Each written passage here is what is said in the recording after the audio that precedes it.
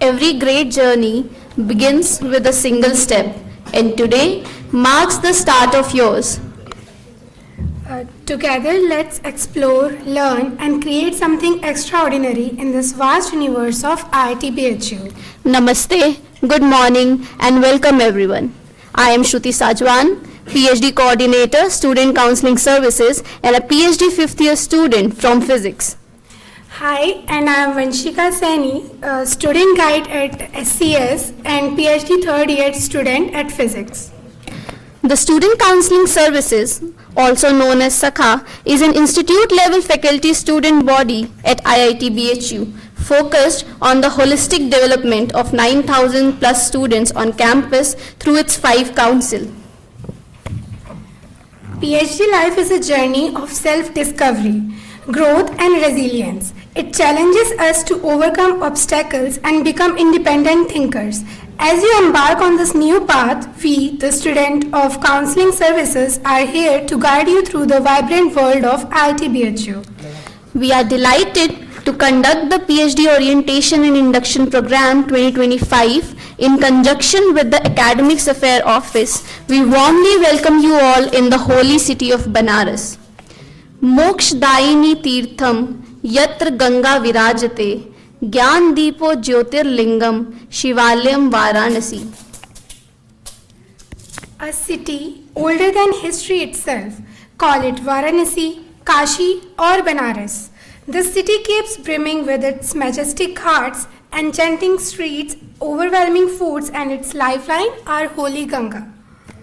IIT BHU, founded in 1919, under the vision of Mahamana Pandit Madan Mohan Malviya ji, holds a very special place in this city of learning.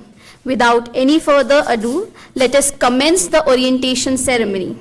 With the guidance of our esteemed director, Professor Amit Patra, who could not join us today, we welcome our acting director, all the deans, associate deans, HODs, registrar, deputy registrar, and SCS faculty in charge to this orientation.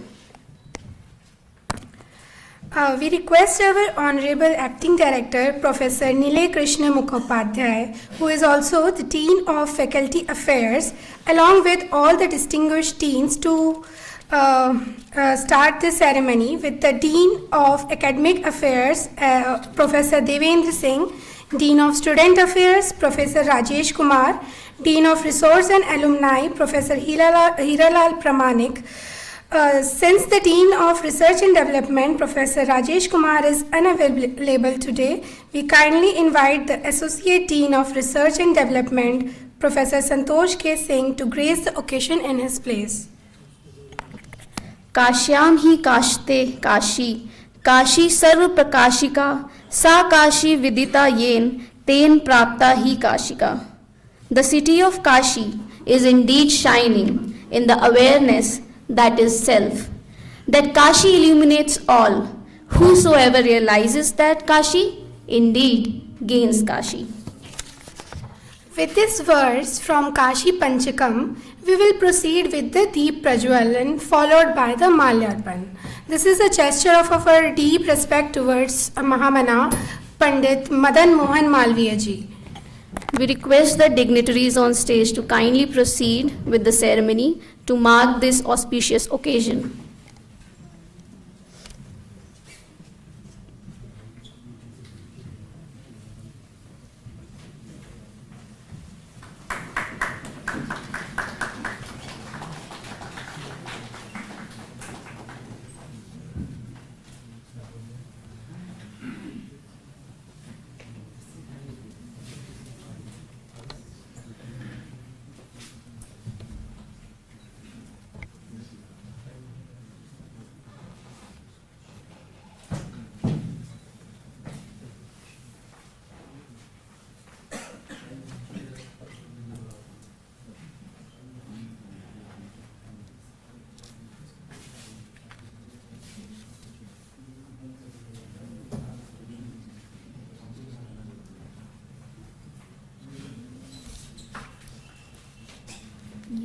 तो नहीं करना है, ठीक है? तो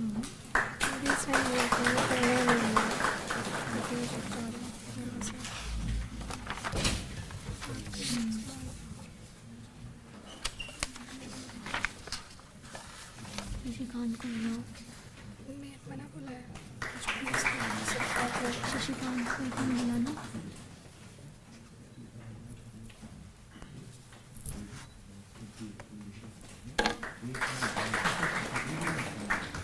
कोई HOD आए हैं?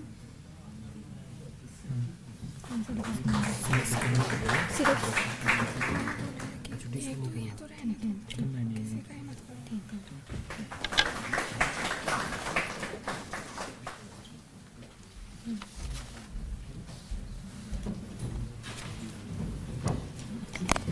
What a wonderful way to mark the beginning of our event. To energize the aura here, we welcome our fellow student Hari Keshav of the Biomedical Engineering Part 3 for the Veda chanting.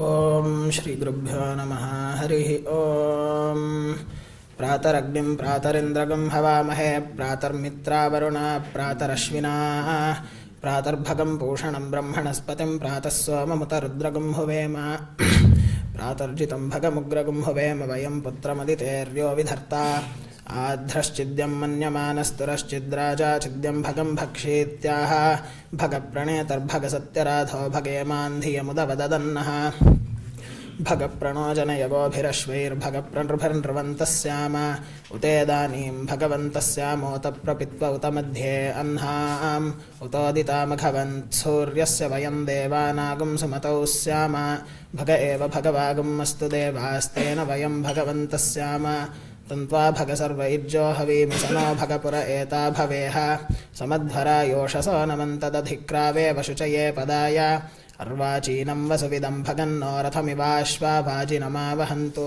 अश्वावतीर्गोमतीर्न उषासो वीरवतीः सदमुच्छन्तु भद्राः घृतं दुहाना विश्वतः प्रपीना यूयं पात स्वस्तिभिः सदा नः यो मा अग्ने भागिनगुं सन्तमथा भागं चिकीर्षति अभागमग्ने तं कुरु मामग्ने भागिनं कुरु ॐ शान्तिः शान्तिः शान्तिः।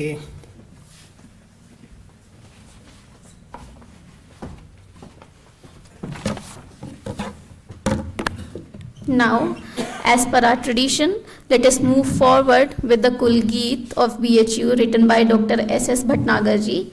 It is a request to not clap after Kulgeet. I would invite Arni from Pharmaceutical Engineering Part 3 for Kulgeet.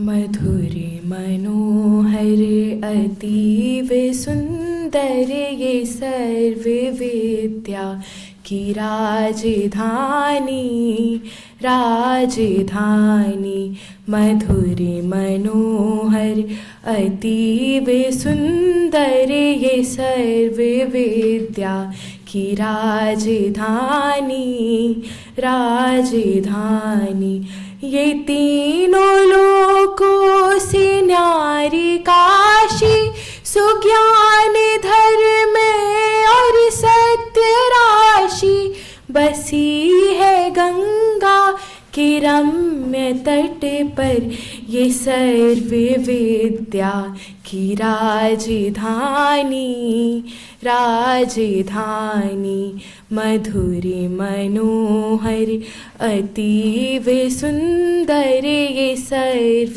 विद्या की राजधानी राजधानी नए नहीं है ये ईंट पत्थर है विश्वकर्मा का कार्य सुंदर रचे हैं विद्या के भव्य मंदिर, ये सर्व सृष्टि की राजधानी, राजधानी। मधुर मनोहर अतीव सुंदर, ये सर्व विद्या की राजधानी, राजधानी। यहाँ की है ये पवित्र शिक्षा कि सत्य पहले फिर आत्मरक्षा। बिके हरिश्चंद्र थे यहीं पर, ये सत्य शिक्षा की राजधानी, राजधानी। मधुर मनोहर अतीव सुंदर, ये सर्व विद्या की राजधानी, राजधानी। ये मालवीय जी की देश भक्ति, ये उनका साहस, ये उनकी शक्ति, प्रकट हुई है नवीन होकर, ये कर्म वीरों की राजधानी, राजधानी। मधुर मनोहर अतीव सुंदर, ये सर्व विद्या की राजधानी, राजधानी।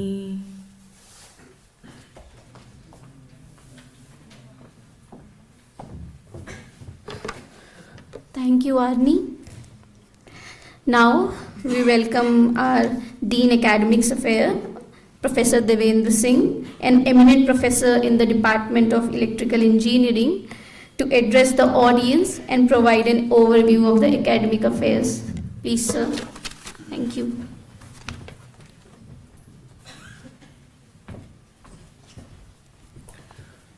Hello. Thank you, all of you.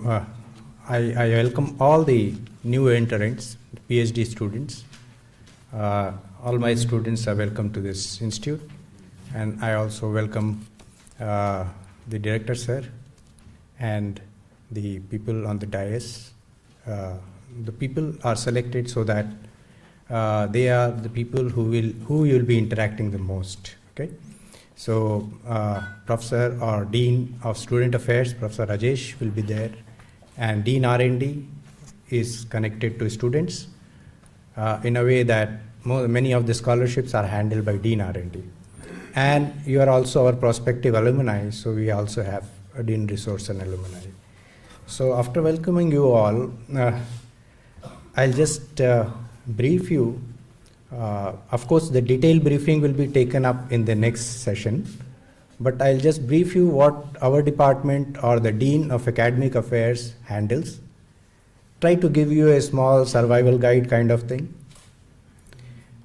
Some story, a small anecdote, which will give you some what you say. Story के बाद में क्या मिलता है? Moral of the story you'll get, okay? And that's all. Our department handle mostly 3 works related to you all.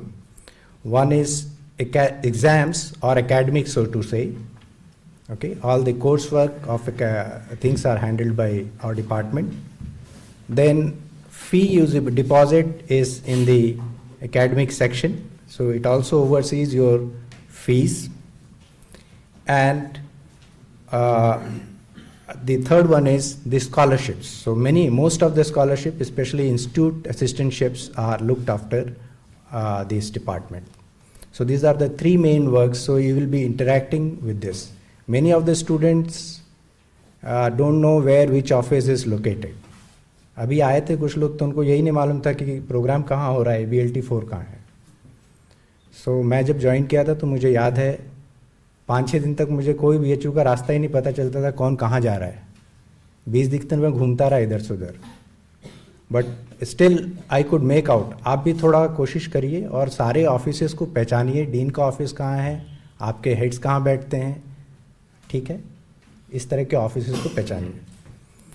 जो major survival guide जो मेरी तरफ से है वो ये है कि आपसे, is it okay to talk in Hindi also, there is any problem? I think it will be better if I do it in that वे.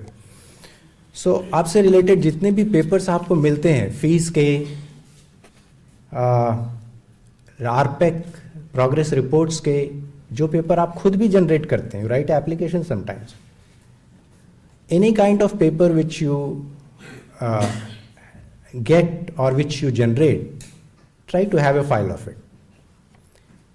ये आपको हमेशा रखना, नहीं तो you are going to an anxiety when after 4 years कोई clerk आपसे कह सकता है कि सर जो पहले साल में आप आए थे ना उसकी फी रसीद लेते आइए. ये हो सकता है. Please be aware that from now you maintain a file in which all the related papers to your PhD is there. Secondly, indirectly we are also giving you a milestones in ordinances. आपका progress report कब कब जमा होगा, आपका comprehensive कब होगा, आपका सोटा कब होगा. All this you can make a kind of overall progress of your PhD thesis when you should be doing what, and checking against it that आप उस रास्ते पे चल रहे हैं कि नहीं, उतने टाइम पे वहाँ पर पहुँचे हैं कि नहीं, आपको स्पीड अप करना है या स्लो डाउन करना है, दोनों ही. कभी कभी आप ज़रूरत से ज़्यादा तेज भी चल सकते हैं. तो जो आपके कॉम्प्रिहेंसिव होंगे, जो वाइवा होंगे, सोटा होगा, ये सारी चीज़ों का आप एक शुरू से एक ओवरऑल खाका खींच सकते हैं कि 5 साल के अंदर या 4 साल के अंदर आपकी PhD कैसे होगी, किस किस ईयर में आप क्या करने वाले हैं, और आप ये पता लगा सकते हैं कि आप आगे हैं कि पीछे हैं ओवर टाइम, और उसके हिसाब से स्पीड अप भी कर सकते हैं, स्लो डाउन भी कर सकते हैं. Of course, other part is papers related to hostel fees and all those things. That also you should have a separate file. एक स्टोरी मैं बता देता हूँ. अभी आप लोग यहाँ ज्वाइन किए हैं तो आपके सब लोग दोस्त हैं, कोई आपका दुश्मन नहीं है यहाँ. Nobody knows you. 4-5 साल के बाद इन्हीं दोस्तों में से कुछ दुश्मन आप बना लेंगे. तो मैं आपको एक स्टोरी बता देता हूँ जो मेरे सामने घटित हुई है. मैं जब खुद PhD करता था तो मेरे साथ एक और मैडम थी जो काफ़ी बड़ी थी एज में, और वो भी PhD करती थी हमारे ही सुपरवाइज़र के साथ.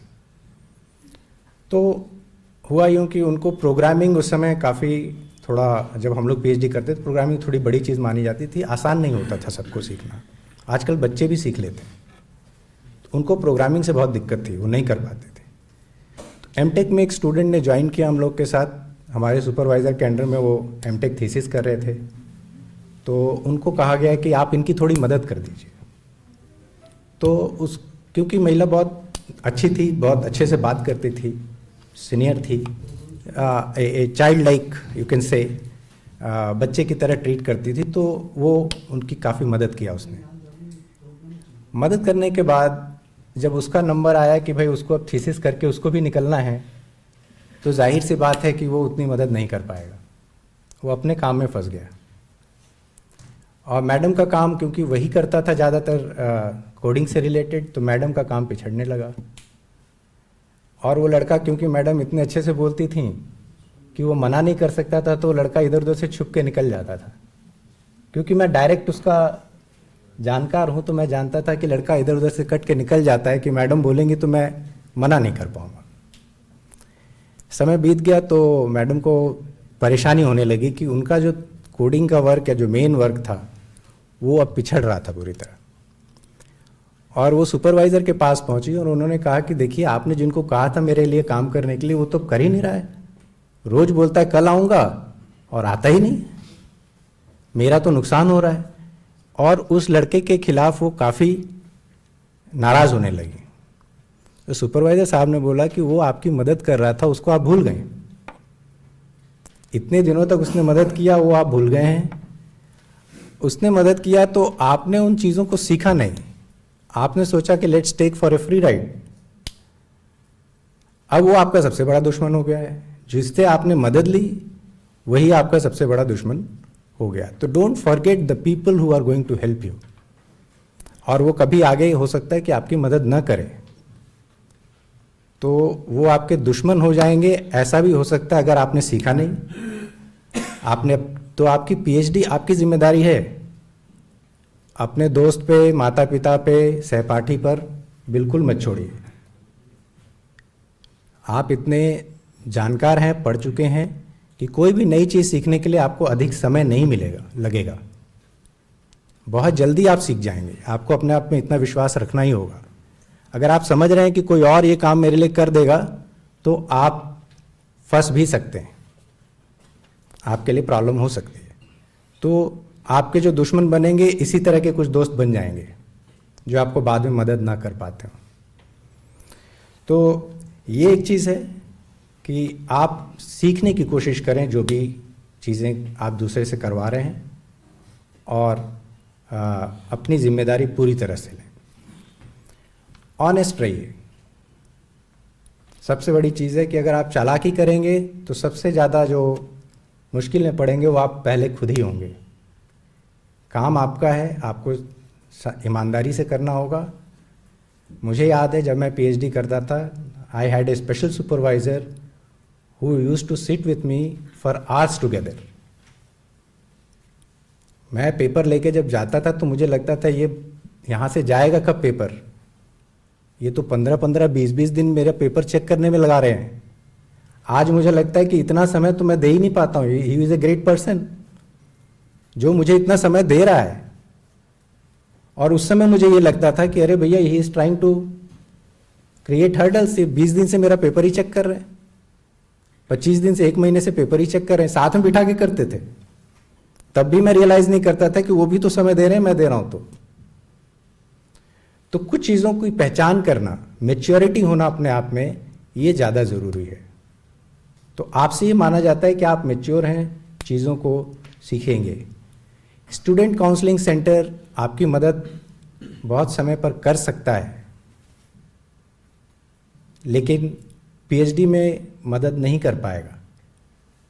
उसमें वो आपकी जिम्मेदारी है, आप ही को करना पड़ेगा। काउंसलिंग सेंटर सर्विसेज आपकी बहुत सारी मददें करेगा। तो इस बात का ध्यान रखना है। एक हॉबी अगर आपके पास है तो उसको जरूर रखिए। अगर आपके पास अभी कोई हॉबी नहीं है, क्योंकि आजकल ऐसे भी स्टूडेंट्स आते हैं जो 8वीं क्लास से पढ़ना शुरू करते हैं, पीएचडी तक पढ़ ही रहे हैं, उसके अलावा कुछ नहीं किया। अगर ऐसे में हैं आप, तो एक हॉबी जनरेट कर लीजिए, क्योंकि बुरे समय में वो आपको मदद कर सकता है। कुछ भी, संगीत हो, पढ़ना लिखना हो, काव्य हो, कुछ भी हो, आप कर लीजिए अगर नहीं किए हैं अभी तक तो ये मेरे थोड़े से सुझाव हैं आपके लिए। मुझे लगता है समय ज़्यादा तो नहीं लिया मैंने।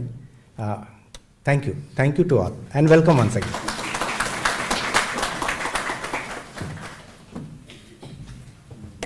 Thank you, sir, for your valuable insights.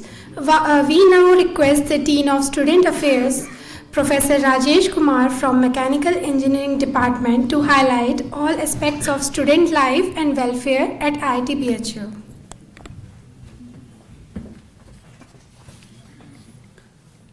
नमस्ते, सुप्रभातम। मंचाधीश सभी वरिष्ठ आचार्यगण एवं प्यारे छात्रों, सभी को बहुत स्वागत है एक विशेष संस्थान में। अभी हमारे डीन एकेडमिक अफेयर्स ने कुछ बिंदुओं को हाईलाइट किया है, उसी को थोड़ा आगे बढ़ाते हुए जो हमारे कुलगीत की जो प्रथम लाइन है, मधुर मनोहर अतीव सुंदर यह सर्व विद्या की राजधानी, ये लिखा किसने है? ये हमारे एमिनेंट साइंटिस्ट भारत के शांतिस्वरूप भटनागर ने लिखा है। वो एक वैज्ञानिक थे, और एक वैज्ञानिक एक कविता लिखता है ऋषिकेश में बैठ करके, काशी के बारे में दर्शन करना है, तो ये पूरी कुलगीत स्पष्ट रूप से आपको बताता है। सर्व विद्या मतलब हमको संपूर्ण व्यक्तित्व बनना है। भटनागर साहब स्वयं एक संपूर्ण व्यक्तित्व थे। और एक और तो यहाँ ये जो एक संस्थान है ये बहुत ही पुराना है, आज का नहीं है, 100 वर्ष पुराना है, 100 वर्ष से ज़्यादा हो चुके हैं। इंजीनियरिंग एजुकेशन जो फर्स्ट टाइम यहाँ पे स्टार्ट हुई 1919 में स्टार्ट हुई। आपको स्वयं सक्षम बनना है। पीएचडी में ख़ास तौर से जो लंबा समय आप बिताएंगे अपने टीचर्स के साथ में, अपने सहयोगियों के साथ में, उनसे सीखिए। एक वेदों में एक शब्द है उपनिषद। उपनिषद का मतलब गुरु के पास बैठना, नीचे बैठना और सीखना, उनके पास रहना। कुछ चीज़ें हैं जो हम सीखते हैं, जो टीचर ने कहा, अरे सर आपने ये कहा, बस हमने बस ये वो फॉलो कर लिया। आपको कुछ स्वयं भी चिंतन करना है। जो उसने कहा नहीं उससे भी सुनिए। कम्युनिकेशन में जो वर्बल है उसका सिर्फ 20% रोल रहता है, नॉन वर्बल का पार्ट 80% है। तो ये एक बहुत ही सुनहरा अवसर है अपने भविष्य को उज्जवल बनाने के लिए शिक्षा के क्षेत्र में। So now I will tell about the institutes, the students activities, what is there. So this institute has rich heritage. It owes its existence to Bharat Ratna Mahamana Pandit Madan Mohan Malviya. More than 100 years ago, he could foresee the vital role of technical education in strengthening independent India. Our founder envisioned holistic development of the student and planned the campus accordingly. You can find large playgrounds and where you can manifest your physical activities as well as the mental health. Students' diverse range of extracurricular and co-curricular activities are governed by IIT BHU Gymkhana. It has 5 vibrant councils: games and sports, science and technology, cultural, film and media, social service. Games and sports council have 16 games. Other councils have different clubs. These clubs provide you an ample opportunity to refine your existing skills and manifest your dormant traits. Our campus has state-of-the-art facilities: Ramesh Srinivasan Student Activity Center for indoor games and top-notch gym, 3 playgrounds, Techno Pavilion, Gymkhana and Rajputana for excellent outdoor games and amenities. We also host 3 major festivals: Spardha, Games and Sports Festival; Kashi Yatra, a cultural festival; Technex, a science and Technex festival. These festivals attract national level participation. Student Parliament at IIT BHU is the student representative body on campus. It serves as a crucial link between the student community and the institute administration, addressing matters related to student welfare and interest through various standing committees. IIT BHU is a residential institute and we are committed to providing comfortable and supportive hostel accommodation for all our students. Hostel facilities include well-managed mess services in every hostel. In addition to that, we cater to diverse dietary preferences, including 1 South Indian and 2 Sattvic messes for pure vegetarians without onion and garlic. Each hostel has an executive committee of admin wardens, caretakers, student members. It plays a key role in ensuring the smooth functioning of the hostel, maintaining cleanliness and organizing cultural activities. Safety and discipline are paramount in our campus. We have a zero tolerance policy towards any form of misconduct, especially concerning the safety and respect of all students. For your protection, we have a team of security guards and proctors. I would request you to familiarize yourself with the contact information of IIT BHU control room. It operates round the clock. Do not hesitate to reach out in any emergency. Additionally, we have an ambulance that operates 24/7 to ensure a health and safety in case of emergencies. Our beautiful campus is renowned for its greenery, and we encourage all students to contribute to maintaining its cleanliness and sustainability. Thank you. Jai Hind.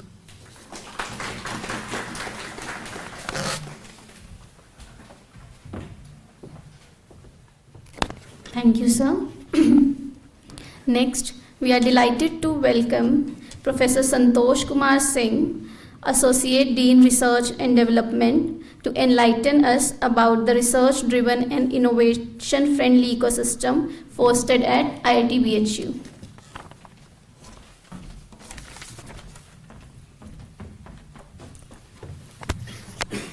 Thank you. So, very good morning to all the dignitaries on the dais, our Director in Charge, Professor Mukhopadhyay sir, Dean Academic Affairs, Professor Devinder Singh sir, Dean Student Affairs, Professor Rajesh Kumar sir, and Dean Resource Alumni, Professor Parmanik sir. So, today we have gathered for kind of an induction program for the PhD students, and formally I welcome you all in the institute. I'll just give you a glimpse of the R&D activities that are happening in our institute, and these may directly be or indirectly related to your work in coming years as well.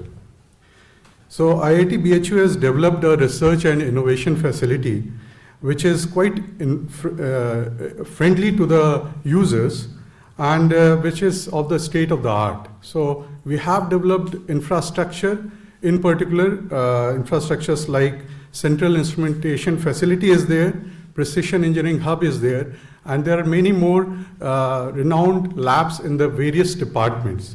So I think you are at the right place, but then you have to utilize these resources very nicely and with a very focused way. The institute strongly encourages industry-academia partnerships. So we have got international collaborations, and they are of kind of a mutual interest. So you can explore those kind of relations.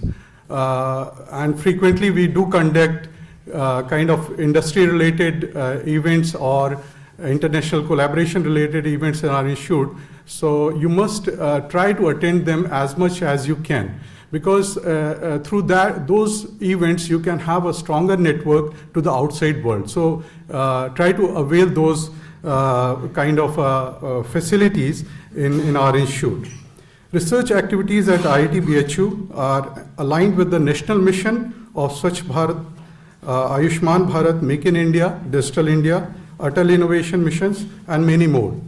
These challenges are best served by multidisciplinary research using concepts of science, engineering, and technology. So the multidisciplinary is really important because a number of times we are confined to our labs. So just come out of those labs and interact with other of your colleagues who can just give you some ideas related to their work, and that's how you can implement in your research work as well. Our institute has proven expertise in the areas of steel, advanced materials, microwave technology, electrical and electronic devices, artificial intelligence, composite materials, novel reactor design. There are new drugs and sensors that are being developed by various labs. And we have identified a couple of thrust areas such as green and clean energy, hydrogen energy, environment and water, healthcare, bioengineering, biomedical devices, precision engineering, material science, and defense. The research and development outcome of the institute has growing impact in recent years. We thank government agencies and industry partners for believing on our research competence. The Research and Development Office of our institute plays an important role in the institute's reputation, ranking, and forming relationship with government and private agencies. The office also facilitates international collaborations with educational institutions and industries. We as Team IIT BHU Varanasi are committed to contribute towards shaping India as a knowledge and innovation-based economy. Now coming back to some data that is quite attractive in respect of our institute. Currently we are working on around more than 490 ongoing projects in our institute worth rupees 250 crores. And there are around 100 agencies, more than 100 agencies that are funding us. Our faculty members, they are working excellent on ongoing consultancy projects. More than 1,700 ongoing consultancy projects are there, which worths around 37 crores. The other thing is about patents. We have granted patents more than 180, and we are pretty sure that you are also contribute to those numbers in coming years. Journal publications, there are more than 19,200 journal publications that has come out of the institute within last 10 years of time. We have around more than 90 MOUs with various international and national agencies. There are two Section 8 companies. One is IDEPT and the other is I3F. So sometimes when you have any plan to set up your startups or incubate some ideas, you can also explore to these companies. And currently we have more than 70 startup companies in our institute. There are more than 10 research centers. In particular, we have a DRDO, Industry Academia Center of Excellence in our institute. ISRO, Regional Academic Center for Space. Then we have Center of Excellence on Machine Tool Design. There is one center on Indian Knowledge System, and we have one center of Unnat Bharat Abhiyan, that is a regional coordinating center. So these are few of the statistics related to our institute, so that just will give you a confidence that you are sitting at the right place. Coming on to some facilities that is provided by the R&D office. So if you go onto the R&D website and then look at the various facilities being provided by the R&D office, you'll find that there is a term called STGS. That is Student Travel Grant Scheme. So if you have any plan to visit conferences and just look for some academic kind of context with other agencies, you can make use of that STGS. There are some rules which is clearly mentioned on the website.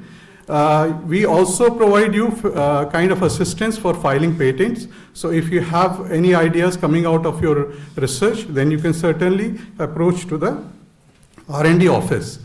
Then I think for all these things, sometimes you need an idea about the processing of bills, because even in your research projects you need to buy a number of things.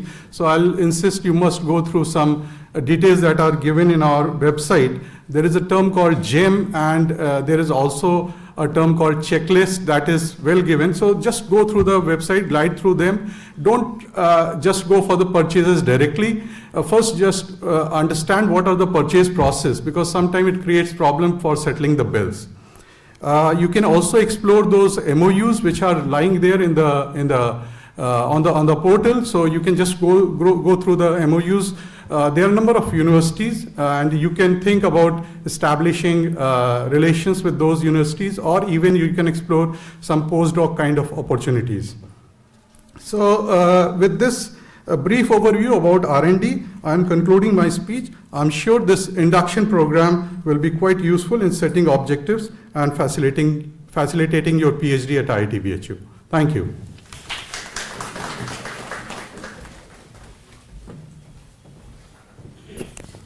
Thank you so much, sir.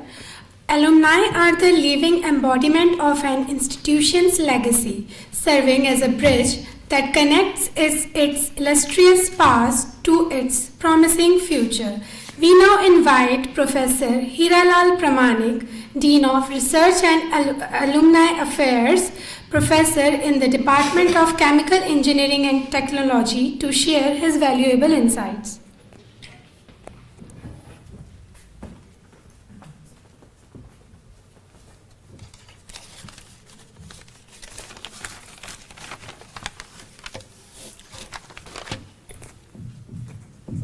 All dignitaries on the dais and off the dais, my dear colleagues and my dear students, good morning to all of you, and I welcome you all in this orientation program.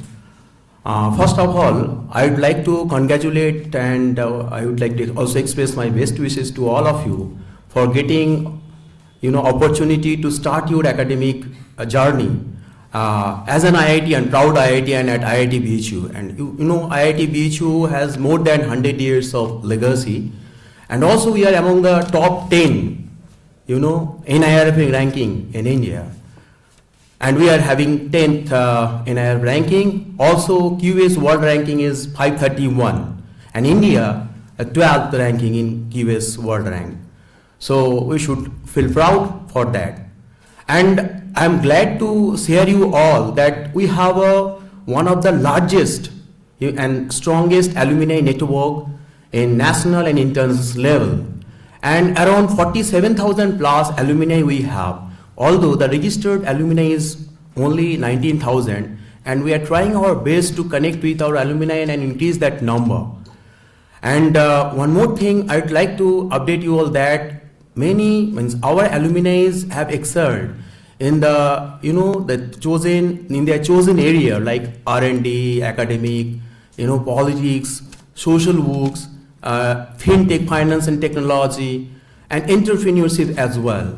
And I will tell you, at the end of this speech that our notable alumni, there are many, founder and CEOs of many world-renowned companies, and they are giving back to their alma mater, this IIT BHU, a huge amount of donations for various projects, endowments, as well as scholarship schemes and medals, etc.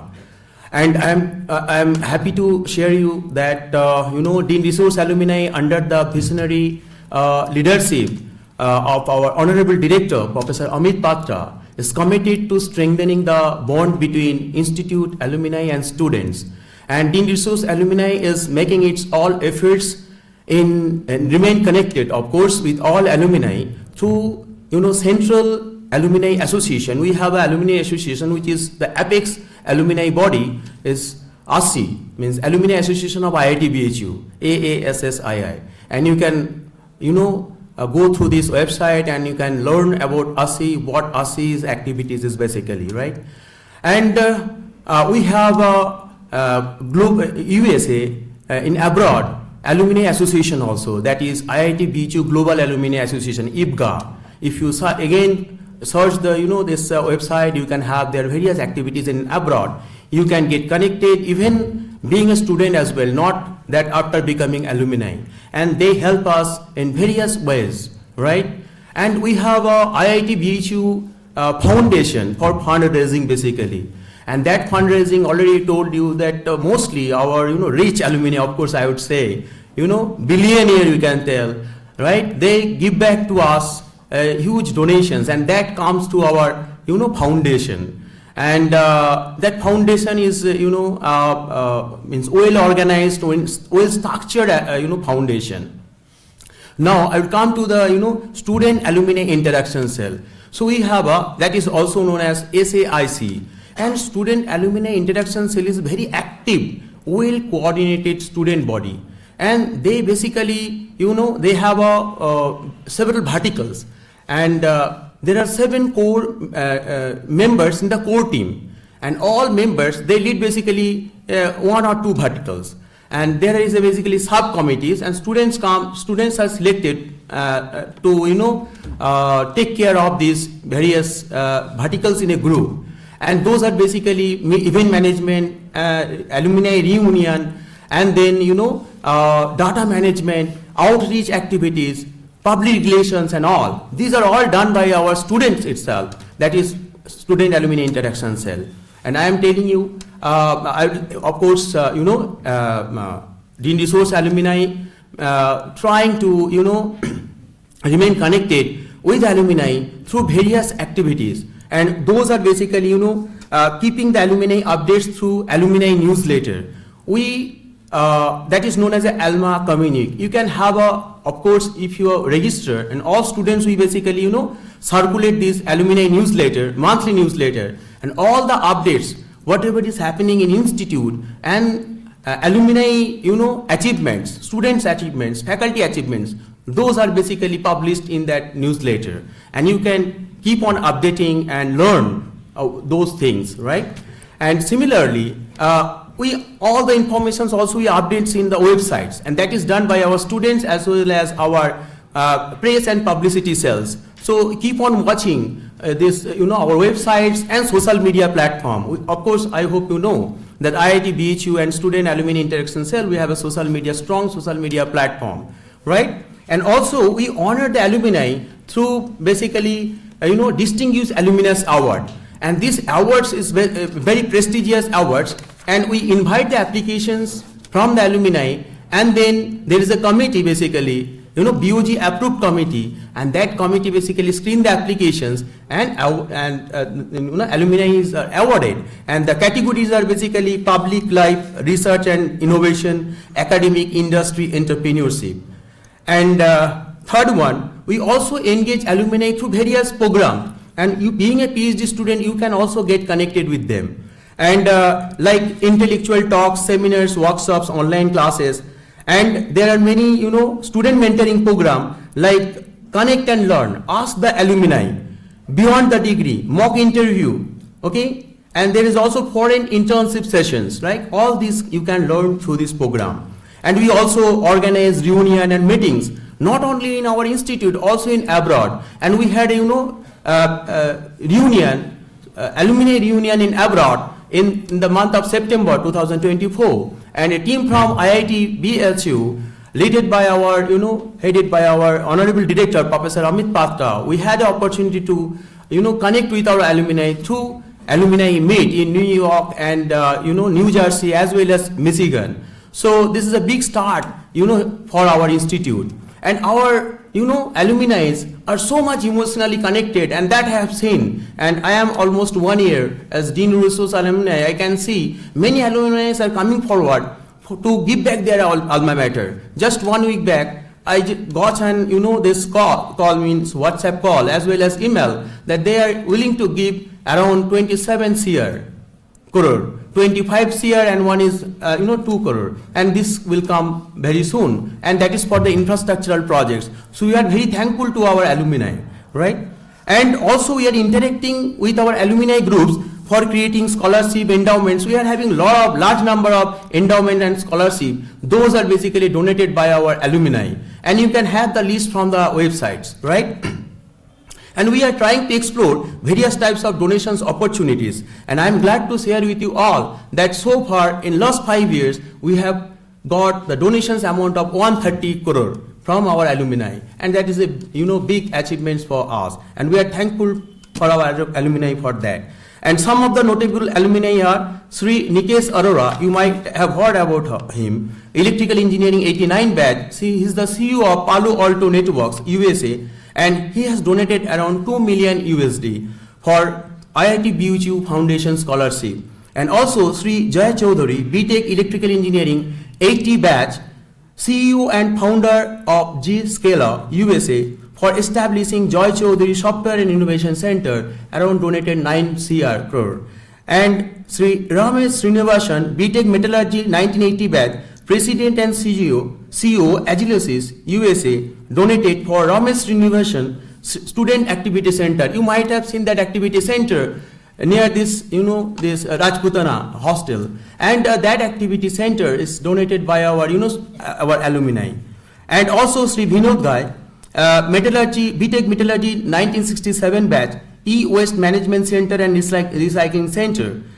Sri Raj Avadkar, Electronics Engineering 1980 batch, CTO Juniper Network for Academic Center, and 1.86 million USD he has donated for this academy. Now it will be renamed as IIT BHU, Convention Center. Similarly, Rajiv Khanna 1979 batch, Mechanical Engineering, Vishwa Shanti Advanced Vibration Lab. Sri Ujjwal Nath, Metallurgy 1979 batch for Foundation Scholarship. Sri N.C. Jain, Mechanical Engineering 1967 batch for Sri N.C. Jain, Decision Science and Engineering, this department. And this building is already ready, and that will be inaugurated soon. So these are few alumni donations, and there are many. You can have the information, detailed information from the website. So as we know, today's students are tomorrow's future, as well as you would become our alumni forever. You might be for students, PhD students, 5 years, and someone might finish 6 years. But after getting your degree, you would become alumni forever. So although it is too early, but I would urge you to, get registered in our, as an alumni of IIT BHU to get all updates of institutes achievements, faculty achievements, students achievements, as well as alumni achievements. Thank you all again and best wishes. Thank you.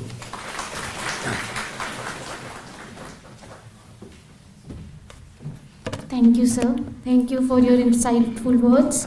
Now, it's our honor to introduce the Acting Director of IIT BHU, Professor Nilay Krishna Mukhopadhyay, a distinguished professor in the Department of Metallurgical Engineering. Please join us in welcoming Professor N.K. Mukhopadhyay to the podium.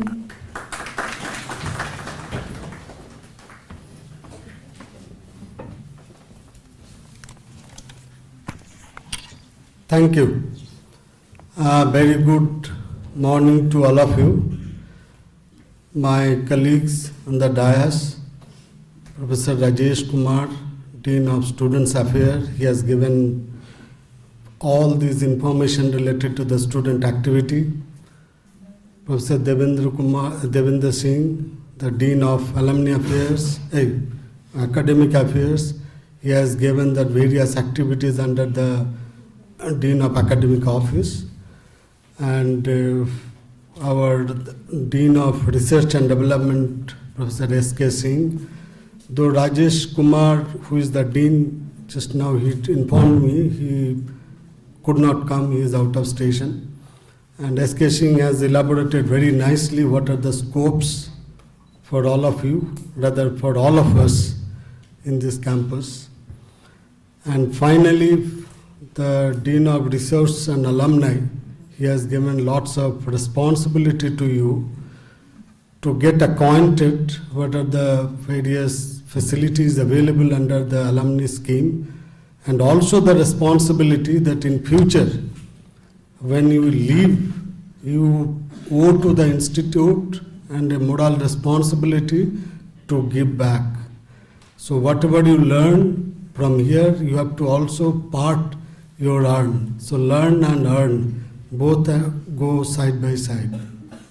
Please keep those words in mind. First of all, let me thank Dr. Ramanathan and the students, if I don't forget the name, Shashikant Chodashia and Neha from electronics. They came and at 7 o'clock, I think near about 7 o'clock at night, I was sitting in the DOPA office in the capacity of DOPA. Of course, I have been given charge of the directors. So I was very happy that they have that sensitivity. And Professor Devendra Singh also had made sure that they handed over the invitation to me personally. I was really touched by this. These are all the small things, but it has a human values involved with this. And our earlier director, past director, Professor Rajiv Sangal, used to give lots of importance on the human values, the social engineering and the professional engineering. So here you have come to learn as far as your professional engineering is concerned. Yes, you have to learn. That's where you will get your bread and butter. So as I have dual role as the acting director as well as DOPA. First of all, as a Dean Faculty Affairs, I would like to only give you a message that you are also a potential faculty, future faculty member of this institute. Provided you go outside, do your rigorous training, very good institutions, and compete with others, and to show that yes, you are really capable to take the lead of this institute, and you are most welcome on this issue. But that's a long story that will take long time. Right now, I would like to convey the best wishes on behalf of the director, who is away, who also wanted to be personally here, and he always likes to keep in touch with the students, staff, faculty members. He is always approachable. Similarly, all our colleagues are approachable, and similarly all your mentors or supervisors. In case if you have any extraordinary problem with your supervisor, please do not hesitate to approach us. And the Shakha is of course there, your student counseling service. And I am sure all your problem will be solved because you have joined a IIT BHU family. So you are one of our family member. So if anybody in the family member has a problem, we have collective responsibility to solve that problem. First of all, let me also remind you that how this IIT BHU has formed, because to understand the legacy and value system, you must also know that how it has formed. I just ask a quick quiz question. When this engineering institution in BHU was founded, anybody has any idea which year? Yes? 1919. Very good. And when BHU was established? Very good. When IT BHU was established? IT BHU was established under Banaras Hindu University. Okay, it is 1968. There 3 colleges were there, independent colleges. I belong to one of the colleges. That is the mining and metallurgy. Another is the Techno and Benco, civil, electrical, mechanical, and Techno came later, computer, chemical, and other branches. All these were amalgamated in 1968, and 1971 onwards, IT BHU started taking students through IIT JEE. But the student felt there are lots of problems. Though we are coming through IIT JEE, but we are not getting the recognition of IIT. So there is a kind of demand from the students. That demand started from 1972 onwards. Every time there was a kind of agitation, then again subsided, then again agitation. Do you know when IT BHU became IIT BHU? 2000? आप student है कि faculty? Student? अरे हम तो faculty समझ लिए.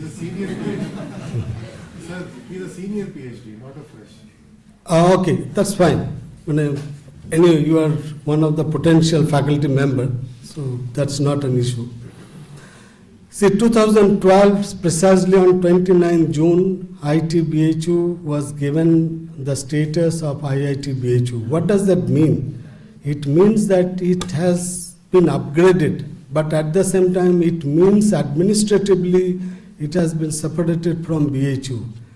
And that creates some kind of dynamics, positive and negative dynamics.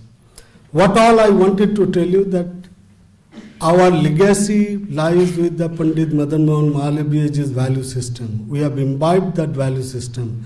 The Kulgit which was sung, it was on the value system of Pandit Madan Mohan Malviyaji. And the students, because of the students, this IT BHU became IIT BHU, not for anybody else. There were thousands of odd reasons that why it should not become IIT BHU. It should come under BHU. But only the reason of the students who were on hunger strike visited Parliament, then convinced that all alumni, convinced the political leaders and forces. I wanted to tell you because I was also one among them with them. When this kind of 2009 and 2012, this was a peak period where our students were undressed, and eventually through the various governments, after that we become IIT BHU. But today if you demand that I am IIT Varanasi, no, please do not demand. We are IIT BHU Varanasi. Our parents is still BHU. Sometime back the students were demanding we should have separate campus. For heaven's sake, never think of separate campus. It's a few days back, we had a meeting with the BHU, how to develop many of the ecosystem coexisting together. And you have to understand that this is the unique IIT in the campus of BHU. And no IITs have that advantage. You have the medical system, you have the agriculture system, commerce, foreign language, and many other kind of departments and schemes. If you would like to put your extra time to learn the language, please go ahead and enroll. Now, if you want to use their any facilities, now we are coming to a kind of MOU and understanding that our students, our faculty and staff will be using their facilities. They also will be using our facilities. So, with the intermingling with the BHU, outsider nobody will know whether IIT or BHU is separate. It is not necessary for them to know also, because Pandit Madan Mohan Malviyaji's grandson, Giridhar Malviyaji, used to say, we are one soul but two body. And this two body we have to excel. We have to work towards the Sarva Viddha Ka Rajdhani, what is there in the Kulgit. So, why I wanted to tell you that you should understand that you should, even some students' mind, even some young faculty's mind also, it may come because they may not know the story. So they should also understand that we should grow together along with BHU and each other.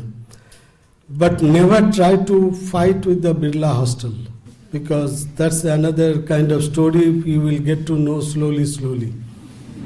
So keep within yourself, and as long as our main fencing campus, our Chief Proctor Sahib is available here, Sanjay Singh, he will tell you what to do and what not to do.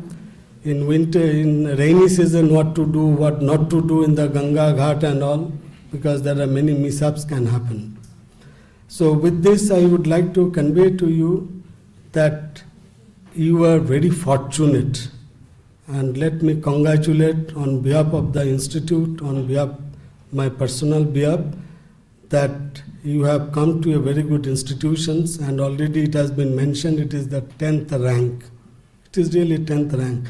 And why ITBHU was given the status? Because earlier it was 7th rank. And because later on many IITs started coming and we were not getting good students, good faculty. So the policy makers realized that yes, this institution requires to be upgraded. That's how the story is, not more and not less. And that's where our demand was that it cannot be written as IIT Varanasi. Please never write like this. It's IIT BHU. BHU means Banaras Hindu University and bracket. That means Mahadev ka bagal mein jo do naag hai, wo naag protect kar rahe hain. So that is the significance. And we had a lot of time to convince the law ministry, because I was one of the team member, that no, they were not able to understand that how IIT, because earlier it was written like IIT Varanasi. So why BHU? Then we said, sir, BHU is a generic name. It's not a university, it's a place. Even today, when I go out, if somebody asks, where are you going, where from you are, I instantaneously say I am from BHU. So IIT BHU is the sub-classification, but BHU is the main parents. And that's where ISM Dhanbad also used the same analogy when they become IIT ISM Dhanbad, because their alumni did not want to leave the ISM name. So they showed the precedence of IIT BHU, and they also asked our help. And ultimately they become IIT ISM Dhanbad. For telling all this background history is important so that you understand where we are, what is expected from you, and how you should go in future. As far as your professional things, I am very happy to see that 180 students are there, at least in this semester. Of course, metallurgy is unfortunate.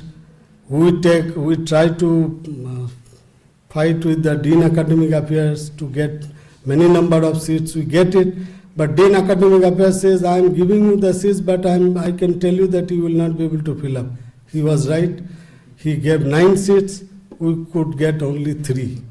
And that 3 also who were there in the project, not that any external. So, this is my message to all of you. Please help to get a good PhD students so that who can qualify, who can join, especially engineering discipline. Science discipline, they are very fortunate.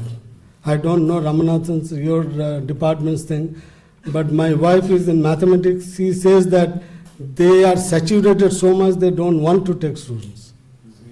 And SMST also may be the same story, many other departments also the same story. So when collectively you have joined here, please try to understand that institute wants to increase the PhD students.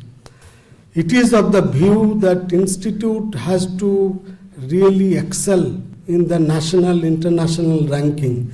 To go to that extent, you have to really do research. And who will do the research? Only the research scholar will do the research. And guide only will give the idea and discuss together and then do. The main working force or the pillar is the research scholar.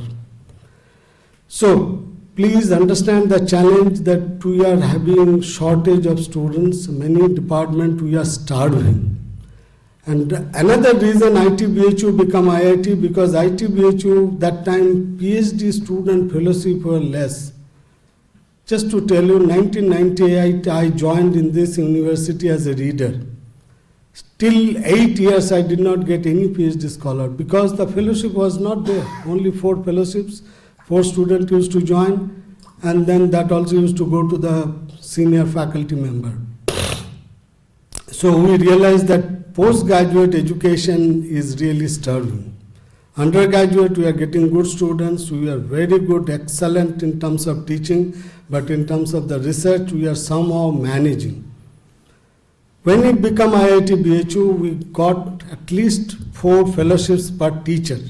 And our present director is of the opinion that if good PhD students are coming, there should not be any limit like IIT Kanpur. And many of the directors are of the view that if you are not doing enough research, you are not going to make a mark in the international market. And to do the research, you need lots of good many research scholars. So therefore, the research scholars are the, why I am saying is that just to tell you the importance of yourself. You have the lots of responsibility. You have to first educate yourself through the courseworks, whatever, because I know, I teach also the PhD students. I know they are coming from the various background, various institutions. They have some shortage of some understanding. So please do extra care to fill up that blank as fast as possible. Then come to the mainstream level. Then try to locate or try to identify your research. While research, identification of research, I find the students get caught into the loophole. So the supervisor will say, these are the papers, you go and read. If the students are of reading habit, he will go on reading and then the cross-references, then he will get lost. That is another danger. So whenever you read something, you should discuss, interact with your group members or your friends, or periodically with the faculty members. That's a very important. Some faculty member has a good habit of saying that if students just read and make a review article, forget about the research later. So what they do, that they start reading and then try to get all the data from one paper to another paper, assimilate. It looks like a summary. And I was one of the editor of some journals, and I found that some papers was referred to me saying that your institution, the paper has come, but it is not really a good critical review.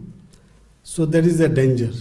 So just like summarizing from here and there and write a review, that helps for your first chapter of your thesis, because now you have to slowly converge yourself to identify the problem. Here is another catch. let me tell you, I hope I am not exceeding time, no? Because I have double time.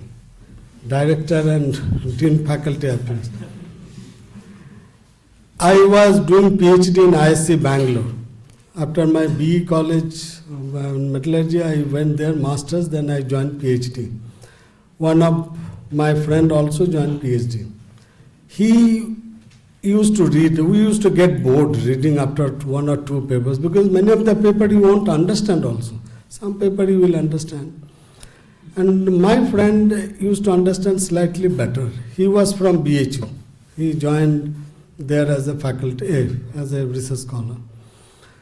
Then our supervisor used to give us the job, do this, for example, in melting. Just collect these elements, melt it, take the structure, this. That is easy for us because from my MTech, this thing I used to do. That fellow never used to do. That fellow used to go to library. That time internet was not there. Go to library, read. And that time, Friday used to come, all new journals used to come. All new journals. And the serious faculty members and the research scholar used to rush to the library at the afternoon or evening to look at that, what are the new papers have come. And invariably this guy will arrive there and he will read. And my supervisor noticed him that he spends most of the time in the library. So one day he was irritated.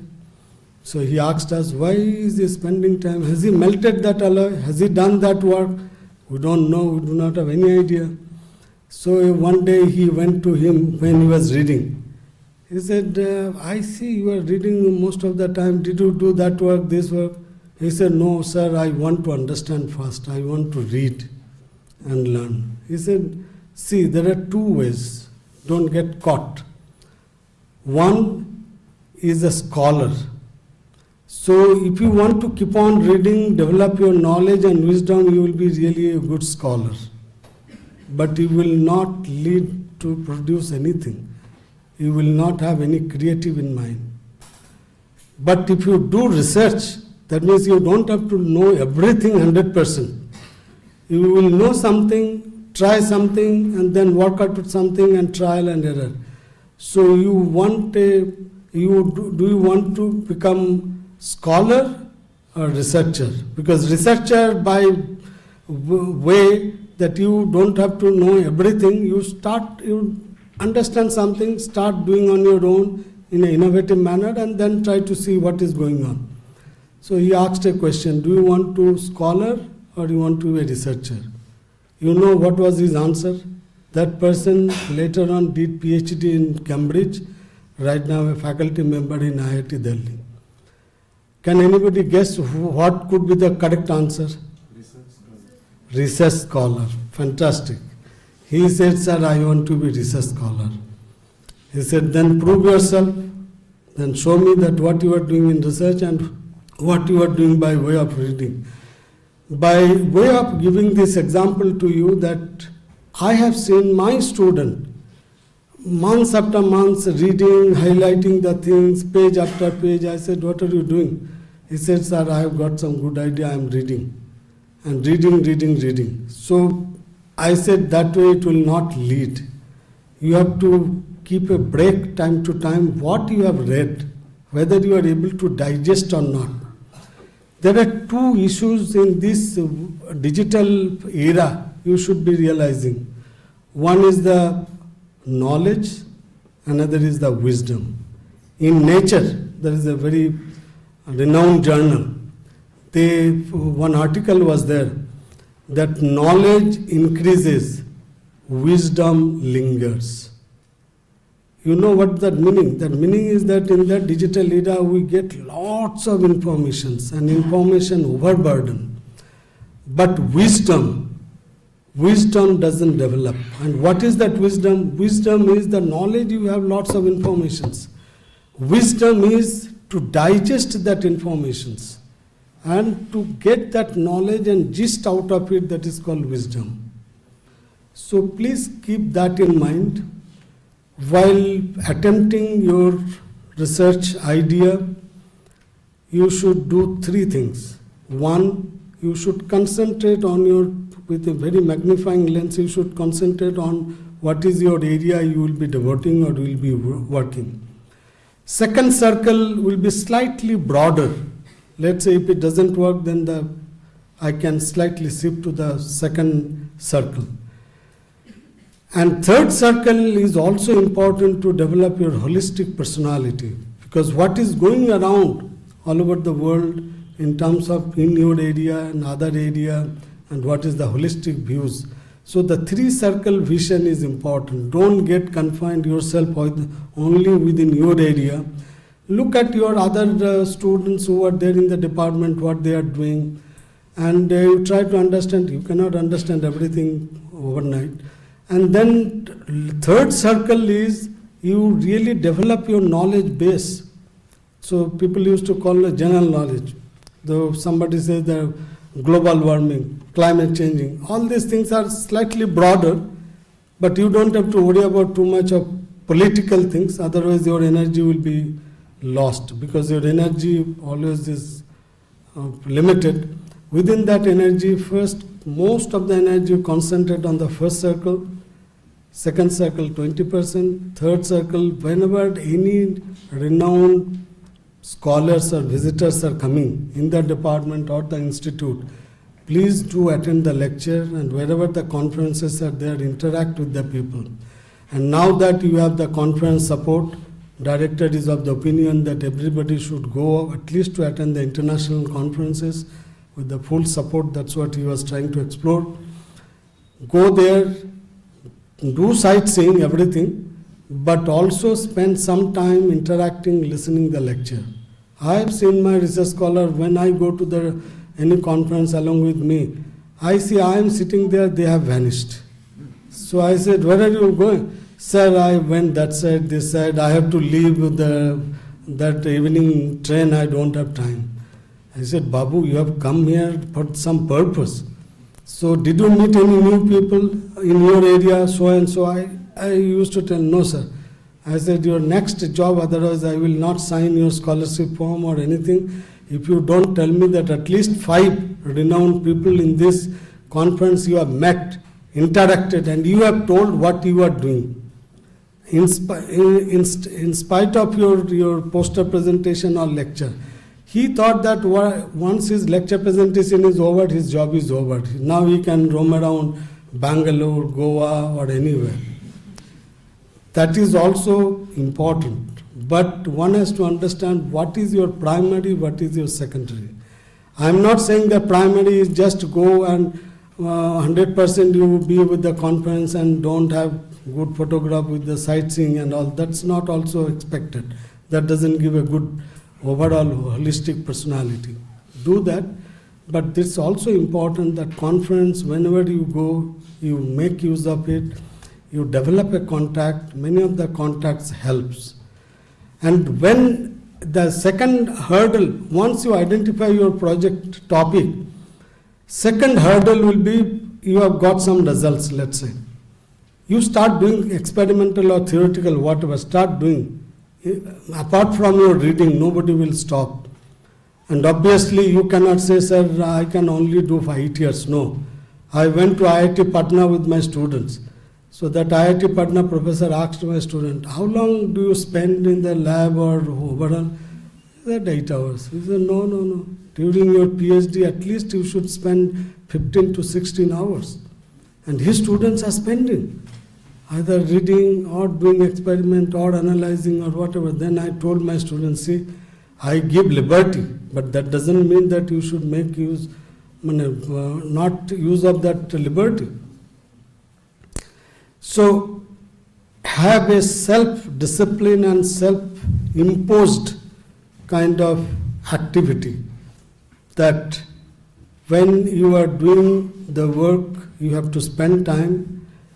When you get some results, because as I said that at least my temperament, if I keep reading, I get bored. I normally look at the paper, abstract conclusions, try to understand what this guy might have done, then try to do on my own way to do the experiments and get some results. When I got my first interesting results, I had difficulty to write my paper. My Professor Ranganathan told me, I always ask the students to write their paper. Otherwise, I do not allow them to get PhD. Till today, because I have got that training, I also ask my student, first you have to write paper, I will help you. But you write the paper. That will be another real test for you. The writing the first paper. So writing the first paper, if you have to inculcate that habit, whenever you read something, you take a notes, you write something and try to understand and keep writing the articles. That articles may be good, may be useless to others, but may be useful to you. At the end, you will be able to see that looking at if you don't read, let's say 100 papers, I mean, one cannot expect from you that you will be able to write really a good paper. So that's why the reading habit is important. At the same time, writing habit is also important. And another habit, communication.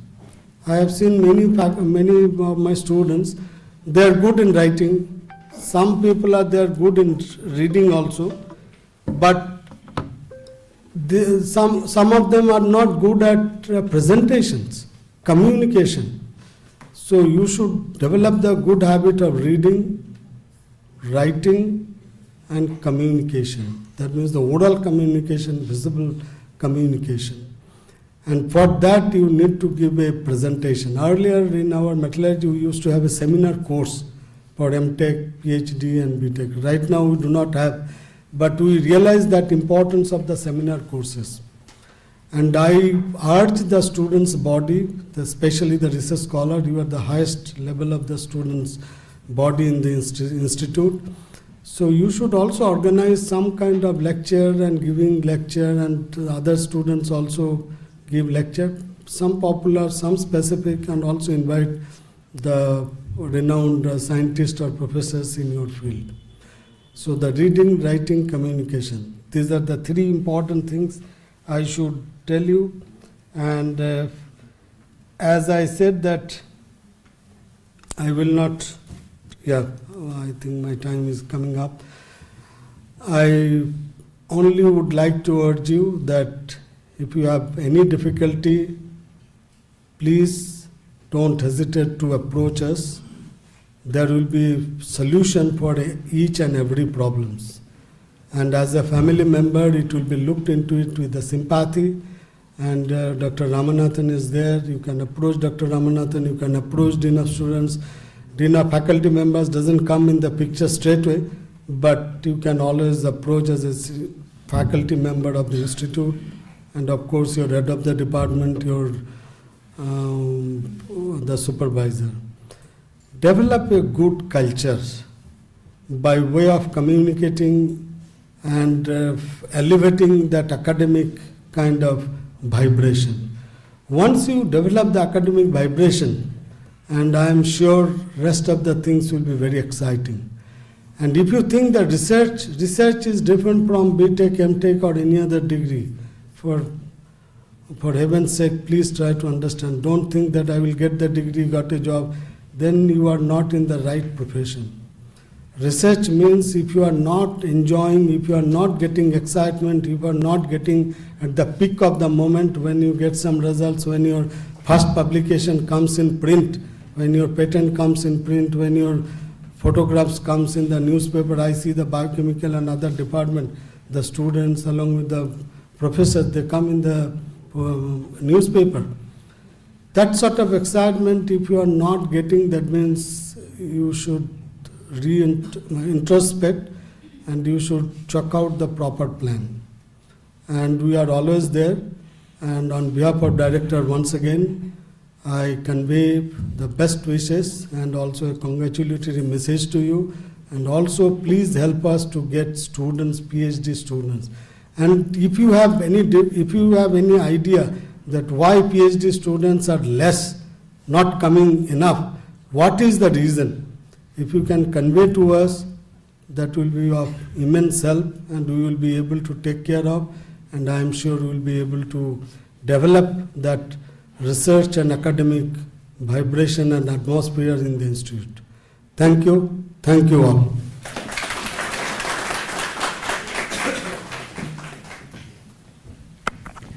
Thank you so much, sir, for your valuable insights.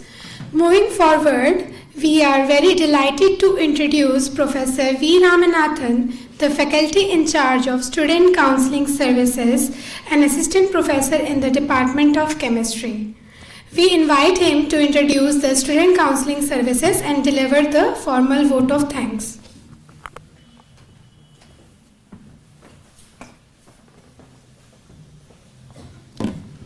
Esteemed dignitaries on the dais, most revered Director Professor Amit Kumar Patra, who is being officiated on behalf of himself by Professor Nilay Mukhopadhyay, who is also the Dean of Faculty Affairs, who had just addressed all of us, Professor Rajesh Kumar, Dean of Student Affairs, Professor Devendra Singh, Dean of Academic Affairs, Professor Santosh Kumar Singh, who is officiating on behalf of Professor Rajesh Kumar today, who himself is an Associate Dean of Research and Development, Professor Hiralal Pramanik, Dean of Resource and Alumni Affairs, all my other colleagues who are also office bearers who will have their own addresses subsequently, representing different bodies of the Institute. It's indeed, we are going through unprecedented times because you are the first, perhaps the luckiest batch which has had the induction cum orientation program. Normally we used to have it along with the induction orientation of the UG students in the month of August first week or July end. And that's where the odd semester students who register in the odd semester get oriented.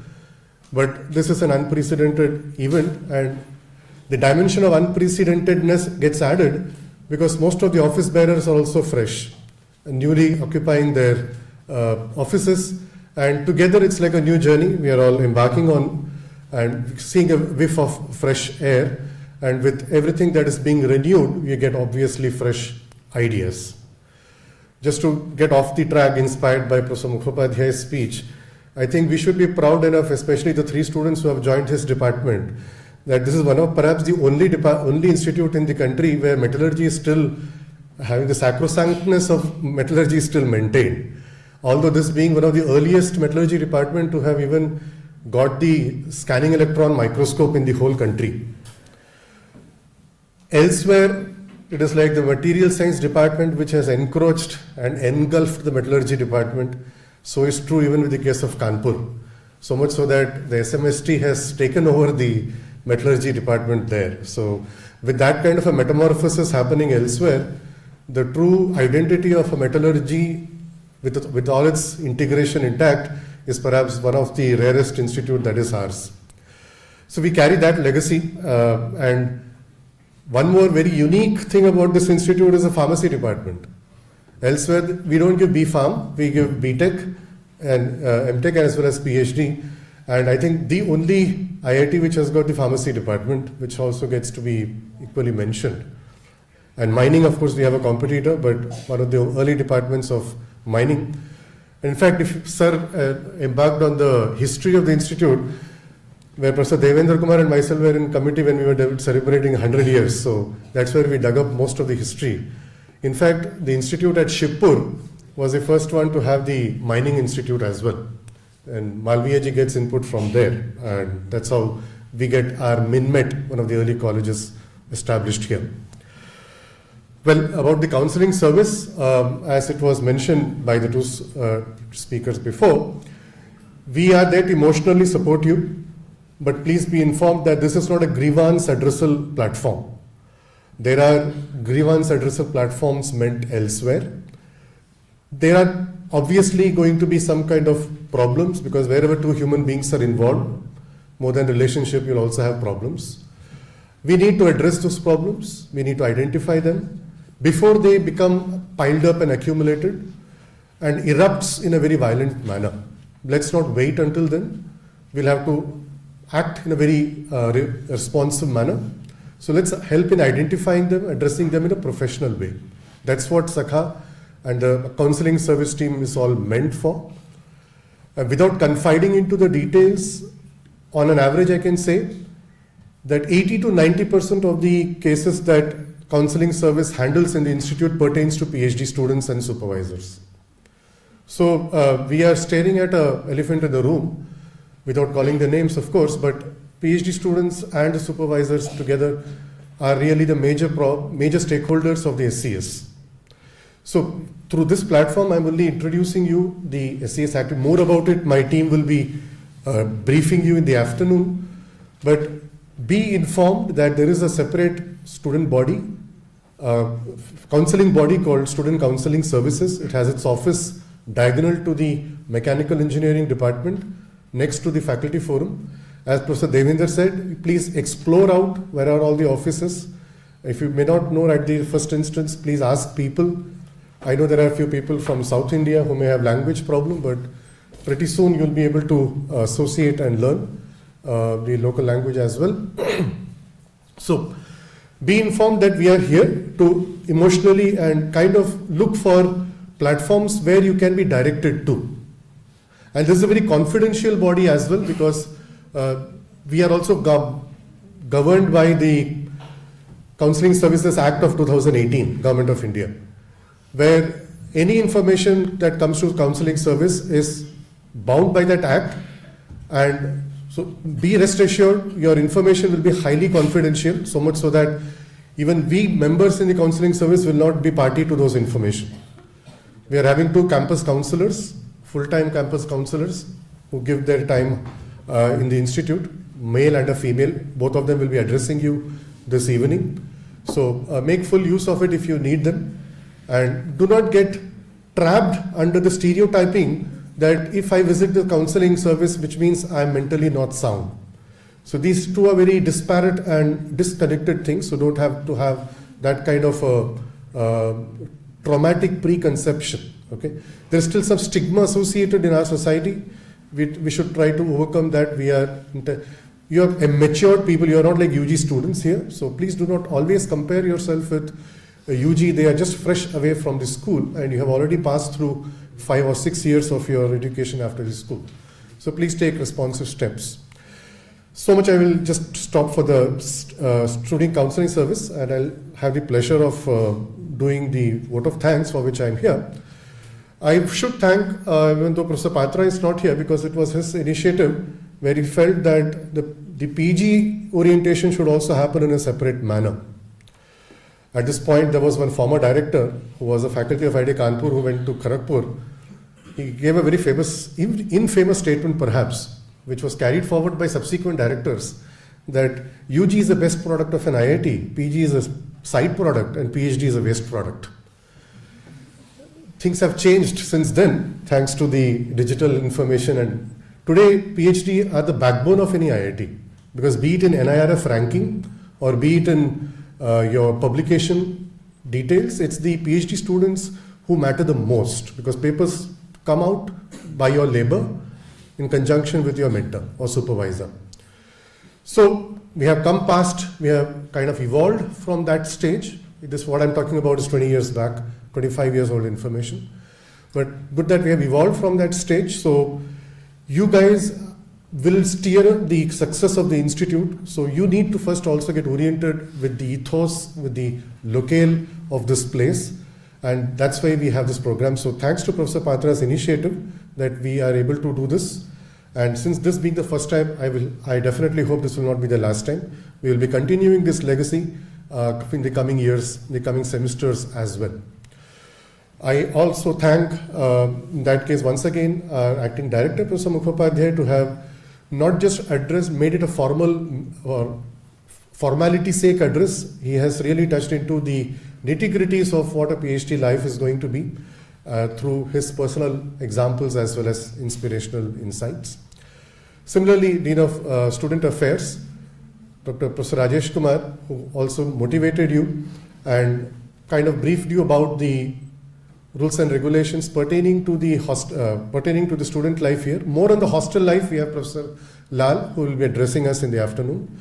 And on the campus security, which also contains students, and that is where again we'll have a lot of gray areas, because you will feel that UG are more privileged, perhaps PhD are not, because the nature of work is very different. Just we heard 15 to 16 hours a student has to spend in the lab.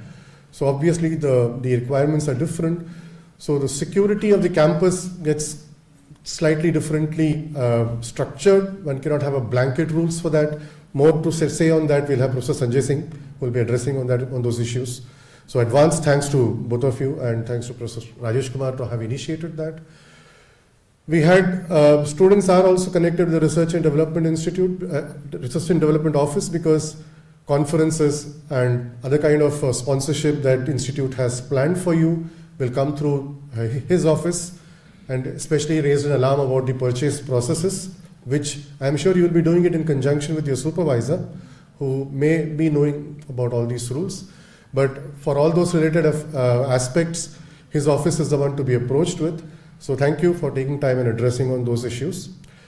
Professor Pramanik, you are potential student, but you're currently student but potential alumni, and we have seen through various initiatives at other institutes how alumni can really bring about a big changes in an institute, because today's student is of course tomorrow's alumni, and the positive vibes that you carry from here will actually add to the strength of the institute in the days to come.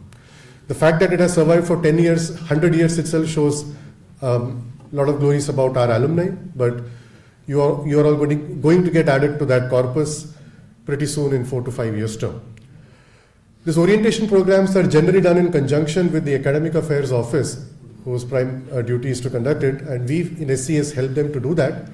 So in doing that, Professor Devendra has been kind enough to also give this green signal and extended all the cooperation from the Academic Affairs Office. And he has also delineated some of the expectations that students have from the Academic Affairs Office.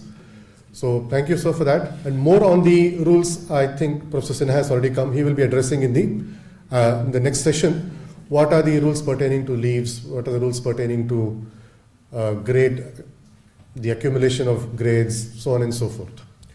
So I thank all the dignitaries on the dais, and I would not be doing justice if I don't thank my student team members, the PhD team members, some of whom are standing here, some of whom are in the audience. They have they have burned the midnight oil to make this program, to conceive this, and with the able support of my faculty team members from the CS also, some of them who are here, and my other colleagues who have taken time to come and address you all. Although 180 students were registered, but I see that only 1/3 of them have turned up. So special thanks to you. The other 120, either you please pass on the message to them, or let them get acquainted to the proceedings through the recordings that we have done. So thanks to the TLC members who have taken their time to extend the facility of videography and photography for this event. And I thank the registry team from the registry who has helped us in the logistics. And thank you one and all. I have an announcement to make that after this, we will have a brief pause of 10 to 15 minutes where we can have some refreshment, and we will exactly assemble here at 11:40 for the next session to begin with. Thank you very much.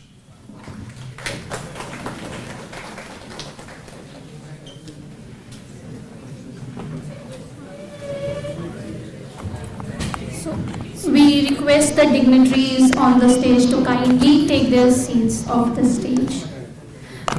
Students, can you please be seated for a while the dignitaries will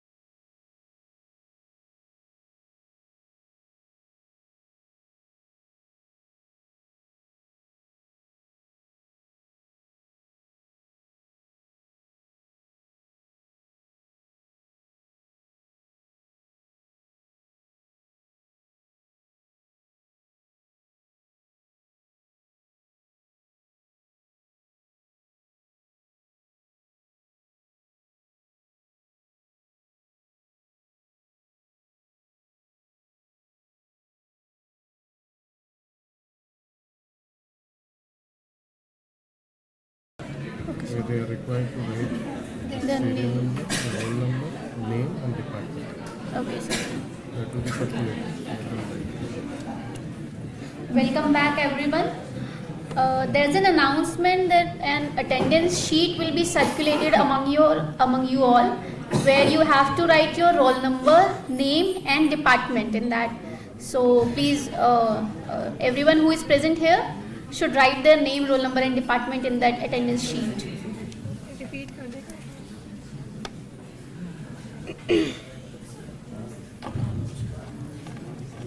ये जोड़ दो बस.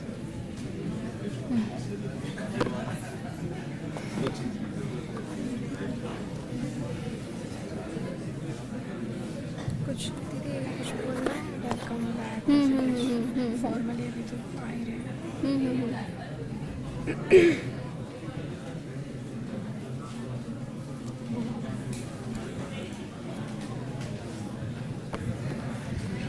Moving forward with our program, we now invite our Associate Dean Academic Affairs, Professor Indrajit Sinha, to disseminate information regarding all academic matters.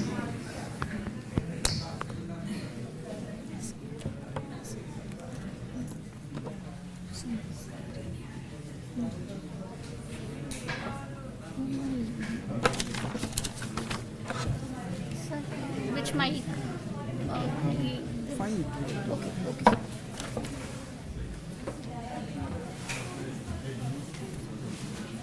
So, good afternoon.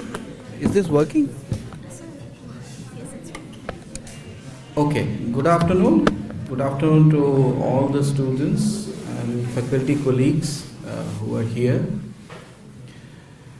So, I was informed only half an hour before, so I don't have any prepared documents, etc. with me. You people are new admissions, that is what I gather, and this is a SCS program where we encourage the students to talk about their issues, any kind of issues actually. So among them, one of the things is obviously the academic issues, right? Because the degree formalities, etc. will be completed and all those regulations will be satisfied only. Then only you get your degree, right? So,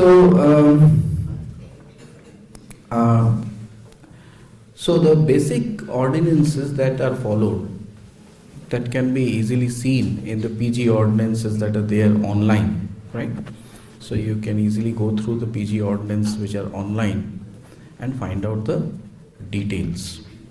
But I will try to give you a brief overview of things, the rules and regulations that you need to follow. Being new students, so you have already entered your departments, you have already been admitted to your departments, and furthermore, you have already registered in the pre-PhD courses. That's why I believe so. So for engineering students, there is a particular credit requirement. For MSc students, there is a particular credit requirement. Whoever are taking admission in PhD courses, PhD programs. Then for 2-year MTech, there is a particular requirement. All right. So there are credit requirements. Obviously, if you have done a 2-year MTech, then your credit requirement decreases. It is, I think, something like 45 or something like that, 44, 45. Check in the ordinance, because I don't have that document right now in front of me, so I'm not able to quote you the exact number. For MSc students, it is something like 66 credits. So the choice, actually, I think most of you may have already registered, and the registration is already over. So obviously you have already registered for these pre-PhD courses. But the thing is that you can, obviously, we want you to stagger it over at least 2 semesters. Why? Why I would like that to happen? Or more. In fact, you can also stagger it over not only 2 semesters but maybe 3 semesters. Why? The reason being that suppose you are joining under a particular faculty member in your department, right? As per the present regulations, you can join the particular faculty member within a month of your being admitted to the PhD program. So given that situation, if you know your guide, but it is within a month obviously, so you have already registered for the courses, etc. So these courses are already ongoing.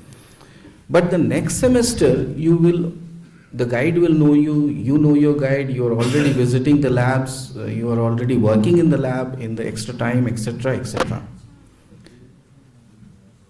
In the next semester, the guide can tell you that these are the courses, pre-PhD courses that may be useful for your PhD work with him or her, the concerned guide, right?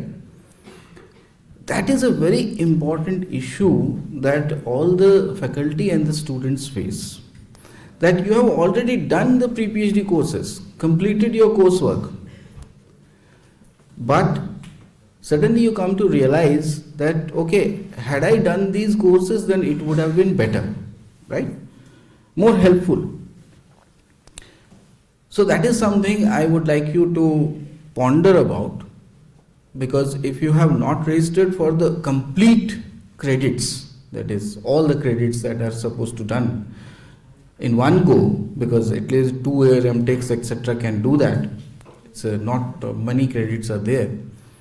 But if you have not done that, then I would like you to think over it, that you should take some courses later on which are not relevant, courses which are not relevant, but you are just doing it for the sake of completing the course credits. I would also advise you to think twice about continuing with that. You can still drop it. If you put an application to us, maybe we can still consider the dropping of the courses. Okay. So these are the things that you can already consider, that although you have registered for the course credits and you can complete the course credits within a scheduled period of time, but you must understand that all the courses or the courses that you desire or your guide would advise you to do, which is relevant to the research work that you are going to do, may not be available in this particular semester, may be available in the next semester. And things work in the odd and even schedule. So suppose particular semester, this semester it is running and you have not registered for it because you did not get your guide right away. So you may take it in the next even semester. That is another possibility. So I believe that students should wait a bit instead of trying to just rush through the course credits, etc. But of course you can do it. You can, obviously, the ordinance permits you to do it, and if you want to rush through it, you're most welcome. There is no problem. There is no issues over there. But this is something that many of the students also say, and they have a issue that, sir, we did not get courses that were relevant to our work. Now that is, of course, the relevant to our work comes only when your guide advises you, right? When you start your work with your guide. And then the guide tells you, okay, this is the course, maybe you can do this course. And that can only come at least after one semester. So that is what the problem that I am trying to address. So these are the credits, etc., that you have to clear. Once you have cleared those credits, and parallelly, of course, for especially because you have to complete 55 credits in each semester, right? 55 credits in each semester. So for students who have a requirement, course credit, pre-PhD course credit requirement of more than 55 credits, say 66 credit or something like that, then they would obviously try to fill up the first semester with course credits only. But otherwise, if your course credit requirement is less than 55, then you have an underload. Either you can continue with that underload, you can apply for an underload through your DPGC to the Dean of Academic Affairs, or you can also register for research credits, and that is what I would like you to do. I would counsel you to do, I would advise you to do that. Please start once you have been allotted your supervisor. I believe it may take a month or so. Maybe some of you already have contacted some faculty members. Maybe some of you have already joined some faculty members. Maybe you have already started going to the labs, etc. But whenever that is possible, within a month or so, I believe most of the students would have their guides. So whenever you get your guides, you are allotted your guides, then you start your research work, then do think over this issue as well, that you should start your research work immediately. Okay, start some introductory work, etc., with the advice of your guide, and your guide would also like you to visit the lab instead of only doing the coursework. Don't confine yourself only to the coursework. Rather, once you have finished your classes in the morning or in the evening, whatever your time schedule is, or whatever spare time there is to it, then you do go to your labs, get introduced to your seniors, get introduced to your guide, talk to all the people who are working in your guide, under your guide, etc., and try to get introduced to the facilities that are there. What are the difficulties in accessing facilities? There are some issues always. So you should try to get familiar with those things. This time could be utilized for that, and do some small introductory experiments which your guide suggests you and all those things. Okay, so start your work. That is the whole advice. And once you have started your work, and so that can be, that starting of your work can be added into your course, not course credit, but research credits. So this 55 credit that you have to complete in each semester is divided into 5 units. The 55 credit that you have to complete in each semester is divided into 5 units. 5 units means 11 into 5. Okay. So at the end of the semester, you get something like, if it is not course credits, if it is research credits, then you get something like 1S for 11 credits. And for 55 credits, you get 5S. 5S means 5 satisfactory. Satisfactory for 5 units. Each unit is 11 credit. Okay, so 55 credits. So that translates into 55 credits. That is how it works. So if you get an S, that is satisfactory. If your RPEC, that is the Research Program Evaluation Committee, is satisfied with your work. Okay, the RPEC is under the chairmanship of your supervisor. So primarily it is the supervisor, but under the advice and the suggestions that are there from the Research Program Evaluation Committee members as well. So at the end of the semester, if you have done research credits, if you have registered for research credits in that semester, because course credit is only for the first semester. Even in the first semester, if your course credit is 33 credit or 45 credit, then obviously you will fill up the rest of the credits with research credits, alright? Depending on whatever your qualification is, that is BTech, MTech, etc., etc. Anyway, in the second semester, definitely you will register for some research credits. So those research credits will be evaluated by an RPEC meeting, that is Research Program Evaluation Committee meeting. And that Research Program Evaluation Committee meeting, you have to give a seminar, present your work, whatever work you have done during that period, alright? And the program members, the committee members will ask you questions, and based on that you have to answer the questions, and then based on your evaluation they give you the satisfactory grades. Okay. So basic idea, the principle behind is that if you have come regularly to the lab and worked hard, then it is always satisfactory. What is the result of your experiment, etc.? That basically is not very, that is, the results may come later, of course. Results do not come instantaneously. You will have, whenever you do research, you will definitely have failures. So don't worry about that. The results will come later. So even if you don't get a positive result of particular experiment, you have the experiments fail, etc. Don't worry about that. If you are working regularly, coming to the lab regularly, reporting to your guide and doing all the needed stuff, then it is fine. That is an S. That is a satisfactory. That is the meaning of the evaluation committee. The evaluation committee goes through your work, what you are doing. Have you done the required amount of work or not? Have you put in the required amount of effort or not? Of course, they will also, the research program evaluation committee also guides you in a way. Because not only the guide, these members are also there to advise you. During that meeting, they will also tell you, giving you some suggestions as well, that you can go along this direction. So that is another additional facility, or that is a particular favorable point for you people, that you can obviously get some advice from them as well, besides your guide. All right. So these are the things. Okay. So once you have done this 5S, now if you don't come to the lab, or you are not regular, if you are not following your guides, that is the way he wants the lab to function, etc. There are some cultures in every lab. The way the machine, the equipment has to be handled, the protocols, etc. You are not disciplined. Then of course the guide may not say that it is 5S, may say it is 4S, 1X, something like that. Okay.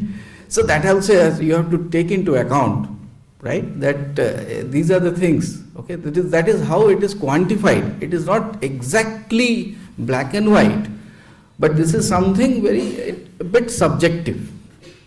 And because PhD itself is a bit subjective in that way, because the work progresses and you are doing good work, you are putting your effort, then everything is fine, everyone is happy. But if you are not putting in the regular effort, then there can be an X. All right. So, but I would suggest to you that if you think something is going wrong, then do talk about it. Talk about it to your guide, with your RPEC members. These are all the people who are there for your advice only.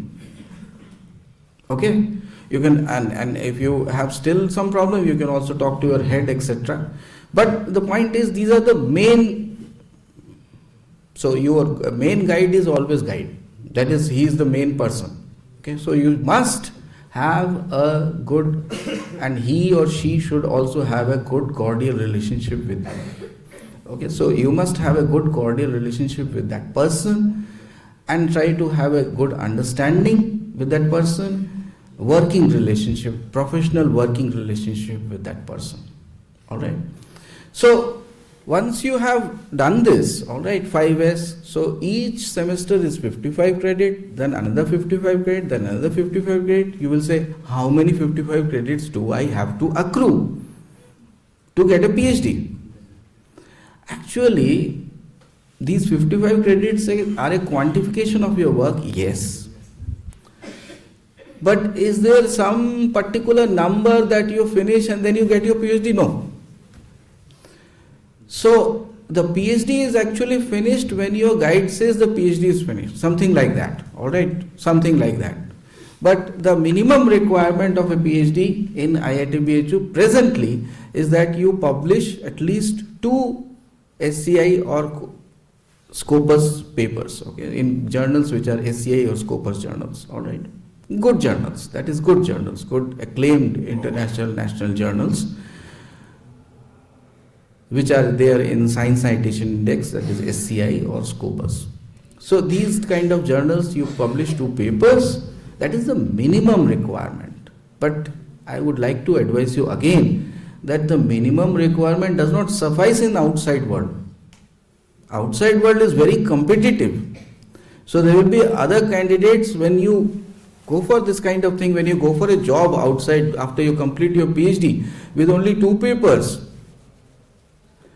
won't be a good scenario for you. Okay, that is the reality. So you have to put in more effort and get more publications. Publications not only of your own, that is, you are the main author, but also co-author. Alright, co-author is very important. That is, collaborate with your colleagues, with the co-workers, or with the seniors in your lab. It is extremely important. Group work, collaboration, having cordial relations. with all the workers around you. All right. Bring in collaborations, and whatever, if your guide suggests that please collaborate with this person, go ahead and try to forge another relationship. This is a very important part of PhDs. To forge new relationships, have healthy relationships, healthy working relationships with different people.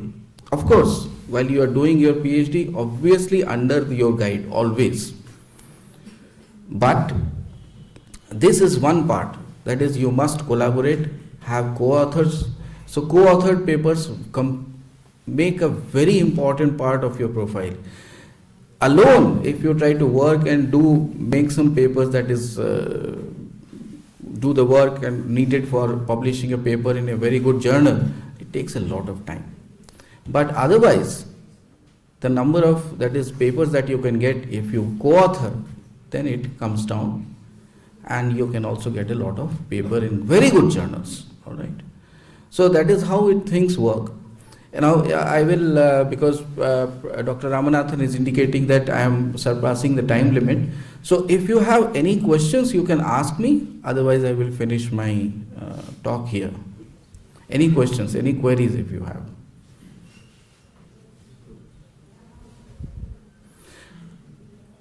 Anything? There is a minimum residence period that you have to complete.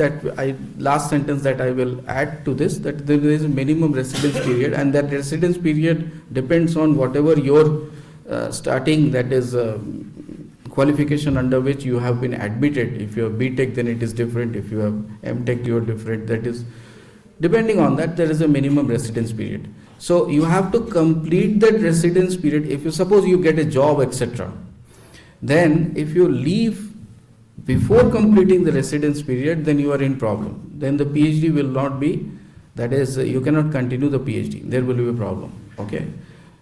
But if you have completed your residence period, then it is fine. You can go for your job. You can take a professional employment leave, okay, from us. You can go to your guide and say, I want to apply for a professional employment leave. I have got a job. I want to join a job. You discontinue your TA fellowship or whatever fellowship that you are getting from the institute, and then join the job and put in an application for professional employment leave that will be ratified, and then you can continue your PhD in that fashion. You can come whenever you have a leave, etc., do the experiments over here and continue your PhD in that on and off way.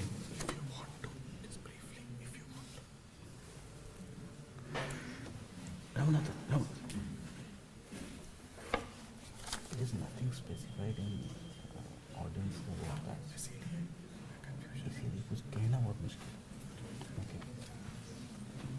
Okay. All right. I would just, because Dr. Ramanathan insisted one thing, so I will just mention it. He talked about guide change.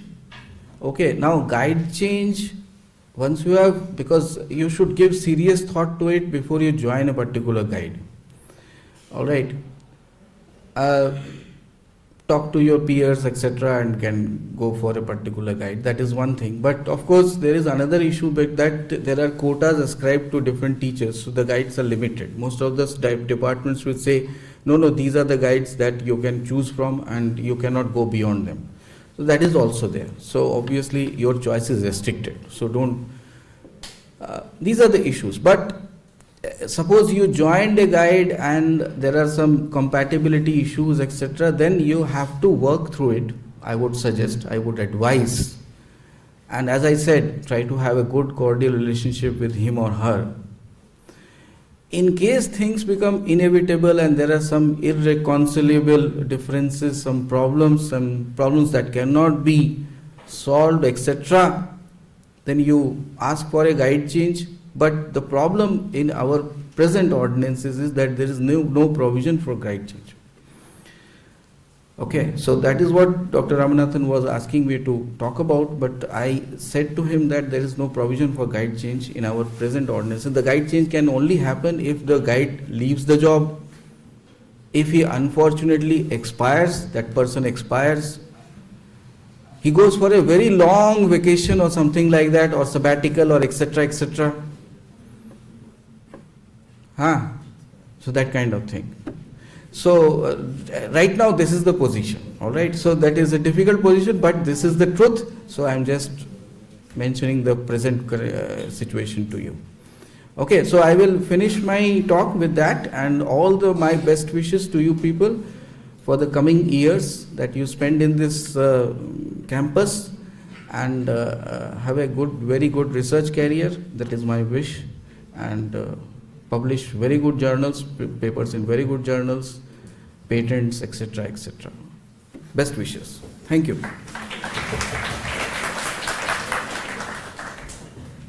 Thank you, sir.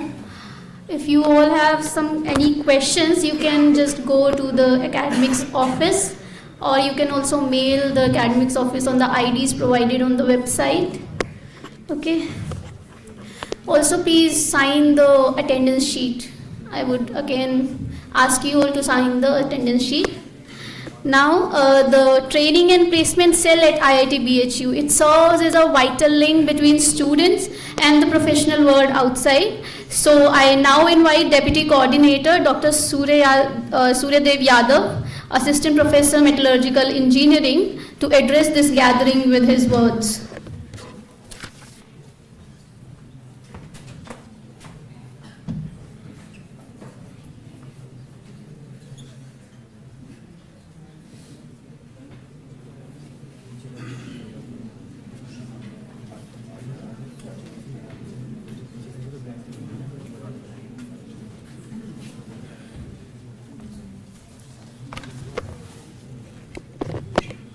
Morning all the present faculty members and my dear students.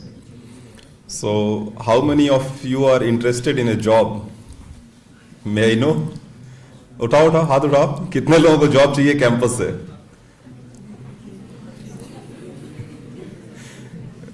Yeah, I can see a lot of hands. All right, so I think we are the right person to be in contact. I will just give you a brief overview about the whole campus activities related to the placement, and of course then I will narrow down to the PhD students also, because you know, it's different for the BTech, MTech and PhD. So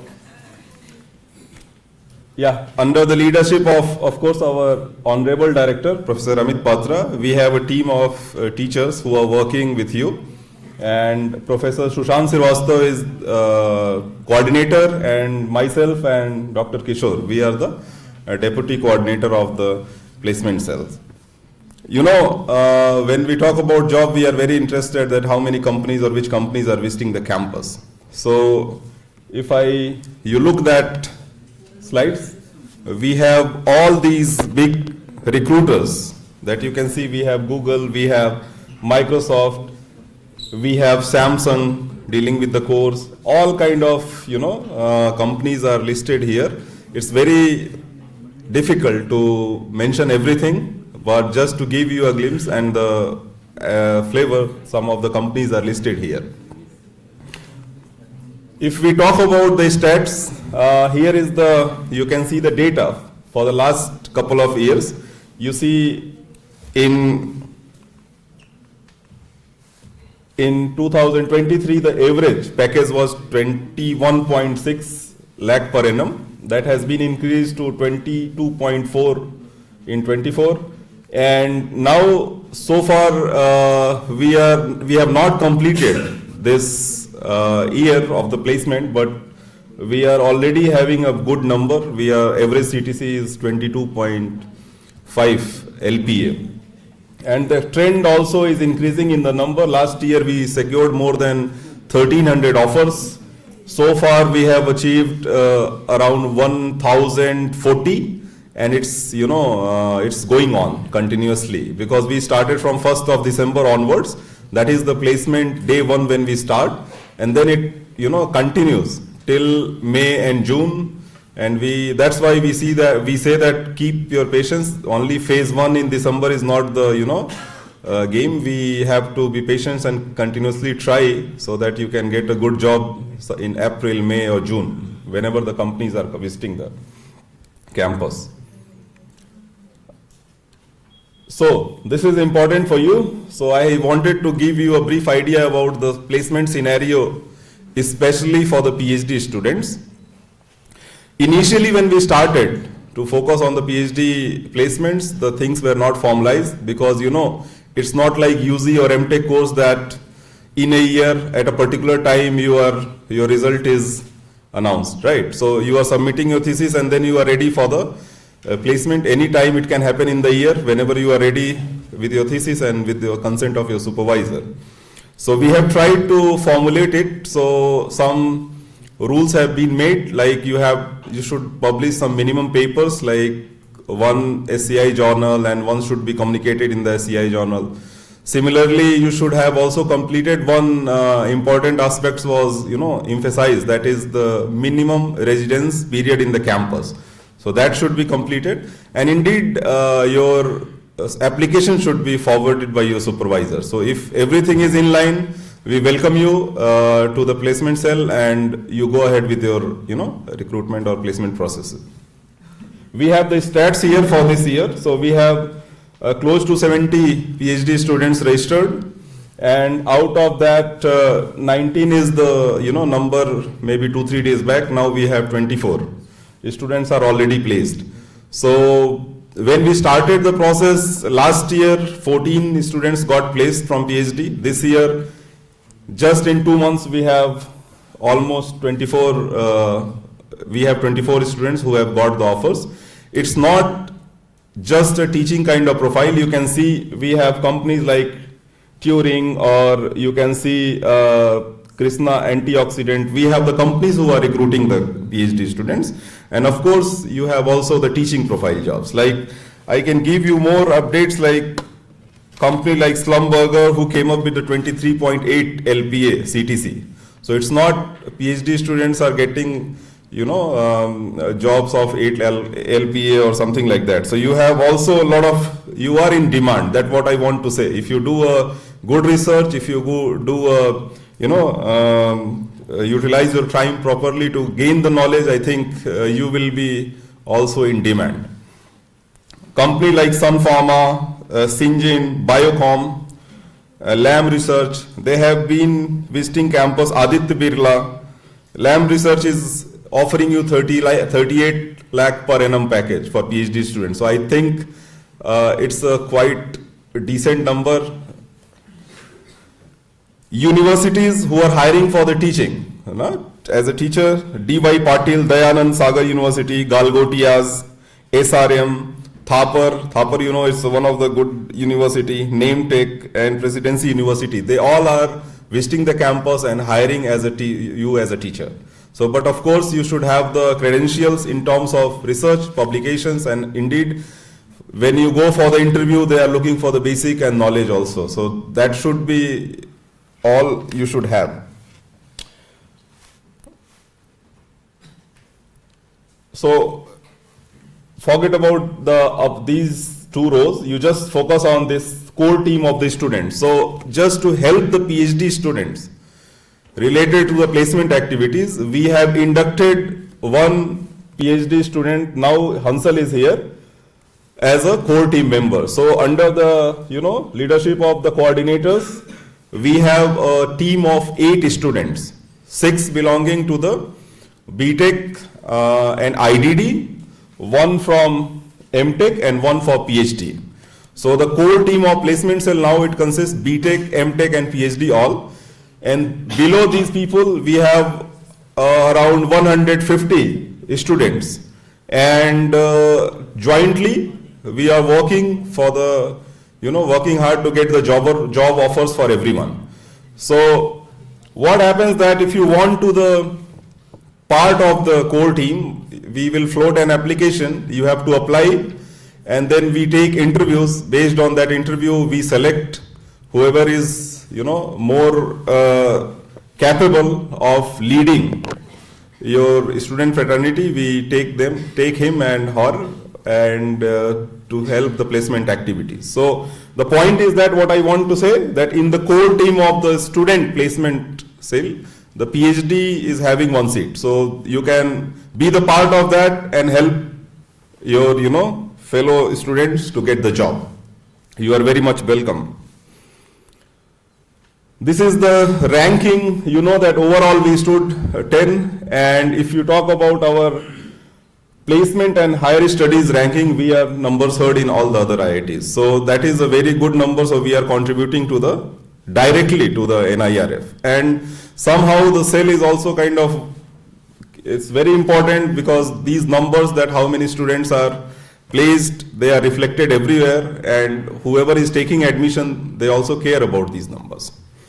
So we stood third and in the NIRF ranking for the placement and higher studies outcome.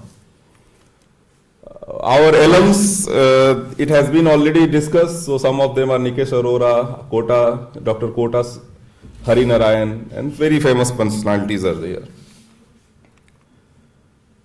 What we do that, to train the students, we organize lectures related to the company's different kind of profiles, whether it is a consulting or it's the software development or core. We ask speakers to come and deliver the lectures, whether sometime in online mode and sometime they are visiting the campus, so that you are aware about that, you can prepare about that. Soft skills courses are also run sometime in a year. This is the next one is the career development program, what our placement cell offers. You see, after post-COVID, what we realized that there was a lot of gap between the, what industry is looking in the students and what a student need to prepare to crack a particular kind of job. So the information was missing, and for that, what we realized that we should have a career development program in which what we do, we invite all the industrial leaders who are dealing in the different kind of job profile in core or software development, consulting and all. They will come here, all the big leaders, they will, tell you that what is the expectation of these companies from our students. So based on that, we do the programming April or March, and the next placement session is December. So you have 6 or 7 months time to prepare for that particular profile or job of your dream company, right? So you get the information prior to that placement session so that you can accordingly prepare and crack that kind of particular job profile and job. So in that regard, career development program is very helpful. 2 sessions has been already done. I mean, third will happen soon. These are the companies so far they have participated: American Express, Deliveroo, WorldQuant, and Standard Chartered. Similarly, in core profile also you have Bajaj and all, they have participated. So be the part of the placement cell and help us, help yourself. It's kind of a team effort actually.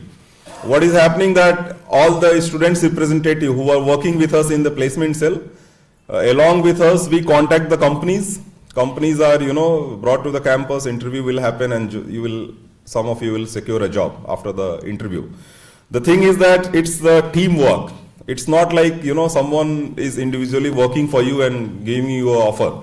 So it's kind of team effort. Be the part of this cell, be the part of the, team, core team, or TPR team, TPV team, and help us, help yourself, help the institute. So this is my request to you. And yeah, I am done. Thank you very much. If you have any question, you can ask me.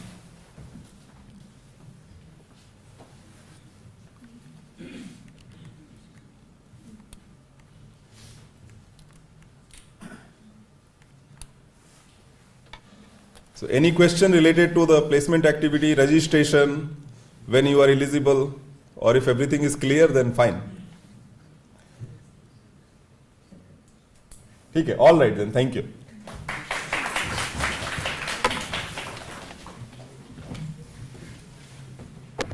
Thank you so much, sir. In the corridor of hostels, we discover lifelong friendships, embark on unplanned adventures, and create stories that stay with us forever. With these words, we welcome Dr. Vivek Nandan Lal, Vice Chairman, Council of Warden, electrical department to the podium to provide an overview about the hostel facilities.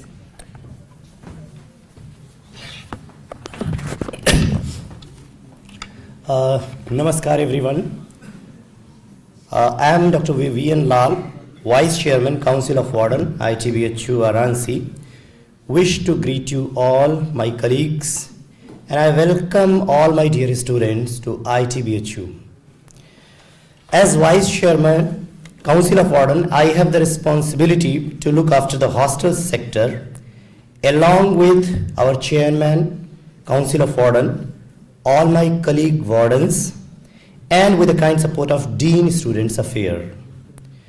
Today in this orientation program, I would like to brief about hostels, its facilities, and overview of the hostel rules. There are 17 hostels, total 17 hostels in ITBHU. Out of those 17 hostels, 12 boys hostels are there and 5 girls hostels. The hostels are administered by admin warden and assisted by other wardens in all the matters related to hostel, which functions under the overall supervision of Chairman, Council of Warden, and Vice Chairman, Council of Warden. Okay.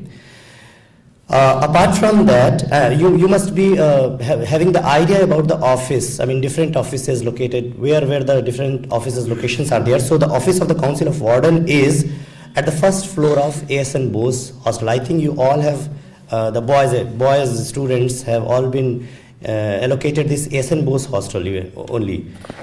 So for the proper functioning of hostel, there are students representative as well. So there is a committee known as HEC, Hostel Executive Committee, of those students representative, and the HEC of each hostel is elected committee, elected by the hostel residents only.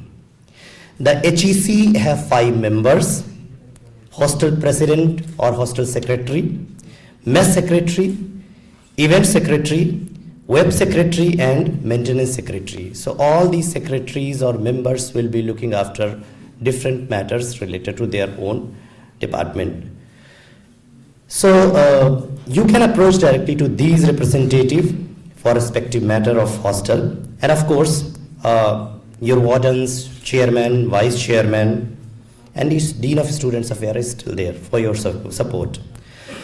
The institute administration offers its best possible services to facilitate the students during their stay in the hostel. For example, different types of facilities are there, small or large, like geysers are there for the winters. Okay, vending machines have been installed in all the hostels for providing you dry snacks and juices, and on trial basis, washing machines have been installed in 4 of our hostels, and hopefully if trial is successful, those washing machines will be installed in all the hostels, and that is in the planning. So as the institute facilitates you people, students, during your stay in the hostel with best possible way, so the students are also expected to be disciplined and cooperative. Okay. Now to ensure those disciplines, there are some rules and guidelines for the students living in the hostel. Some of the guidelines and rules are there in the websites as well. I would like to mention some of those guidelines and rules here. So all the students must enter the hostel by specific time, that is 10 p.m. in the night. After then, if you want to go out of the hostel, you should be having a valid reason for that and permission for that. When you are going to your home, you have to apply for the leave, and the leave application in proper format must be submitted to the office staff of the hostel 1 day prior of leaving the hostel, and the student must mention the duration of leave in the leave register. Then after returning from home to the hostel, students should mention the returning date in the student entry register. Then students are not allowed to bring visitors or guests to their room without proper permission of wardens. If any student found to bring visitors or guests to the room, strict action will be taken if any students violates this. Now you have to maintain proper hygiene in the toilets and the lobbies. Very important, use of tobacco, cigarettes, alcohol and similar substances are strictly prohibited in the hostel.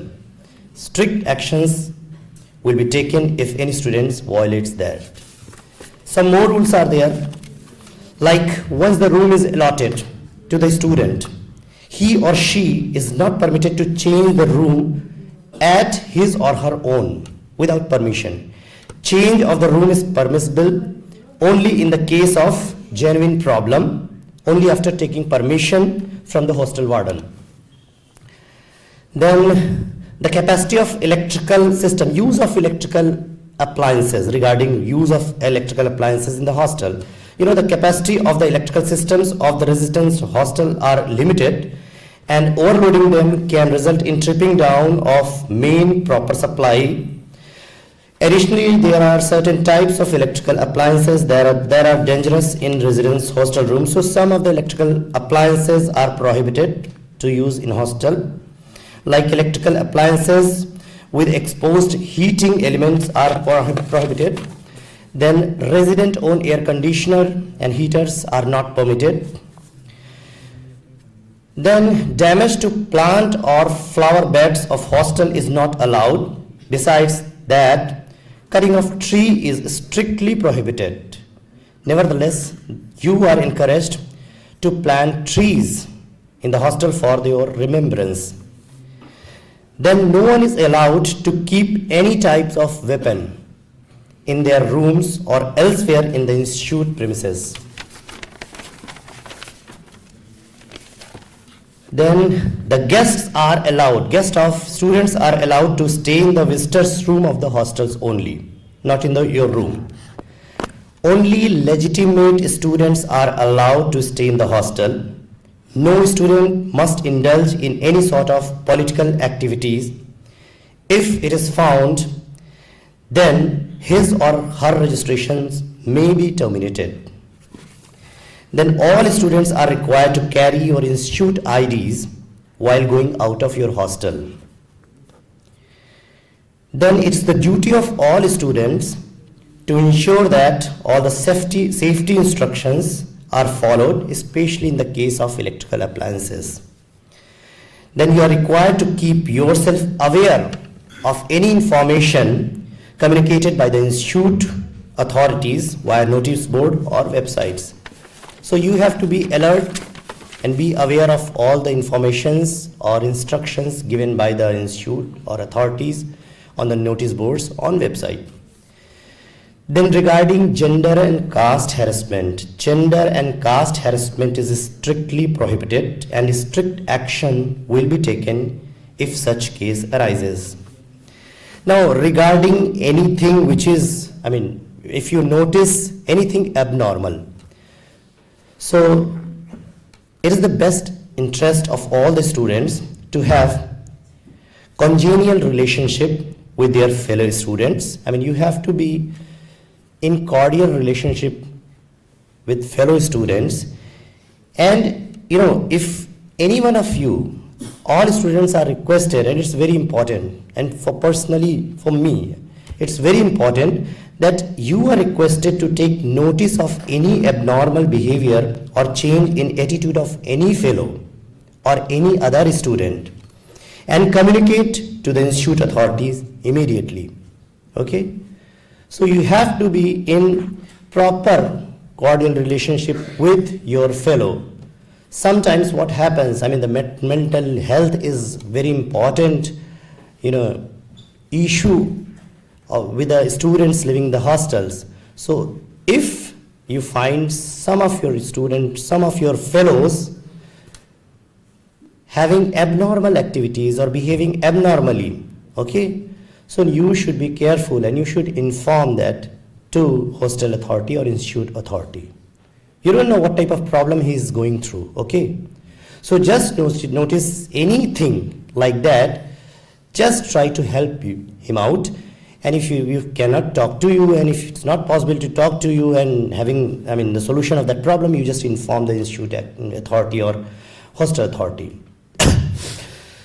Okay, the last, failure to abide by the rules as mentioned right now, or as intimated from time to time, will be strictly dealt with. Hostel Users Committee and Institute Disciplinary Committee are authorized to take decision in such matter.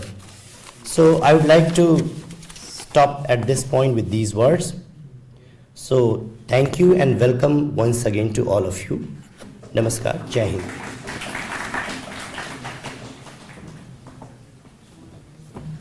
Thank you, sir. With this, we proceed towards the end of segment 1. And we have some amazing dance performances coming up in the segment 2. Along with that, we also have a token of appreciation for you all who have taken this time and come here for the orientation program. Okay. Also, we have refreshment at the end. So please, after this segment, take this break, have lunch, and let's reconvene at 2. Okay, please adhere to the time. Let's reconvene at 2 and bring your friends also. Those who couldn't come in the first segment, they can also come in the second segment. We also have various talks in the second segment, various important talks in the segment, and which is for you all only. Okay, so don't forget to come back. Okay, we'll take a break now.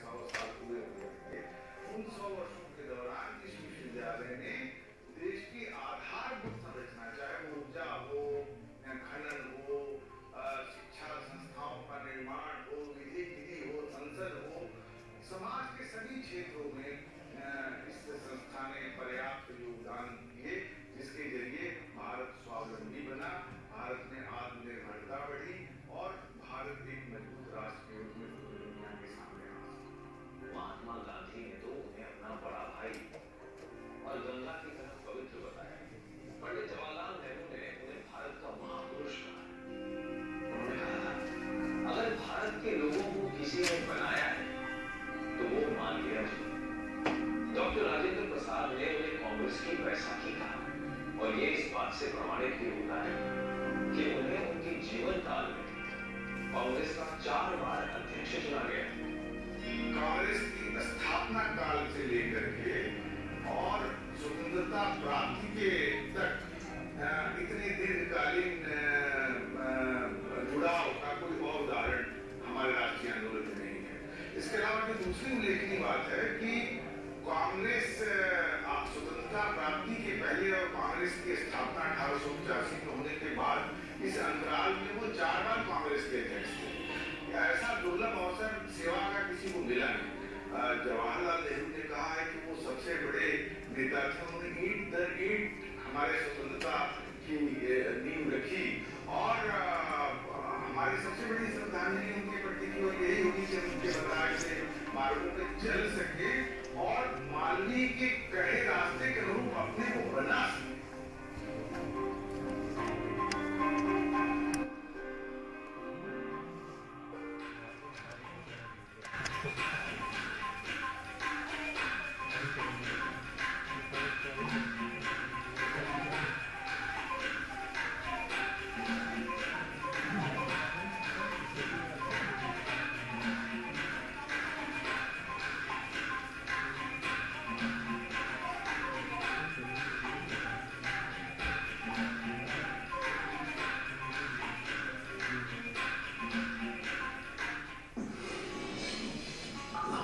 Share, subscribe, and click on the bell icon to never miss an update from FA. अगर neurology या फिर astrology आपको interesting लगता है और इसमें आप authentic और डीप नॉलेज गेन करना चाहते हैं और अपनी अच्छी नॉलेज करना चाहते हैं तो ये वेबिनार बिल्कुल भी मिस मत करिएगा। आई कैन गारंटी कि सिर्फ 2 दिन में 99 रुपीस की इस वेबिनार में आप काफी सारे ऐसे कॉन्सेप्ट सीखेंगे जो रियल लाइफ में एप्लीकेबल है। और जी हाँ, जब आप शॉप हो जाएगी यानी के बारे में कैसे बता सकता है। दोस्तों मैं पिछले 8 सालों से मैं न्यूरोलॉजी की फील्ड में प्रैक्टिस कर रहा हूँ। अपने फादर की 49 इयर्स की लेगेसी को कैरी कर रहा हूँ और इस न्यूरोलॉजी के वेबिनार में मैं आपको सिखाने जा रहा हूँ कि किस तरह से रिकवर से अपना न्यूरोस्कोप बनाते हैं, अपना ज्ञान किस तरह से पढ़ते हैं, उनके कॉम्बिनेशन से अपने आप को करियर की गाइडेंस कैसे देते हैं, लकी नंबर मोबाइल हाउस कैसे कैलकुलेट होते हैं और 80 वर्ड कॉम्बिनेशन का क्या मतलब होता है। साथ ही साथ आपको मैच मेकिंग, इंडियन नंबर जैसे तमाम कॉन्सेप्ट सिंपल लैंग्वेज में बोनस और स्पेशल ऑफर, स्पेशल लर्निंग भी वेबिनार के एंड में Q&A सेशन भी हम यहाँ पर कंडक्ट करते हैं। तो देने की बात की सिर्फ 99 रुपीज में आपको 2 दिन का पावर पैक न्यूरोलॉजी का वेबिनार मिलना है। तो पीछे दिए गए बटन पर क्लिक करिए और अपने आप को अभी एनरोल करिए।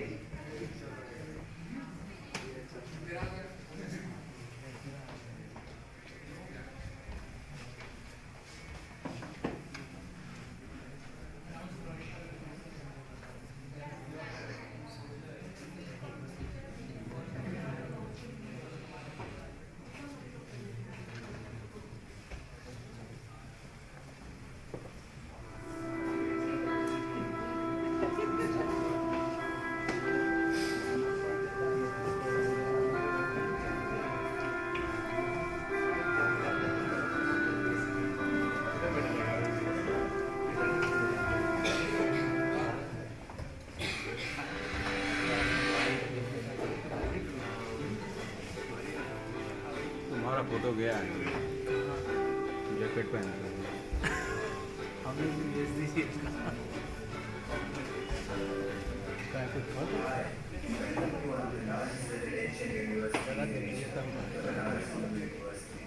As we walk through the main gate, the transition from outside to inside surely doesn't exist.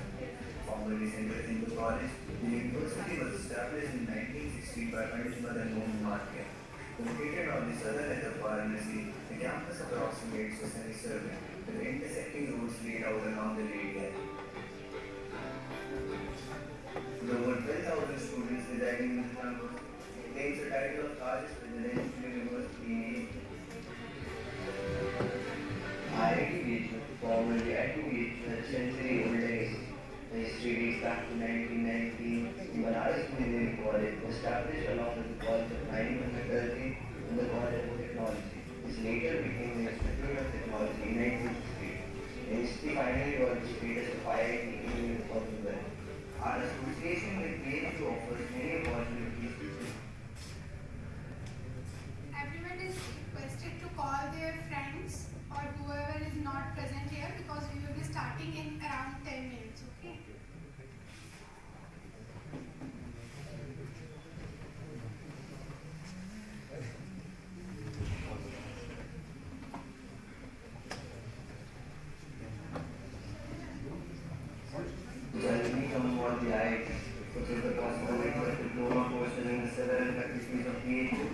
as well as a larger place of people for you to interact with. The many generations of students who study here form our incredible alumni list, whichever field you choose to work in, whether science, technology, business, or even filmmaking.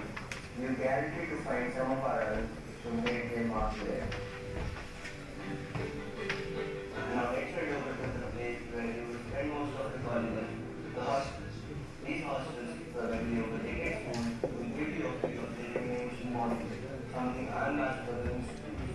IIT has total 16 hostels, including 4 girls hostels, each named after renowned scientists and eminent personalities of India.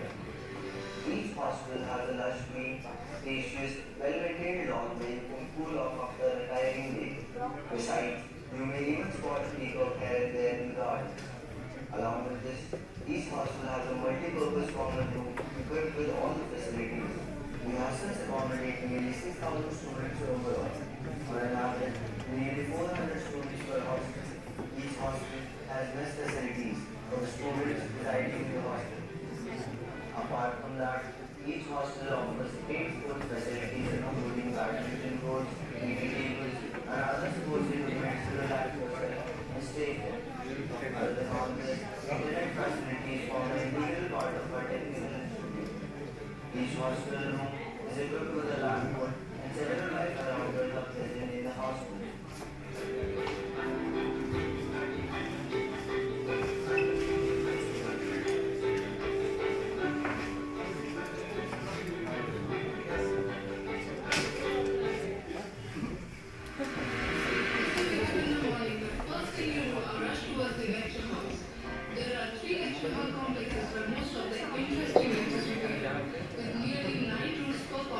Each of them will provide a sitting capacity of 150 to 200 students. Each of the lecture houses is well equipped with projectors and speakers. Besides these, there are lecture houses in each department as well, providing a sitting capacity of nearly 50 students. With this capability, and this is where most of the important guest lectures and talks will be held. And you just grab the not to miss.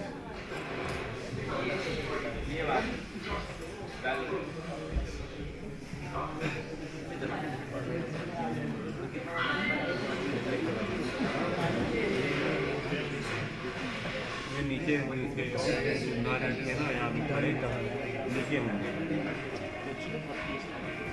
Photo upload कर After the morning talks, you might just want to head over to your mess for lunch, or sometimes you might just want to skip the beat and head over to this place, the IIT cafeteria. This place provides amazing food at really subsidized prices.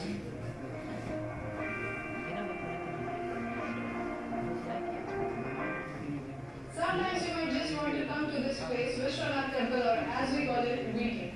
This place is one of the favorite tourist spots as this place offers various food at really cheap prices.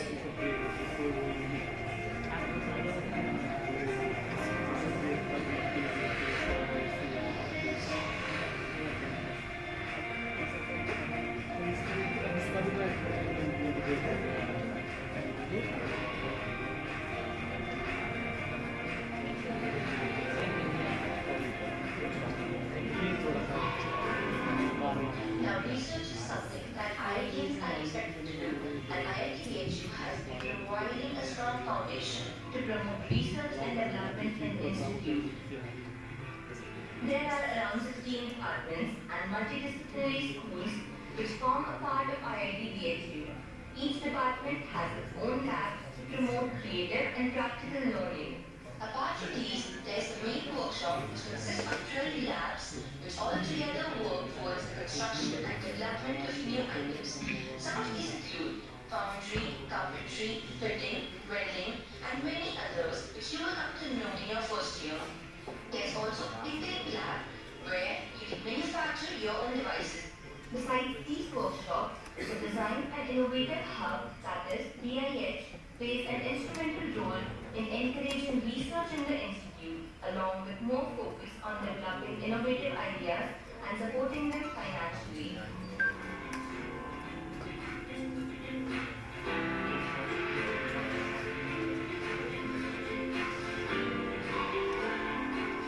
When we talk of research, the Central Instrument Facility caters to the needs of those in need of some high-level machinery. With sophisticated instruments such as the NPMS, SEM, the X-ray diffractometer, etc. with technical expertise, this facility encourages high-quality education. The metallurgical department also boasts of the National Electron Microscope facility, one of the most advanced electron microscope facilities across the country. Apart from the dense IIT, Mali Center for Innovation is an outer branch, provides a platform for young and budding startups, and also encourages students to learn the business tactics of the real world, workshops and seminars and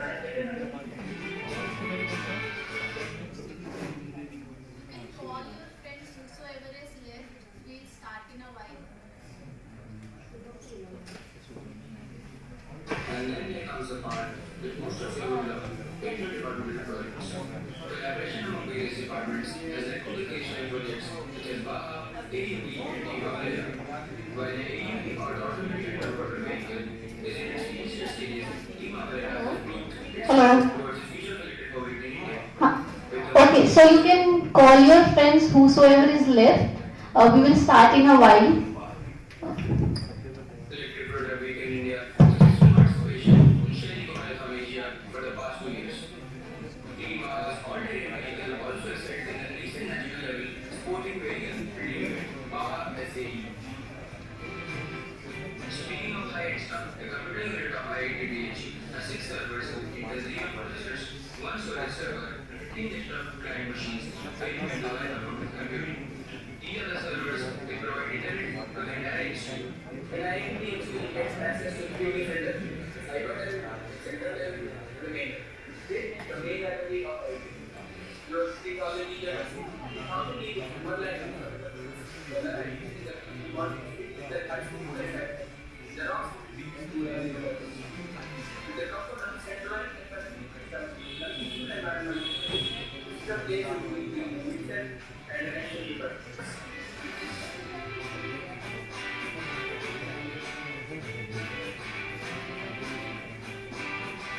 Besides these, each of the departments have their own libraries as well. After all the academic stuff, now let's move on to the fun part, departments. This is the IIT BHU Gymkhana, a place where you think out of the box, imagine things, and develop that side of your personality which you have completely neglected during your training preparation. It has 5 councils: Science and Technology Council, Film and Media Council, Cultural Council, Sports Council, and Social Service Council. It's probably one of the only IITs with a separate council dedicated towards the upliftment of backward sections of the society. It includes Kashi Akash, which is a student body organization which helps needy people of nearby villages and busters.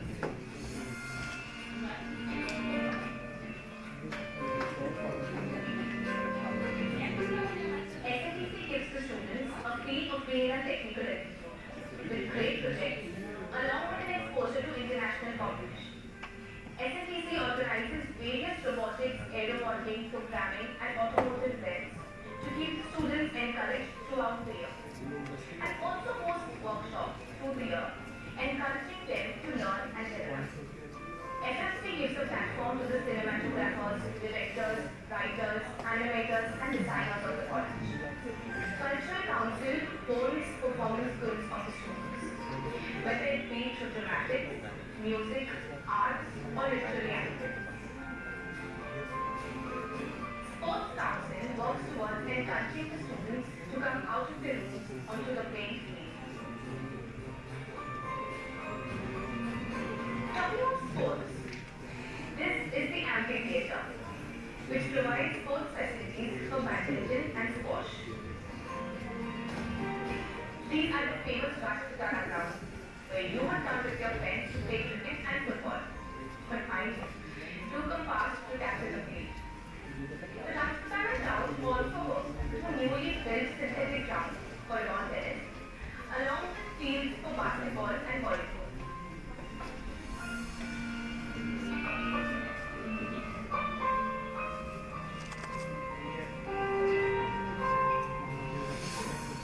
after all the gathering activities, when you want to hang out with friends, there are several eating joints for that. That is the easy. You can be there for the tasty samosas, for a cup of tea, but most importantly, this is where the fun is placed. While they may be tipping between which of them is better, this samosa at 5 rupees per piece will be stacked most of the time. The food is still far away from your requirements. There are markets and ways where you can find all the shops you want along with the 18 points. And then there's the dark where you can fulfill all your food desires. Remember the dark will be part of some club, and the room stuff and visit different clubs is where you find yourself hanging out and working hard. Talking of fests, there are 4 annual fests organized annually. The first is Technics, an annual technical fest to the institute, where over 600 colleges participate in more than 50 events testing your technical skills.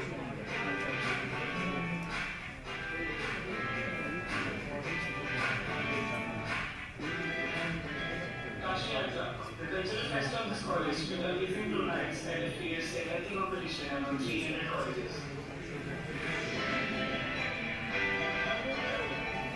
FMC Weekend, ever the first time Digital Arts Fest across the country, organized on a large scale to promote the fees that are offering for parents.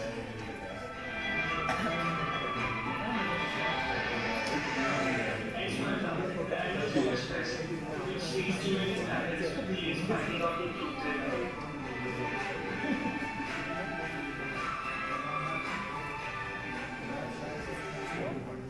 As you enjoy all of this, you never realize how time flies, and suddenly you find yourself standing here, waiting, and your heart wanting to stay just a little bit longer. Most of you would have been well placed in a big company, hopefully a dream job, thanks to the efforts of the training and placement office that has got here.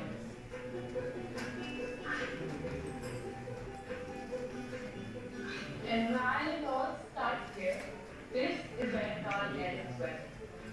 Once you've got your degree in your heart or medals in your hand, you want to go and visit those places for one last time. Places where you make beautiful college memories that you're going to cherish for the rest of your life.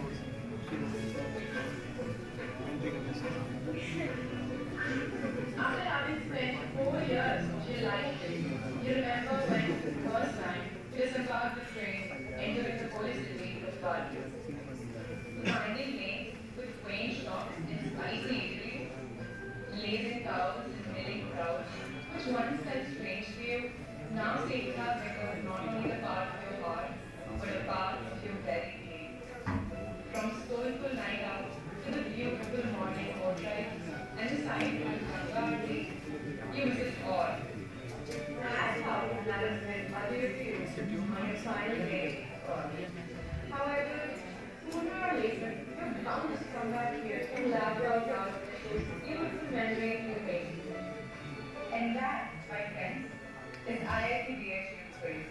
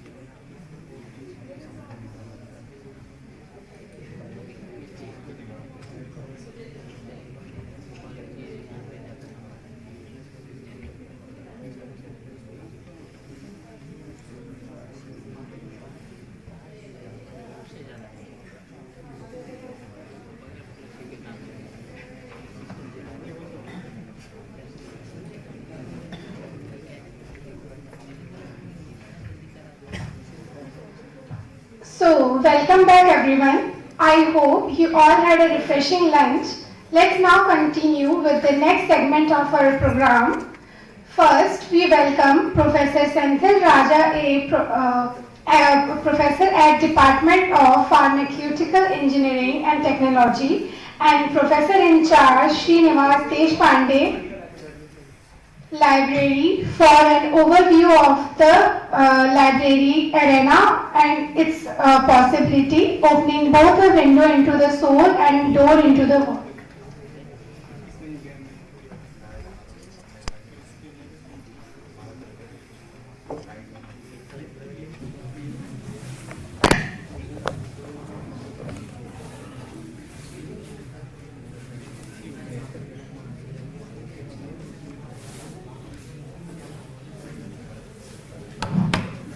Yeah. Very good afternoon to all the new entrants of PhD students. Yeah, myself, Sendil Raja, and I'm looking after the Institute Library, Srinivas Deshpande Library. And it's a part of the orientation program that all the new students should be given a kind of orientation that is very essential. May I request, please keep quiet on this side. Thank you.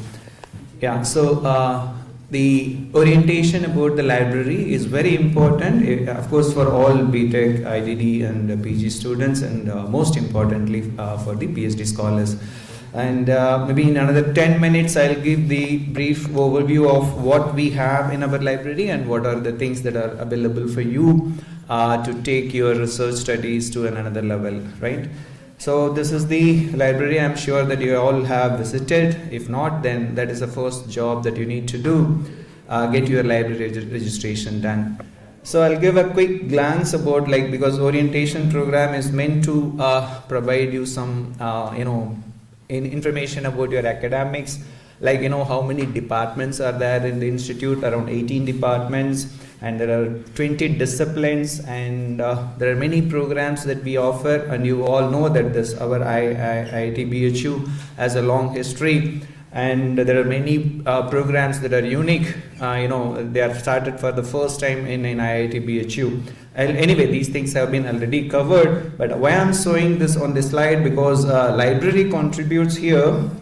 It houses all the textbooks and all the research resources, and that are connected to all the disciplines across the IUG, PG, IDD, and PhD programs. So just the objective, it was established, as I said, that IIT BHU has a strong legacy, and it started in 1930s, particularly the library part I'm talking about, where when Benko, Minmet, and Techno, those were the institutions that were established for the first kind in India at that period of time. In 1968, it became a part of IIT, Institute of Technology, BHU. In 2012, you all know that IT was converted into IIT, and later on, the library was renamed as Srinivas Deshpande Library. That is due to the generous donation by one of the alumnus, Mr. Srinivas Deshpande.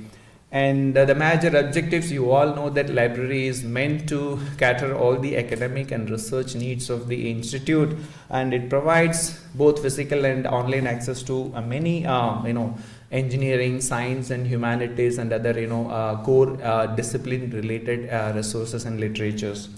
So to quickly, for the first thing is that how you can access the library. So first thing is, as I said, that you need to have a library membership.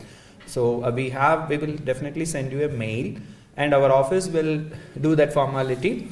And we also plan to give a small orientation in the library itself, like how to use the resources, apart from what I'm going to present now. And so we have gate number 1 and gate number 2. Gate number 1 is the entry point to the main area, and the timing is 9:30 to 7:30 p.m. and on Saturdays and government holidays it would be 9:30 to 6. And we have document circulation through the main entry, and we have reading halls that is in the back side of the library. So you need to climb up. There is a first floor. It is completely dedicated for the reading purposes, and around 600 to 700 students can simultaneously utilize this reading space, and that is available till midnight, 1 p.m. right? And make sure, of course, it means that yes, we also provide security, and of course my friend is here to talk about that security aspects in the library, because you have to keep some of the belongings there in the caretaking. There is a counter, but you should not leave any valuables and all. So I think you will be getting familiar with these practices once you start using the library. So we have a kind of what you call a lot of facilities in our library. So first thing is that membership is available to all the faculty and students and all the staff members, and we have a collaborative learning and discussion space and reading facility which I already mentioned, and then you have a remote access facility. Like in your phone you can have this LS Discovery and other press reader applications. You can install it, and through which you can access all the library collections. So that's one of the thing. And we also provide research support, which I'll talk about later. And there are many other facilities that any IIT libraries normally flooded with such type of facilities, because you all know that you find a lot of access to all the research literatures, particularly for the PhD scholars. And we have photocopying facility, and we have reference and consultation, and there is an interlibrary loan facility is also available. And recently IIT BHU has established a MOU with BHU. You know that BHU library is one of the biggest in our country, and where you can also have some kind of access. And we are still working on some of the modalities. Maybe within a month or two you will have that facility as well. So about the collections, we have 1.5 lakhs plus collections, include all these contents which I will not read through. And the e-resources, we have a huge collection compared to other IITs. And recently you all heard about ONOS, One Nation, One Subscription, where our IIT is also part of that. I'll talk about that a little later. And we provide access to many of the very popular publishers like IEEE, Sage, Emerald, Joe, and elsewhere, RCS, ACS, etc. And this is what I was talking about, ONOS. This platform is yet to be officially launched, but it is already available. If you want to explore, you can explore through that onos.go.in, right? So where you will have this search space where you can type, and then you can see, you can access to the lots and lots of resources. Particularly, this ONOS provides access to 30 major publishers' content. 30. Our institute was previously,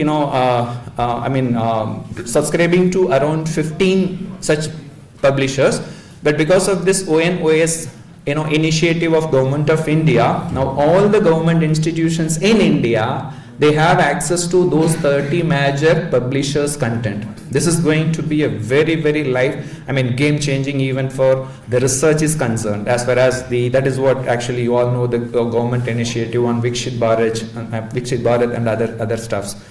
And I'll come back again to the library support tools what we provide. We provide, apart from those ONOS, we provide a specific database access to Scopus and Clarivate, MathSciNet, SciFinder. You all know, if you're belonging to chemistry or chemical related things, that SciFinder is one of the most important search engine. And then LS Discovery and LS Remote is something, even if you are at home or if you are traveling anywhere, you can use this LS Discovery app to access the content of your own library. So that is one of the very important feature, even many are not aware about. I think this is the purpose of having orientation, that you are aware about what you are already, what are the privileges that you have being in the institute.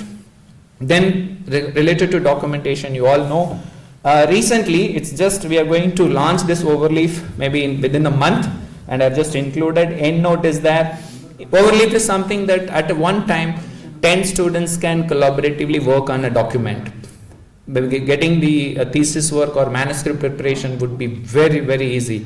Supervisor can be there can be 5 different authors, so all together they can work in a file, and that increases the rate at which you prepare the paperwork and other thesis and all. Then you have Grammarly, Turnitin, Drillbit and Turnitin, you all know the plagiarism detection tools, and that is also available. All the access to these things can be made through your official email ID.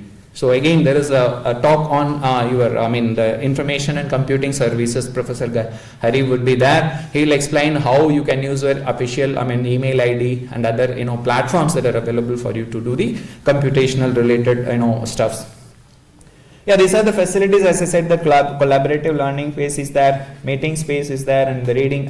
We have a terminal where you have around 50 intelligent terminals, which we are going to upgrade it with the thin clients. That is going to come out, across the institute we are going to have around 500 plus thin clients, and wherein you will have access, rapid access to many of the resources, including library. We do have some of the databases, even access to the IDAPT, servers. So lot of those would be a single windows kind of access, and all through your official email ID.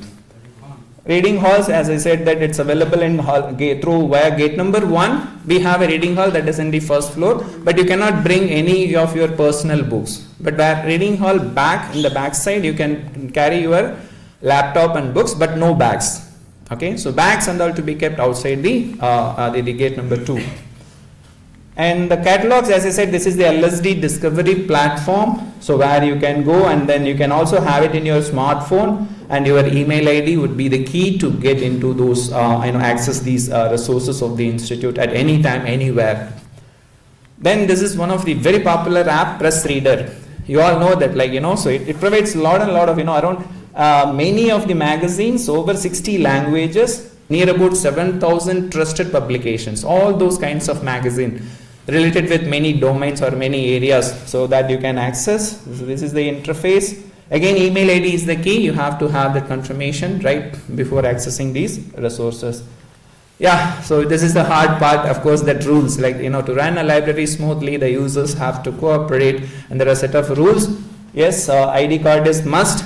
You can not, I think wherever you are moving inside the institute, you should carry the ID card. And books and all to be issued, and it cannot be taken to the reading hall, as I already mentioned. But yes, and you should not leave your any valuable items outside the reading hall too as well.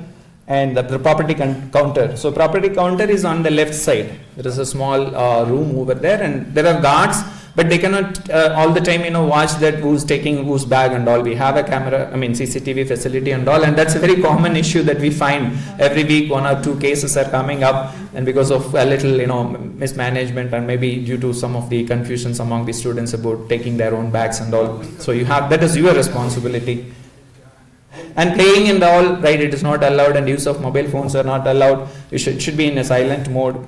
And you cannot say that, right, I have a chair, then you leave your things and then you go out, then you come back after 30 minutes and then you say it's my chair. So it's all first come first served basis. You go there. If you're leaving for 10 minutes, it is okay. You have to come back. And don't go there and then stay in the hostel, and you come on the next day and then you say, sir, my laptop and everything, it's gone. So these are all the very common problems that we face. I request you to, I think PhD scholars are more matured and they would be definitely following it, but still it is my responsibility to convey, otherwise it would be very difficult for us to manage, and there will be some kind of actions, disciplinary actions, and that would not be good, I know, yes.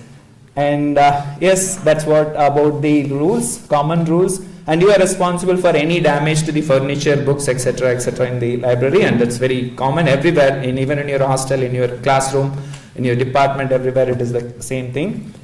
Yeah, book return facility, yes, I'll skip the UG and PG, I'll come to the PhD scholars. You can issue 5 books of general section, competitive book 2, and you can keep it for 60 days. And also for 1 semester also you can have. I forgot to mention there is an STSC specific section in our library. That is also one of the mandate of Government of India. And 1 semester you can have 3 books, and textbook bank is also there, 3 books. And there is one more point, yes, 1 rupee would be charged if you are, taking additional time to return the books whatsoever that you got issued. Yes, so we provide a lot of services, mostly online services through email IDs.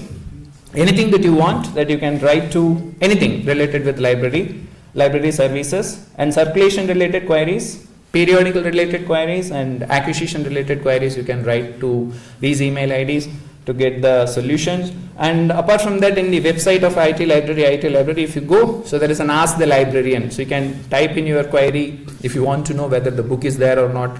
So you can ask, and you can also pick an appointment, request a call back. If there is something emergency, some emergency material is required, then you can just request a callback option.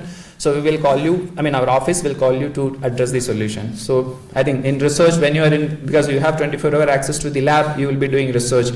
But this callback may not be available in the night hours. Please mind that it is during the office hours. So user manuals are available in the library website. So I would request all of you just go through it once, visit the library. All the materials are already available. Yeah, so this is the complete journey that you start with the library registration, and you have access to the library, books issue, all sorts of things, which I have just highlighted, all the things which I have already covered in the slides.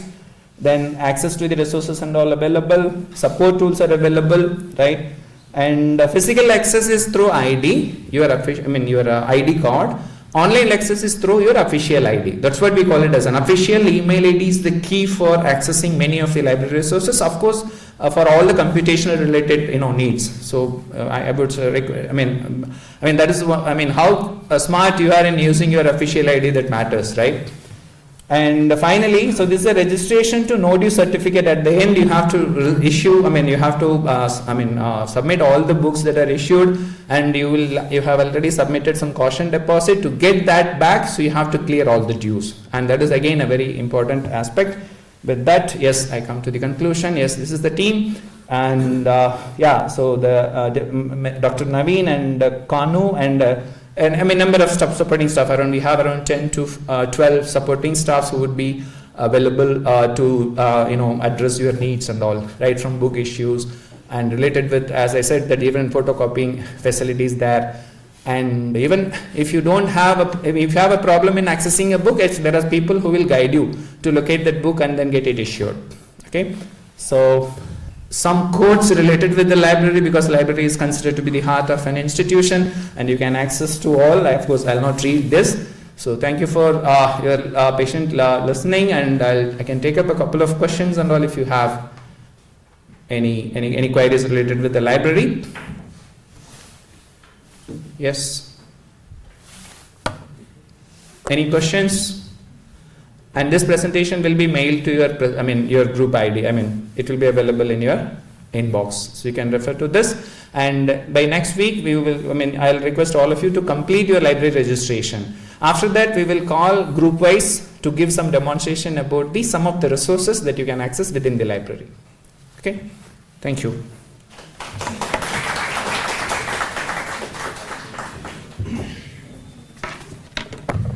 Thank you, sir. That was very informative talk. Okay, so after reaching this campus, you all must have seen people in some specific uniforms, okay, who might have helped you with directions. Okay, so we call them proctors here. They are responsible for the security within the campus. And now I welcome the Chief Proctor, Dr. Sanjay Singh from School of Material Science and Technology to the podium to give the overview of the security around the campus.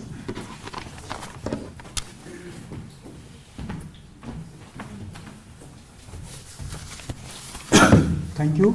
So I welcome you all to our institute. And so from morning you have heard many things about our institute, the great things. And so here I am here to brief you about the safety and security and what is our team and what basically I will start with that Swagatam, of course, with the quote of Nelson Mandela, okay, that the safety and security don't just happen, they are the result of our collective conscience and self-discipline. So if you follow this, then I think everything will be all right. Okay. So this is our proctor office. Many of you might have seen. So Arakshadhikari Karyalaya. Okay.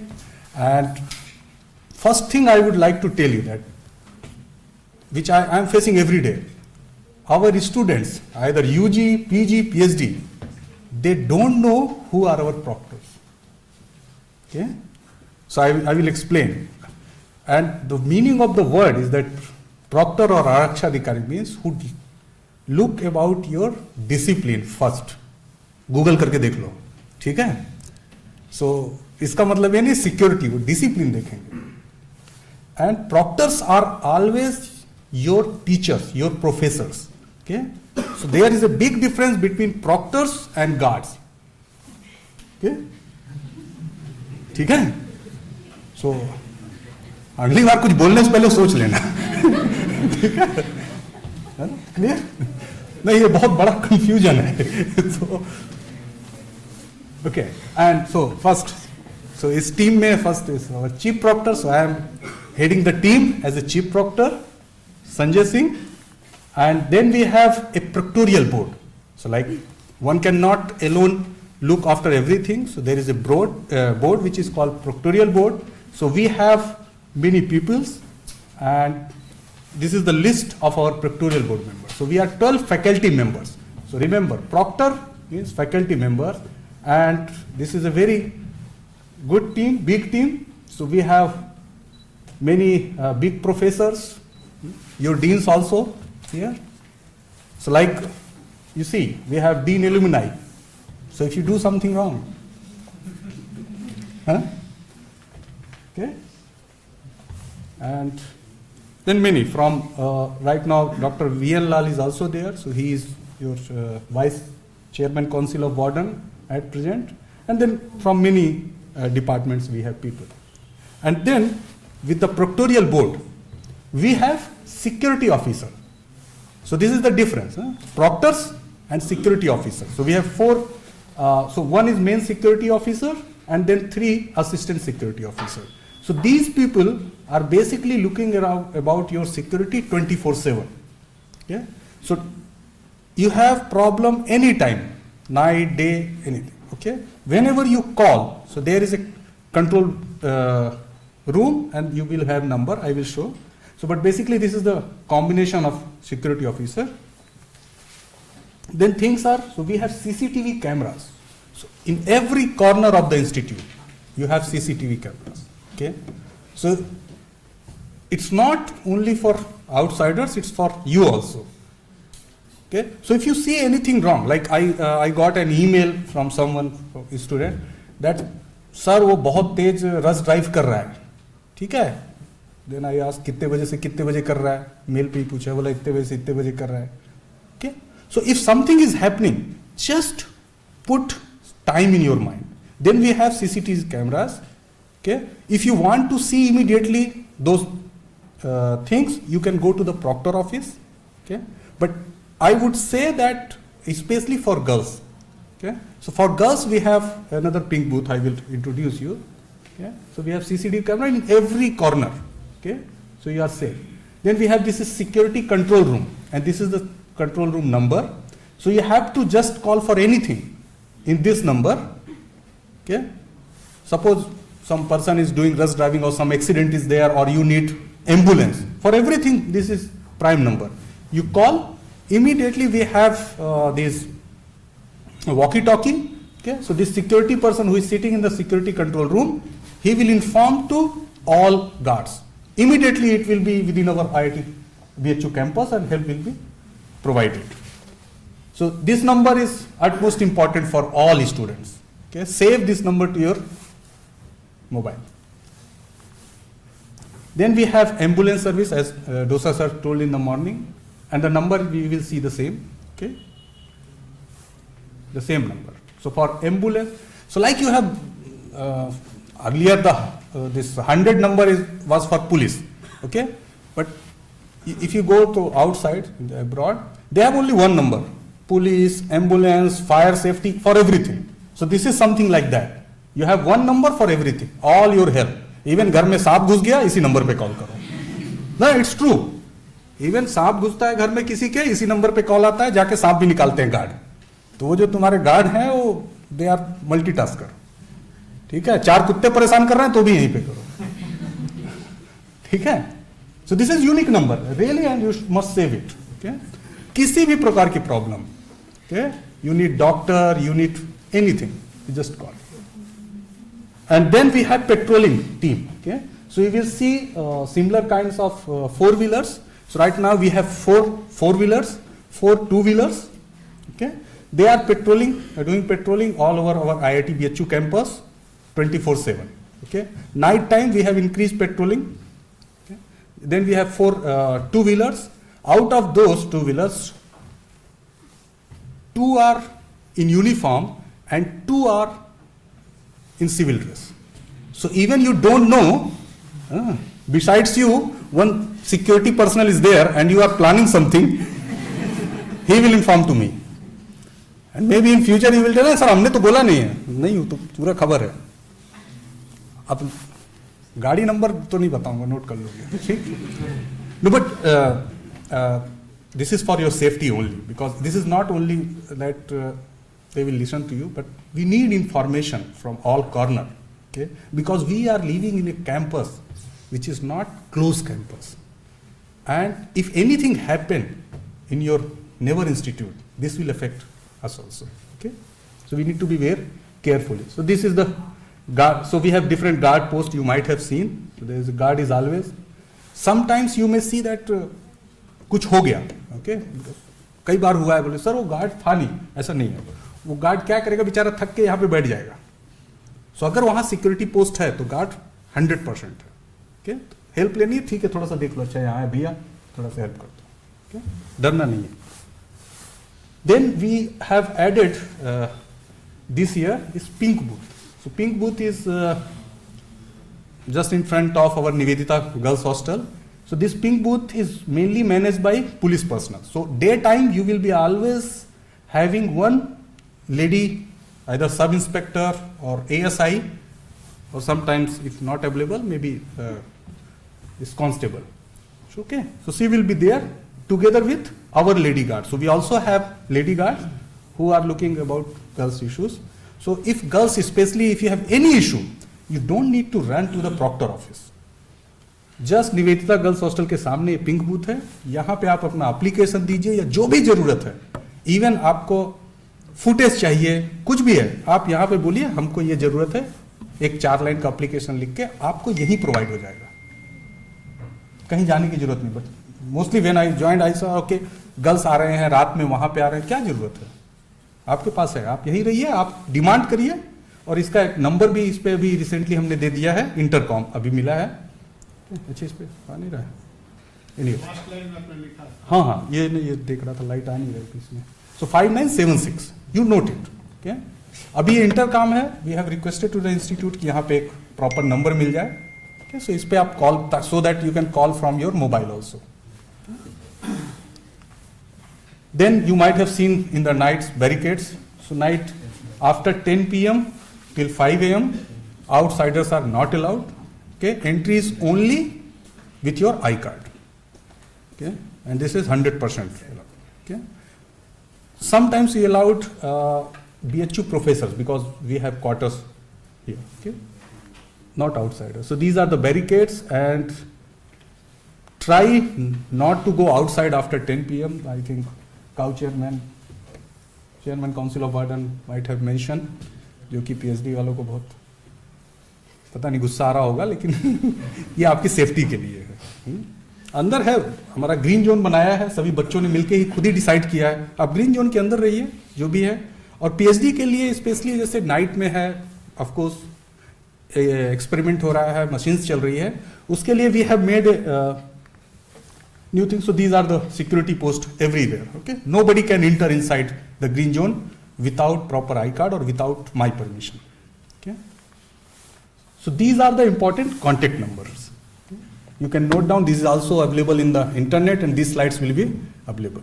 Okay, some of the new initiatives what we have done, that's okay, pink booth is there, so especially for PhD girls students. Okay, so old students might have received my email.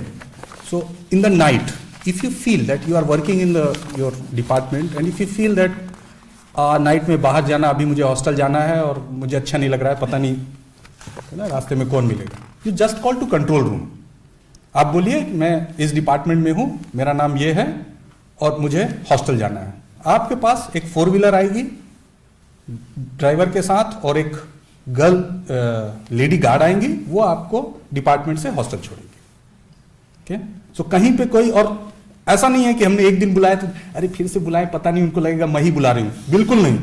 ये आपके लिए है ना, petrol संस्थान दे रहा है, उनको तनख्वाह भी संस्थान दे रहा है ना, तो चाहे 4 बार बुलाए चाहे 10 बार उनको आना है. ठीक है, सो ये बहुत इंपॉर्टेंट है, specially for PhD girls student. So this initiative was mainly for PhD student. Okay, because UG को तो लैब करना नहीं होता, but if they want they can also do. Okay, and these are some important numbers, and you note down. और मेरा number भी almost सभी के पास है, कभी ऐसी सिचुएशन है, you can call me anytime. Okay, thank you. Hope time ज़्यादा नहीं लिया होगा. और कोई क्वेश्चंस इफ यू हैव पूछ सकते हो, otherwise you are safe, don't worry. Questions कोई? Thank you.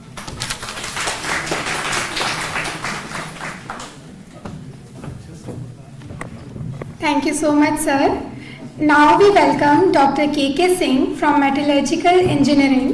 He has graciously accepted the invitation on behalf of Dr. Pralay Maiti, Professor in charge of Central Instrument Facility, to give a brief overview of core facilities at CIF. Thank you. Good afternoon, everyone. So I am representing Professor Pralay Maiti, who is professor in charge of Central Instrument Facility. From this year onward, January, he took charge. So CIF, I think, most important role going to be play in your entire research career, and we at CIF really in Sakhaba, what Sakha is doing. So I will tell you about what facilities we have created here at CIF and what are the future plans and how you can book the systems. So it was the year 2015 when we established this center, and after that, can you help me how to right side? Okay. Working? Okay. Thank you. So these are the key functions. You can see mostly we are helping you in characterizing your samples, different kind of samples, whether it is solid, liquid. So you can have the access of the advanced instruments. You can have the technical expertise also. Our faculty members are very closely associated. Now, what change we have made, that for each and every instrument, one faculty advisor is there, and they are very much expert, world-class experience they have, and they advise that how to run that facility, and their students also actively participate. I will later I will explain how a few more innovative things we have done there. So by that way we are empowering the researchers for their cutting edge research, and you are able to do some innovations and actively take help of the Central Instrument Facility. What facilities we have? So broadly I have categorized, but different kind of characterization you can do out of that. So if you have to do a structural characterization, then we have the XRD, one benchtop XRD, another very high resolution XRD also there. So both kind of XRDs are there. Sometimes what happens, I am telling the name, but sometimes happens that some machines are down. Because in beginning I have told that it was established in year 2015, and the machinery needs frequent maintenance and all that. Though we have all the AMC and CMC, but sometime because of some reason machines are down. And throughout the world it is happening. Across the country you can find, if you have something, you have to do the HRXRD. Okay, IIT BHU is not running. You can go to the CDS BHU also. Good thing is that we have good collaboration with BHU now. So all BHU facility also under our access. So you can go there and take the advantage of those facilities. We are offering our facilities also to BHU students. Now with formal platform, earlier students used to do with the collaboration, and by that way also we were helping, both institutions were helping each other. Now formally we are doing, and at the reduced cost, I mean the fee what is being charged, it is being reduced for IIT students at BHU and vice versa. So we have XPS also. If you want to see the surface chemical composition, we have FTIR again for molecular structure. Then we have NMR, heavily busy instrument and continuously working for the last 10 years, I think. Rarely it was out of order. Very fantastic instrument. Dr. Modi is in charge of that. Very knowledgeable person. Anytime you can contact and take help from him. So these are the facilities working. We have for quantification of elements in liquid state sample. So we have ion chromatography that is working. We have ICPMS. Now we are purchasing one digester of 35 lakhs rupees. So that any kind of sample, sorry, my throat is a little bit troubling. So ICPMS is a very good instrument here, and the digester, after coming that digester, the many facility will be available and faster services can be provided to you.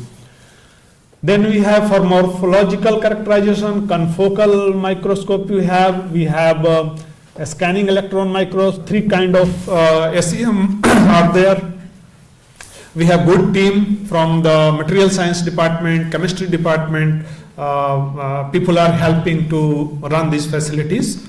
So, and very advanced version of transmission electron microscope. Your Proctor Sahib is a good researcher also, not only police wale danda. So, though he was many things for your safety, but sometime I was afraid what kya dara rahe hain kya sabko. But anyway, he's a good researcher and fantastic person. If you want to take help from the transmission electron microscope, the national level scientist, internationally known, so you can anytime, even proctorial office में जाकर भी कुछ technical बात आप पूछ सकते हैं. Then we have the FM and SPM, it is also called. Due to some issues, it is not presently working. We are trying our best to revive that machine. So this is also there. Then we have for surface area characterization BET, and for thermal characterization we have the DSC machine, we have the TGA, thermogravimetric analysis with temperature, change in the weight, all that we can do. Then we have for electronics and electrical people, vector network analyzer is there, where we want to know the impedance and reflection and all that, then you can do. Not going into detail. Then for the magnetic characterization, we have the MPMS. We'll see the data that machine was dead for 2 years. Now, thanks to again your Proctor and team, our faculty, Sanjeev Chatterjee sir from physics department, and their students.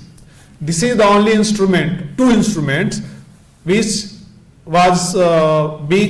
being operated by the students, PhD faculty and the PhD research scholar, and it is continuously. This is the only instrument which is running 24 hours, 24/7, and we want the people, the same kind of people who take the responsibility and safety of the instrument.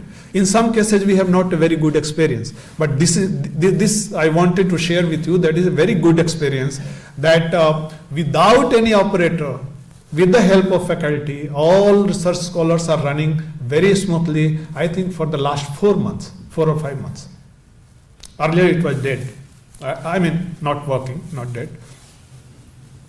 So, and because the instrument is old, we have planned a new instrument for magnetic property and other physical property analysis, that is PPMS, very high cost equipment. That is, we have planned it. I will show in the next couple of slides. Then last one, for the process simulation, you feel proud that this is the most expensive instrument in the campus, BHU or IIT BHU. So this is the Global machine. If you have any metallic material, if you want to give tension, compression, torsion, what kind of distortion you want to make it, heating, cooling, thermal treatment, everything you can simulate into that machine. So you can visualize what your material is going to perform in different severe conditions. So this is a very good equipment. I can say underutilized, because we were expecting more people will come, but because of the very vast machine and bulky and a lot of studies required for making all that, so people are a little bit not booking is as much as like SCM and TEM. We have booking long queue for the TEM. You have to wait for 2 months. Today we are opening the date full within 10 minutes, like IRCTC का जो सुबह कैसे होता है सुबह में तत्काल booking. So immediately, और हमारे Mahesh ji also here to help us. So I'm really thankful to you because you are here. He is managing all he is the hero of behind the पर्दा के पीछे जो बोलते हैं. So everything is managed by him. So thank you, Mahesh ji. So after this global, now with the generous support, see it depends on the leader. Our new leader, our honorable director, Professor Amit Patra, when he visited the center, what I understood, he wants to this center at world class, and each and every student can get advantage of that, and our ultimate aim is that nobody should go outside unnecessarily. All facility will be created here only. So immediately after sending the proposal, we got grant for 2 new machines, high grade Rio meter and nano indenter. 2 machines are coming very soon, and already tender has floated, and I think February or before March our target is there. It will be there in the CIF. We have also started to procure these 5 machines HRXID because we want to multiply some of the machines, especially XRD, SCM and TEM, because these machines are in high demand. So a new HRXID we have planned in this year only 2025. Then NMR, because as I told, continuously working and highly engaged machine, we want to replace that. That will be also there, and another machine because more people are there, waiting time is more. So a new advanced version of NMR, which is liquid facility, also will be there, that we are going to procure. PPMS I have already told because MPMS that was old and it is serving beyond its life. Now XRF also, it was very in demand. Different people from metallurgical engineering, chemical engineering, chemistry, material science, they were asking that this facility should be there. So we have included in our plan. And then earlier it was LCMS. Now people suggested the advisory committee. Again in advisory, Professor Sanjay Singh is there. So they advised us that, okay, why you are compromising with LCMS? Why not HRMS? Go for advanced version, so that the only unique thing like the Global, only 5 machines are working in India. So we have the one of the best. The attachments what we have, no one else have that facility. So the best machine IIT BHU have. So like HRMS we have planned, hopefully in 25. But definitely before March 26, I am expecting. Okay, so these are just how we are with Sakha Bhav with you. You can see in last financial year we have characterized more than 11,000, almost 12,000 samples. So we have helped, and so far in this financial year 10,000, whereas some machines are down. HRXID you can see 0. You can see SCM 2, so another confocal machine down 1, like that. So we are okay. So these are the visitors. We have opened our center for everyone, even for school children also. They are coming, and you can see here. इसमें भी आपके proctor साहब दिख रहे हैं, देखिए. So Nikesh Arora, left hand side, he visited our center. He very much impressed, and after visiting the center, I think he was so happy that's why he announced more. I think CIF का भी कुछ तो role होगा 1%. So Indian Army also visited with the foreign delegates, and wherever people are organizing the conferences, they used to, you are also invited, anytime you can come and see the facility. So school children's, we also hosted G20, very prestigious. Our Prime Minister dreamed that G20 will be here in India, and in Varanasi, this was the important center, and people came and they were very much happy seeing the facility. The facility is very adjacent to the proctoral office, opposite of the material science department, near cafeteria. So you can visit anytime. Okay, so how to book your sample or your time? So you have to visit the website, and it is self-explanatory. If हम लोग कर सकते हैं क्या इधर? Through this laptop, can you click? So I can show. Otherwise, you can go there. There will be dashboard. You have to use your email ID that is previously explained by Professor in charge library. Similarly, that is the key, and you can enter. Okay, if not coming, no problem. That's okay. So I wanted to show you, but it's fine. So you will have the dashboard, and all instruments will be visible, and how much, and there will be more info written there. Just click more info, then you will have the how much slots are available. You can see and you can plan. अभी इतना it is too early. बहुत सारा information आपको दे के bore करूँगा. आप orientation में आए हैं enjoy करने. So but everything is fine. You can click and you can book and you can visit. Okay. So some new initiative what have been taken here, that it may be futuristic. I hope Professor Mathi would have spoken, but due to his already engagement at outside, he's not there. But we have started recruiting full-time operators, and you will surprised to know some of the operators are master's degree holder, MTech, and very quick to grasp the knowledge about the required about the facility. They have learned and they are performing very well. So they are well qualified. Those who are earlier joined, we are continuing with them, because किसी को 10 साल रह कर क्या बोलो कि अब जाओ तुम्हारे पास MTech नहीं है, so that is not good. So वो भी काम कर रहे हैं. So this is a mix kind of operators. But they are very much experienced. They are very much helpful. So full-time operators will be there. Some serious students we want to induct in the CIF. आप काम कर रहे हो तो आपको beyond the working time, जैसे after 6, usually machines are not working except a few like MPMS, it is working. So if faculty advisors think that okay, this or that research scholar is capable to handle the things, then we would like to extend our working hours so that the waiting time will be reduced. So yeah, you have the email ID here, you can write to that, and time to time from professor in charge it is always circulated the information.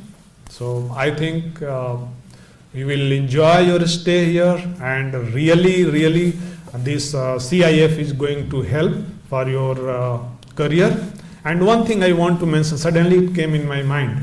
Usually researchers come and take advantage of the facility, but they forget to acknowledge. Why it is important? See, when you will acknowledge, last में आप लिखते हैं, we are thankful to head of department of so and so, but you just forget about the CIF. जबकि machine तो CIF ने दिया आपको. So if you remember, then what advantage you will get? Because we can have some approach some funding agency also, whether it is government or alumni or all that. Okay, you can see how much utilization is going on and how productive we are, how many publications are coming. So that will be a concrete region and a support for CIF to bring more money. And once we have enough money, obviously we will have the more space and more advanced machineries and all that. So it is a win-win situation for both. आपको हम help कर रहे हैं तो आप भी थोड़ा सा help कर दीजिए CIF के लिए, then it will be really a good thing. So that I wanted to say, and thank you so much.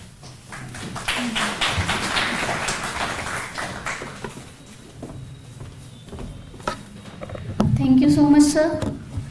Okay, so I now welcome Mr. Mahesh Pandey, who is Senior System Analyst at CCIS. He will tell us about the initiatives and services offered by this center.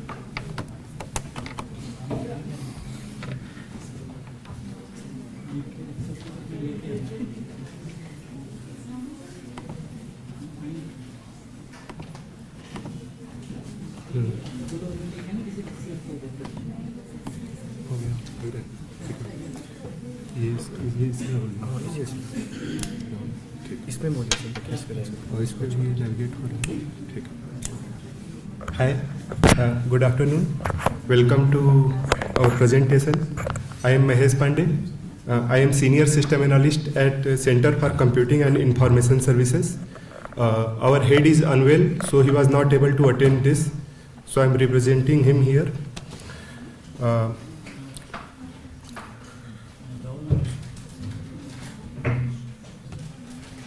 So I will just start with this PPT, and later on I will try to show something live on the website as well, just to make everyone familiarized with the facilities we are providing at CCIS. So CCIS is basically Center for Computing and Information Services. If you want to see, it is inside New Lecture Theatre, LT3 building. It's a temporary place. We have heard that there will be soon a new building which is proposed, and then our facilities will be shifted there. But by then, it's a small hall inside LT3 building on first floor. It is behind Department of Physics of IIT BHU. To brief you about the services, we are basically information technology backbone of the institute. Every time you are using your internet, you are using one email, you are accessing the website, or you are using any of the applications at IIT BHU which are digitally enabled, there are high chances, 80 or 90% chances that those facilities are governed by us. And we are very pleased to inform you that most of these facilities we are doing in-house, and we are very small team. So just to give a brief introduction of our team, we are about 5 system analysts, 5 engineers at the institute who are mainly doing all the, have you been given address about the supercomputing center or anything as till now? No. So to give the complete view, we are managing Center for Computing and Information Services, many portals at academics, supercomputing center, and all the queries or information which are coming to related to digital infrastructure at IIT BHU. So basically we are maintaining high-end computational servers, web servers, and these facilities are backed by UPS and AC and 24/7 DG set. Most of our, like if I just quote the first one, institute website,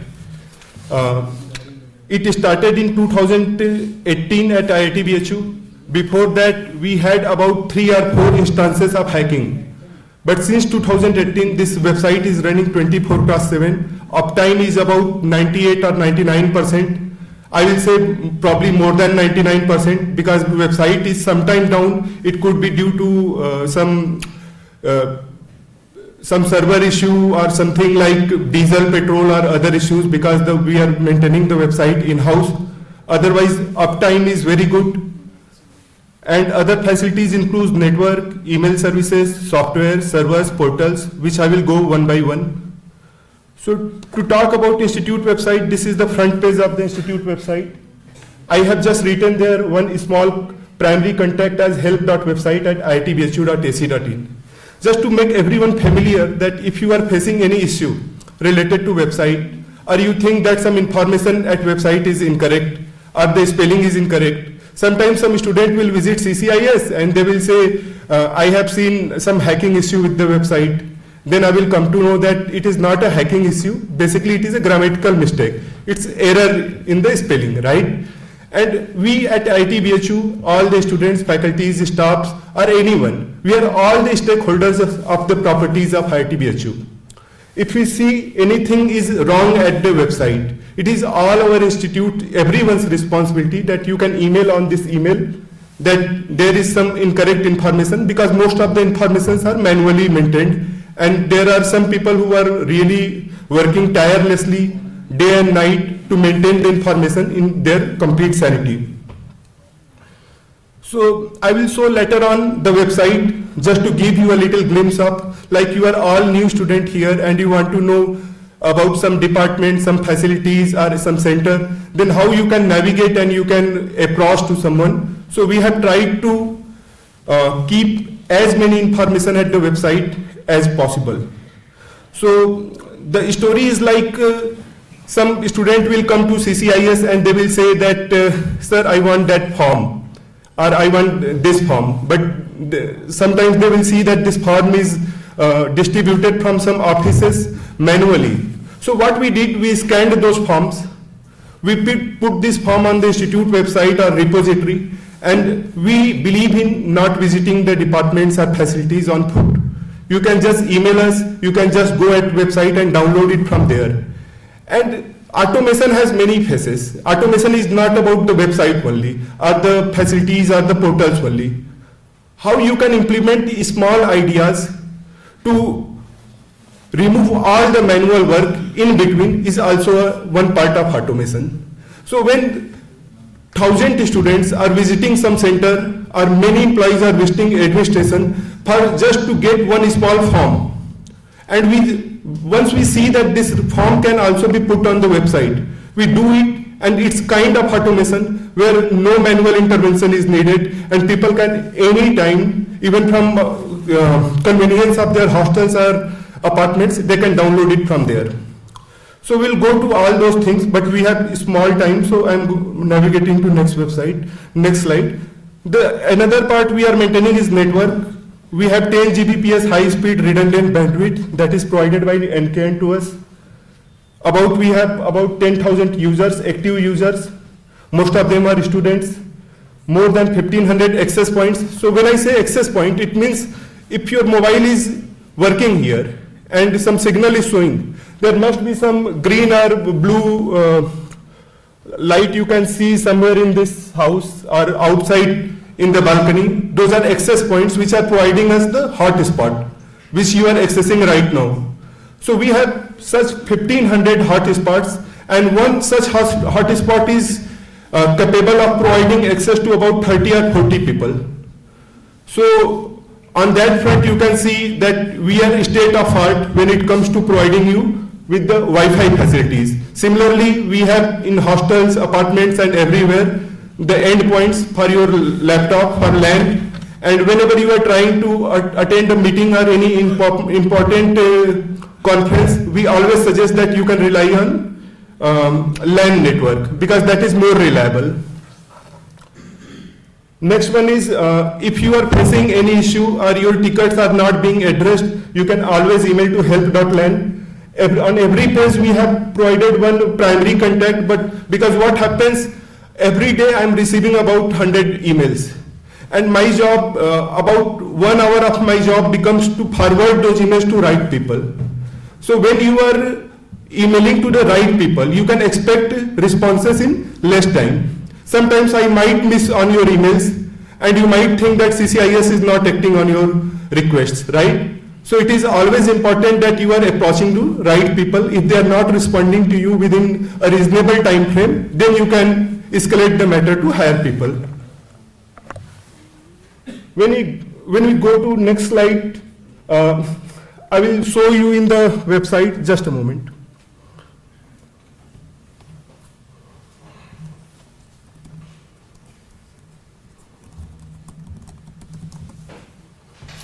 So website is accessible. I will come to this part. So we have some network. In network, you can click on raising your ticket. So sometimes the student face some issues related to that. They will say their jack panel is not working, their wire is cut, or there is some connectivity issue, or you have your training and placement going on, but internet is not working round the clock. So you can always raise your ticket on help-land.iitbhu.ac.in, and there you can also view the status of your tickets. I will show where these links are, but I just wanted to give a brief of all these things. Again, we are maintaining the email services. For email services, if you have any issue, let's say you are belonging to PhD group of 2025, but you are not receiving any email sent to your group, there is highly likely that your email is not added in your batch. Like your batch email could be rs25 something like that. But if your email is not added in that particular group, you will not be receiving any email sent to your class or your batch. So in that scenario, sometimes Who will add that in the group? we do. And that's why we have written help.email. They can write to help.email so that we add them in that particular group. So sometimes what happens, a student will directly email to DOA or some higher authorities. And there is no need to trouble everyone for your small problems, right? So there are basically email etiquettes. We have seen sometimes students will reply all to some email where participants are about in number of 1,000. Do you think there is any, all those 1,000 people in that email is your intended recipient? I have seen some student will reply like, my Wi-Fi is not working. Who are the recipient? All deans, director, registrar, and many authorities, faculty, all. Although we have limited the access to where and to who students, which group students can email to. But again, this is your basic etiquette.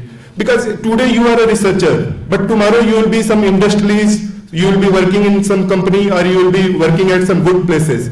But do you think it goes to basic email etiquette? Although it is not part of this presentation. And the main part could be the cyber security thing, like how you can avoid clicking on a malicious link or compromising your account. 5 minutes. So that part we have kept for some other presentation.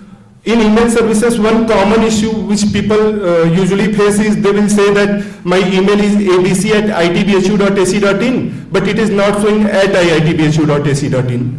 So all those things we have put on CCIS website. You will visit there, you will go in email section and you will see that we have kept almost a ready PDF for every of your problems. So no need to visit CCIS for your regular problems.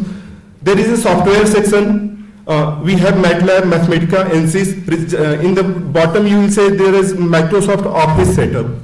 So Microsoft Office is very common software which we have purchased this year. You will be able to use it. We have already sent the credential to all the faculties. In this week we plan to send it to other people as well. It may be 10 to 15 days, but you can visit the website and see how these softwares can be used and they can be made available for your day-to-day use. Then we have many servers. I am skipping this part. Institute website we will show. So just a brief introduction on the institute website, last 2 minutes. This is main website of iitbhu.ac.in. It is managed internally by us at CCIS. We have tried to categorize everything here in different sections, like you want to know about the institute, the administration, your department or any other department, students. All these things are presented there and well kept. Here is the link for Center for Computing and Information Services. There if I go, you can see it is our structure. this is Dr. Hari Prabhat Gupta from Computer Science and Engineering. You can escalate any matter to him if you find that your solution is not being met. These are our team, these are our staffs, system analyst. These are email guidelines. So I wanted to come on these guideline parts. There are some guidelines which you need to follow as IT infrastructure of our institute, because sometimes we receive emails from ministry, some cyber security agencies, and what happens, we will just disable your account. And that happens because there are some ongoing investigation, or it could be from very top places. I cannot disclose, but sometimes we disable emails and login IDs and Wi-Fi credentials, and you are given so-called notice, like why your name or your log is showing there in these informations. So it is always better to be safe than to feel sorry later on. So be very judicious while you are clicking on any link, you are installing any application, you are going through any software. So we always suggest that you use some those softwares which are not pirated. Okay. The last 1 minute. Here we have this search button. Just click on search button. You want to search someone. Let's say you want to search any information. You will see that there are several instances where this word Hari has been mentioned. So suppose you have some friend and you want to know, like, or there is some faculty, you want to see where this faculty is, which department he is belonging to. You can just use this internal search and it will show you all the result if there is anyone available with that name or that email. Similarly, if you go to the bottom of this page, there are many links. Let's say there is a link portals. I am clicking on this portals link. You will see there are links for academic portals. There are plenty of them. CCIS portals, Samarth portals. So all the digital infrastructure we are providing at the institute, they have been collectively put here. Suppose your query is related to online course. You do not need to visit CCIS. We have already written it is belonging to academic. So you can go to academic office, that is Dean Academic Affairs office. So similarly, there are many links. One final link. Here we have sitemap. Just a moment.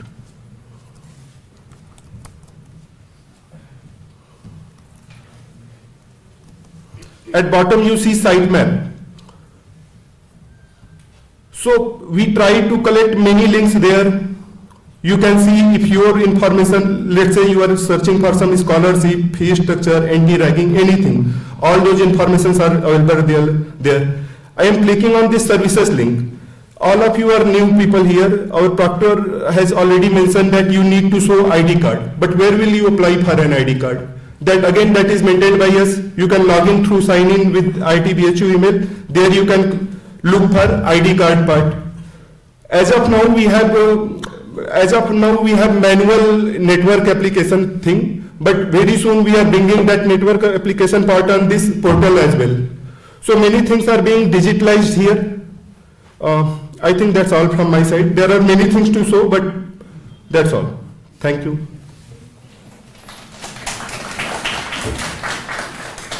One major confusion that everybody has is the extension IT BHU and IIT BHU. Is it still settled or is it on? No, it was never unsettled. I will just show you the, just a moment. So I'm going to IIT BHU website again. The result, just a moment.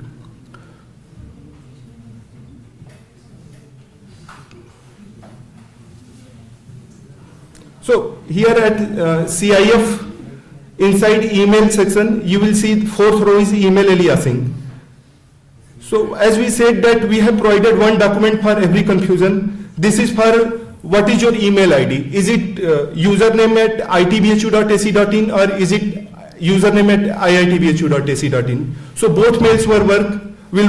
If you are mailing me to mahesh.cis at itbhu.ac.in or mahesh.cis at iitbhu.ac.in, both emails will be received by me.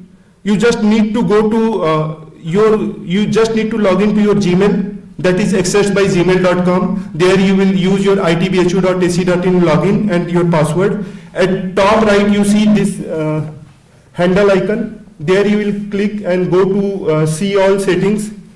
And after that, in settings, you need to go to accounts. Probably it is not visible, but you might be having some intuition, like your Gmail has this setting. Go to account part there. And there you need to add another email address. So suppose your email address is abc@itbhu.ac.in. Just add another email address and this time mention this email address as abc@iitbhu.ac.in, not IT. Listen, I'm saying at iitbhu.ac.in, and that's it. Just make that new email as default. So here we are adding some new name, some new email address. This time this new email address contains at iitbhu.ac.in, and I choose next step and save it. That's it. In the setting here near this, you will get the option to make this new email as default. Just click there as making it default, and all your communication will be done via your new email address, that is at iitbhu.ac.in, not itbhu.ac.in. Related to email, one more thing, since you are coming, you have received 20 GB of data for each of your email account. But as you pass out and you become an alumni, we restrict that data usage to 5 GB limit only. So what happens, every year we tell our student that as you pass, we will be restricting your email usage to 5 GB only. But users are not paying much attention to these emails, although we provide about 5 to 6 months time period, several email follow-ups, but they do not pay any attention, at least 50% of them.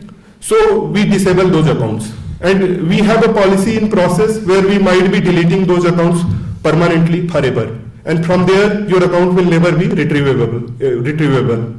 So please pay attention to any emails which we send to you. And it is very important, since all these things are licensed models and we have to pay for those license fee, and it can never be unlimited data space. So to use our data space smartly, it is always advisable that you keep it under some limit. As of now, 20 GB you have, but as you will pass and you will leave the institute, we will restrict it to 5 GB. So this is one key point I wanted to highlight. That's it. Thank you.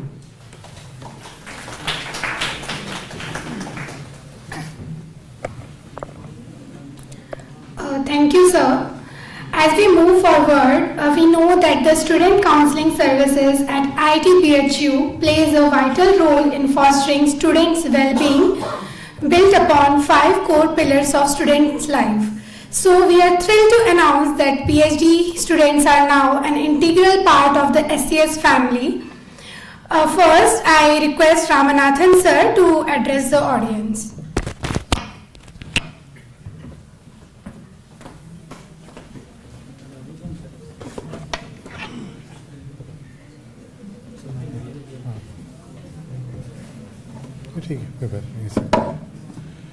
Okay, once again, good afternoon.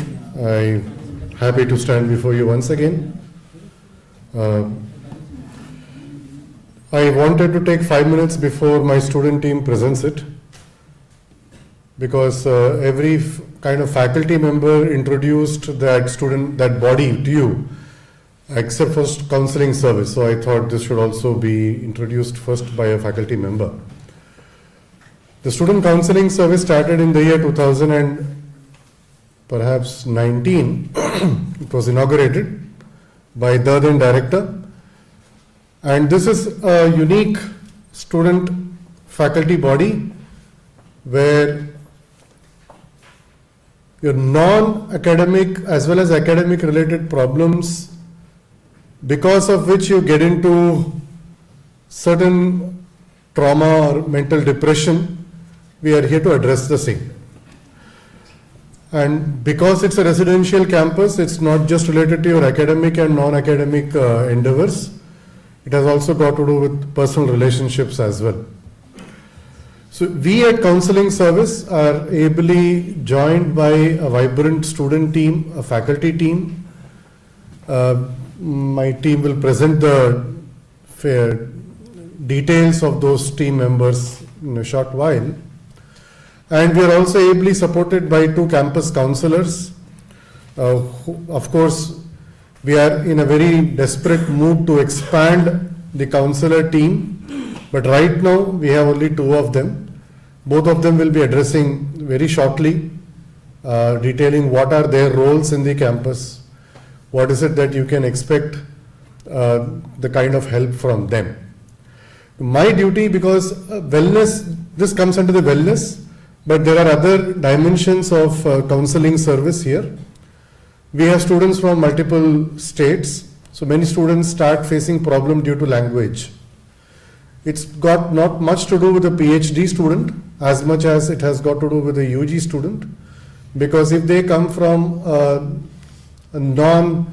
this language belt, and if they are constantly made to listen to lectures in a different language which they do not understand, and that may affect the grade, and that will get into some kind of a depression.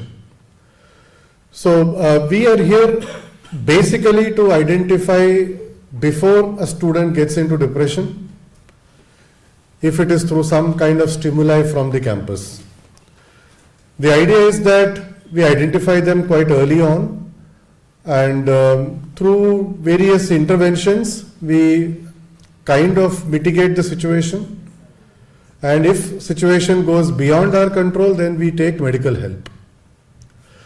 So but this is primarily run by the students. There are, I mean, if I am not wrong, the entire student team of SCS comprises of close to 200 people, of which, as my friend just introduced, some of the PhD members are also part of it. So there are various ways by which you can get associated with the student counseling service. First is to use the facility as well as to become a resource in the facility. Like one of the PhD students had come, said, I am very good at this, but I see that many of the students who come are lacking this basic skill. Can I give a workshop on this? I said, why not?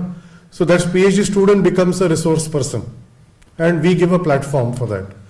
Again, we have one more here in the audience who is very good at demonstrating science experiments. Of course, may not be applicable for our own students here, but what I meant to say is you can become part of SCS team both to utilize the resources as well as to become a resource person, or just to even help your students, because sometimes students may be very shy to even approach the counseling service. So if he or she has got your company and faith, you can kind of become a bridge to bring them to the counseling service. Okay. Again, as I said in the morning also, there is still some stigma associated with it, but as I said, whatever happens between you and the counselor, it's completely guarded by confidentiality, and not even counseling service office bearers will have access to those information. And there are various protocols that we cannot actually breach. But the other thing which you need to keep in mind specifically for PhD students is that your counseling service platform cannot become a platform for grievance reporting or grievance addressal. Say you have problem with your lab mate. You can't use a counseling service facility to solve the dispute between you and your lab mate. The lab mate is the starting point, but many times what kind of issues we face is between you and the supervisor.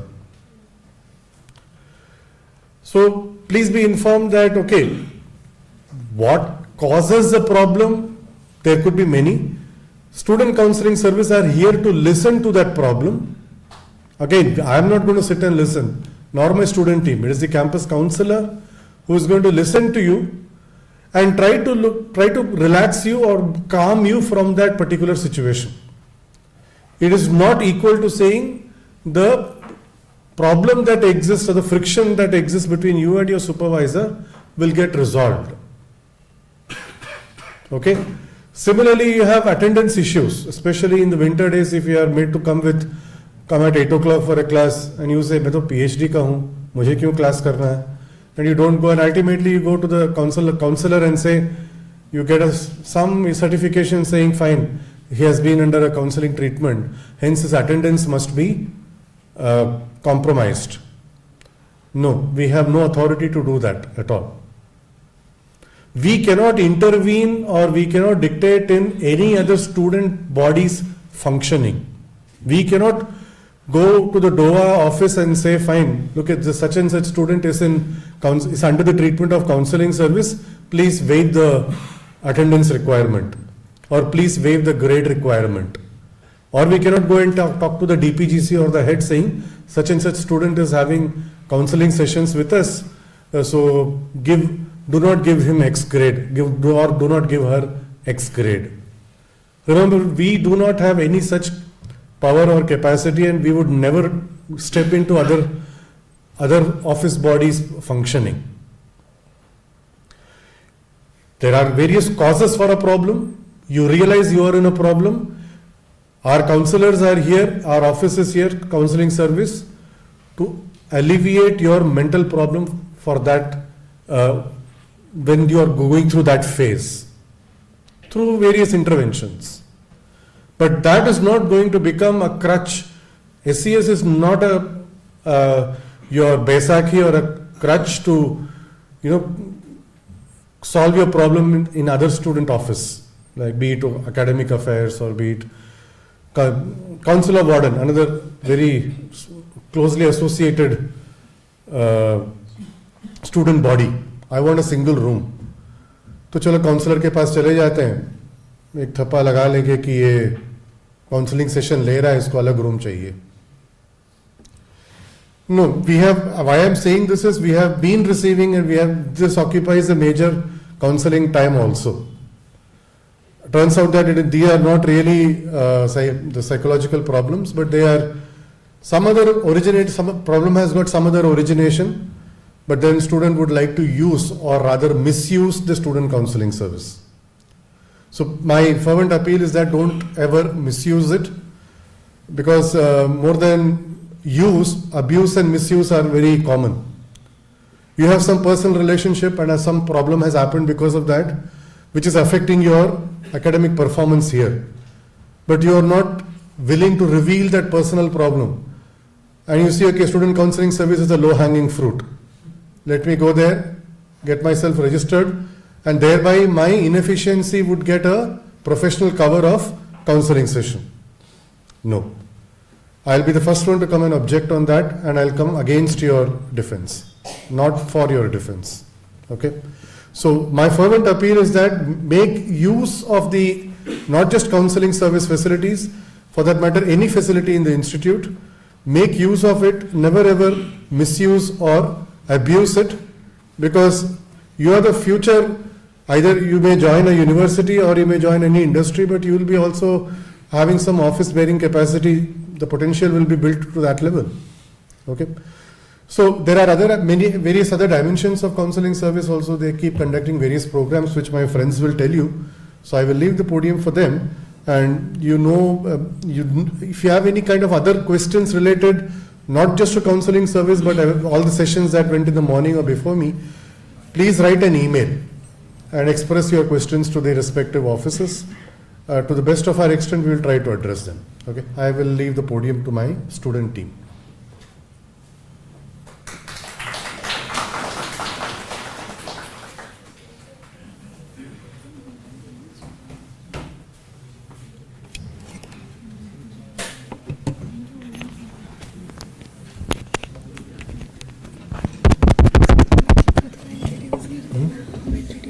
ये आप pocket में रखिए, ये आप colour पे लगाइए और इसका यूज़ करिए, ठीक है?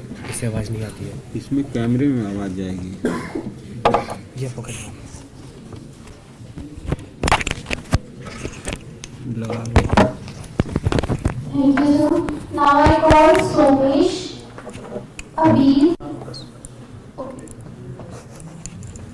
to tell you more about the SCS. So hello everyone, my name is Somesh Agrawal. I am from SCS PhD team. So morning से सेशन चल रहे हैं, तो बोर तो नहीं हुआ कोई? आवाज आ रही है ना? ओके, तो बोर तो नहीं हुआ कोई अभी तक? कि थक गए?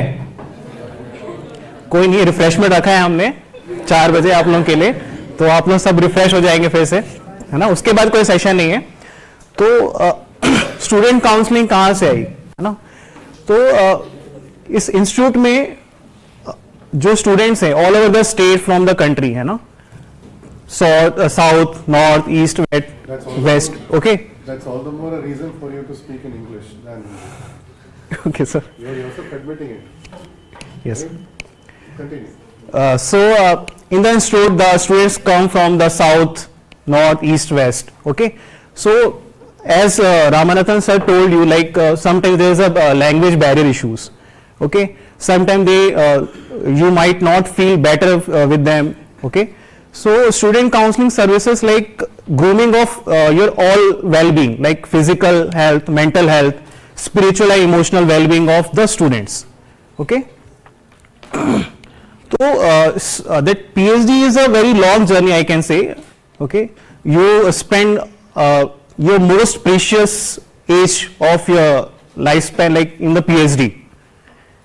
So you have to spend like more than 4 to 5 years in this period. Okay, so student counseling services are mainly focused for your wellness. Okay, wellness, then career, skill development, academics and international exchange.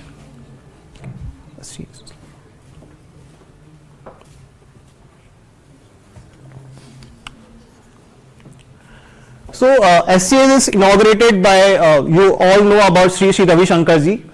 So SCS is inaugurated by the Sri Ravi Shankar ji and our former director Professor Pramod Kumar Jain on April 2nd, 2019. So here the 5 pillars. So Sakha, so your friend in the campus. So Sakha stands for the seek, aspire, know and holistic advancement. So our mission is that we aim to foster the holistic growth and well-being of the student fraternity by establishing an integrated system that brings counseling experts, dedicated students and faculty members to address the multifaceted aspects encompassing wellness, academics, career, skill development and research. So these are 5 pillars of the student council services: wellness council, academics council, career council, skill development and international exchange council. Okay. So as I earlier said, wellness is mainly focused to your mental, physical, spiritual and emotional well-being, and academic council mainly focused to your academic related issues and affairs in association with the Dean of Academic Affairs. Okay. Now career council, suppose you want to go for the postdoc and go to the abroad for the further research. So here we can organize some interaction session with the alumnus of our institute and research training sessions. Okay. Further, there is a skill development councils.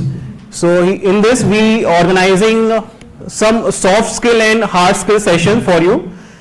And even this, if you have some expertise in some kind of software kind of thing, you can contact us and you can give a session to the students. Okay. So last is International Exchange Council. Similarly, like we organizing session for the with the alumnus to further your proceeding with the if you want to go to the foreign for the some research internship and postdoc after the PhD. Okay. So this apart from this, there is Operation Vertical, which is the backbone of student council services, which mainly provide the finance, then logistics, public relation and publicity and media facility for the student council services. Okay. So now I would like to invite Abhi for the deliver your remaining part of the student counseling services. Thank you.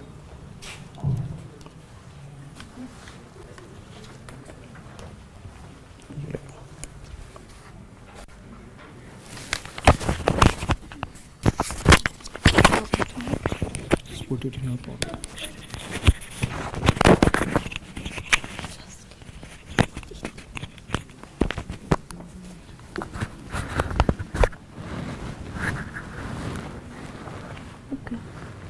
Good afternoon.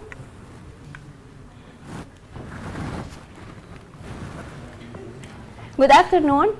I am Adir from Department of Architecture, Planning and Design. I am in the second year, so I hope to speak some of information about SCS because I am a member in SCS. So we are in SCS so glad to have on campus counseling psychologist Dr. Lakshman Yadav and Ms. Soumya Srivastava. Dr. Lakshman Yadav, he had a PhD from AMS BHU in counseling and psychology, and he is available in this time between 3 p.m. till 7:30 p.m. Monday till Saturday, and this phone number you can discuss with him anytime if you have any problem about or any challenge about your PhD, about life in PhD. And also you can book for offline counseling. So, but you can book it before some time. Then we have Ms. Soumya Srivastava. She had a master's degree in psychology from BHU and also a professional diploma in clinical psychology. And she also available in from 4 p.m. till 8 p.m. Monday to Friday, and also in Saturday 11 till 12. So also this phone number you can click, you can take photo or picture for this photo number.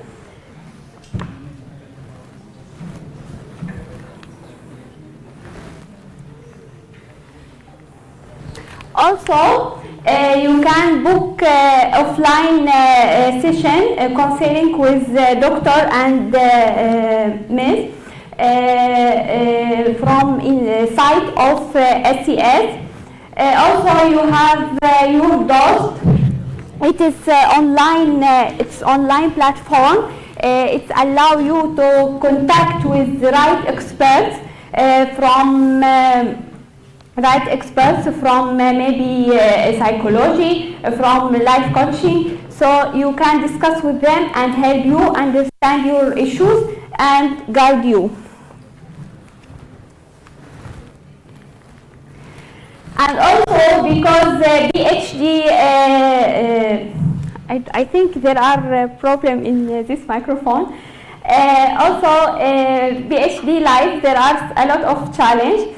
So we in SCS organize a heritage walk. It's organized in the 1st of December, and it's directed to students, PhD students in second and first year. It is allow them to explore Varanasi because you know Varanasi is history. There are a lot of historical buildings and temples, so it was a good experience for PhD students. And here some of photos from this event and more of energy and power. And here the faculty member, faculty team in SCS, with all respect of all of professors.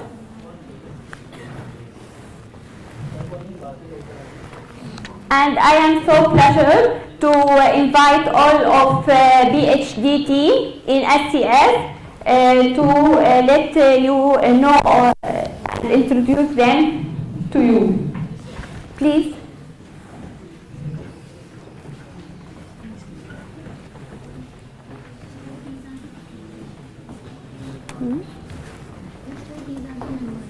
Okay.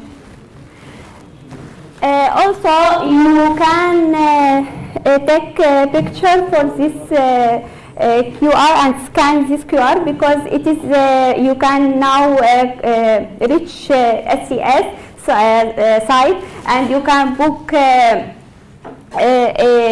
appointment with doctor and nurse.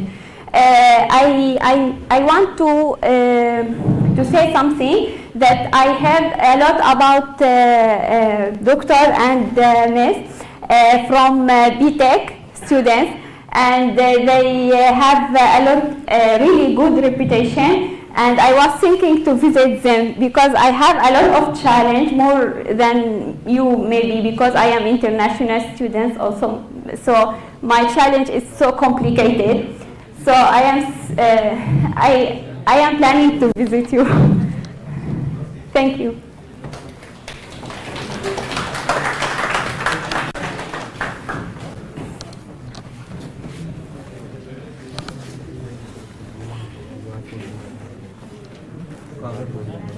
Caller mic. Ah, okay. There is some change in the program because there is that's when I suppose to cut short the presentation. There are requesting for this for a few minutes and then we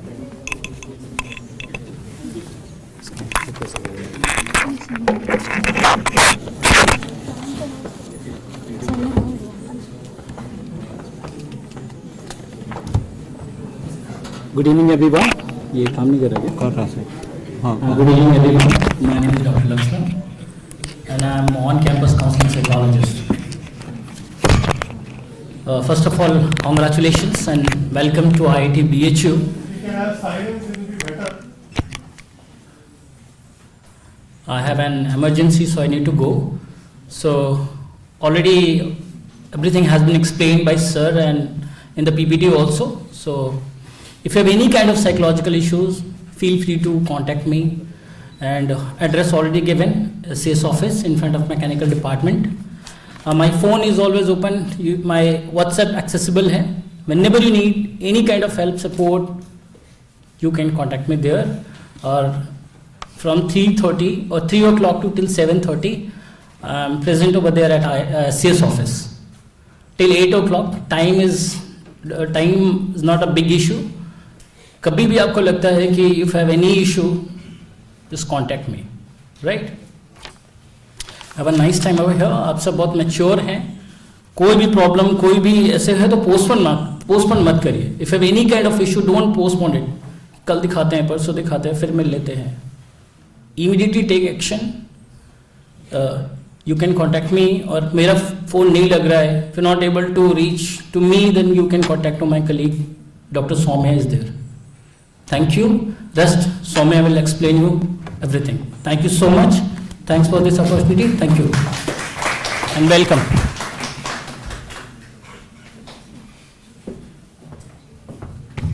Thank you, sir. So, mental health is an essential pillar of our well-being for students, especially for PhD students who are navigating through the pressures of academic life and even personal life, as it influences our thoughts, emotions, and actions, and it impacts how we manage stress, connect with others, and make critical decisions. So now I invite Ms. Soumya Srivastav, our own campus clinical psychologist, to address you all.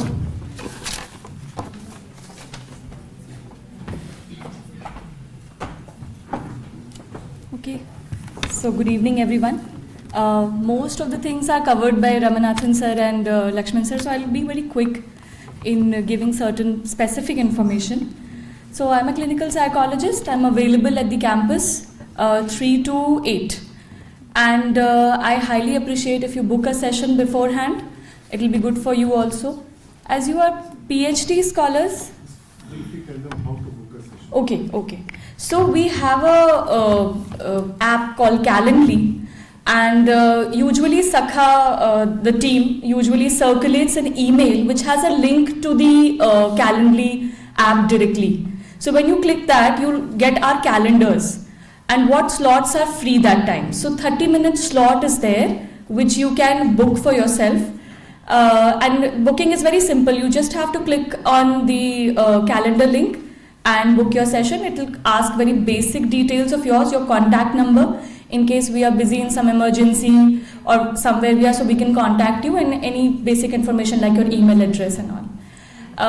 All the sessions are highly confidential. We are very ethical when it comes to working in counseling setup.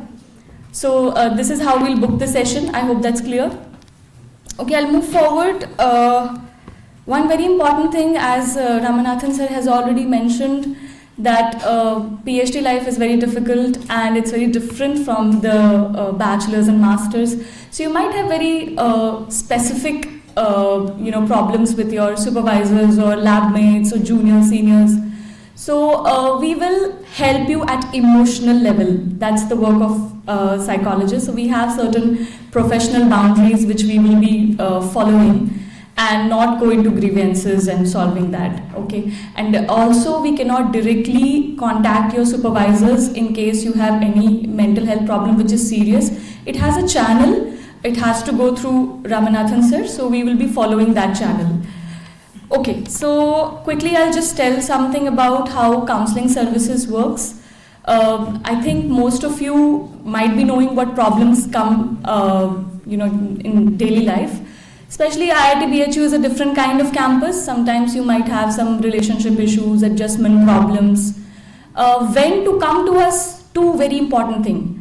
When your mental health problems start affecting you in your daily life, you're not able to practice or work in your daily life works. And second, when your present coping mechanisms are exhausted. That is the time you come and meet us. I personally deal with a lot of PhD students. So I appreciate if you can come, and we are available in evening hours also, so you can come post 7 p.m. to us. Also there's one more thing, there are common misconceptions that these days, so earlier I used to sit in the hostel, so it was very easy for girls to come, but now I am available for both boys and girls both. But coming to SCS office itself becomes a stigma. Okay, so don't worry about that at all, because it's a very comfortable space, and the team, our SCS team, is very supportive. So that stigma should not be there for coming to our office, because that is a very common issue I'm listening. Yeah, that's all from my side. And I would like to say, especially to the PhD slot, that consistency is more important than perfection.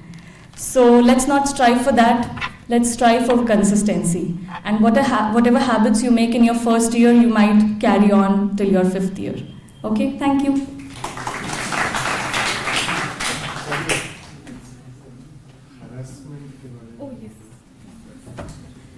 Oh, yes. So I'm missing out on one point. Coming to the cases of harassment or any kind of abuse, now that has to be dealt in two ways. The emotional part of it will be taken care by us, okay, and the action, the grievances part will be taken care by the concerned authorities, okay. So and it doesn't mean that you we are telling a lot of professional demarcations, doesn't mean that you will not report. Do not do that. Don't get overwhelmed and not report. Kindly report if something like that has happened. Also, I would be a little open to say that even if it is with your supervisor or a lab mate, so you have to report, of course, but the channels of dealing with it's completely defined and different. So yeah, anything else to add, sir? Yes, SCS is not a reporting. Yeah, of course, as sir has already mentioned, we will not be taking the grievance part. We will be helping you at emotional level, which is our professional boundary. And rest, there is a channel for that separately. Okay, thank you.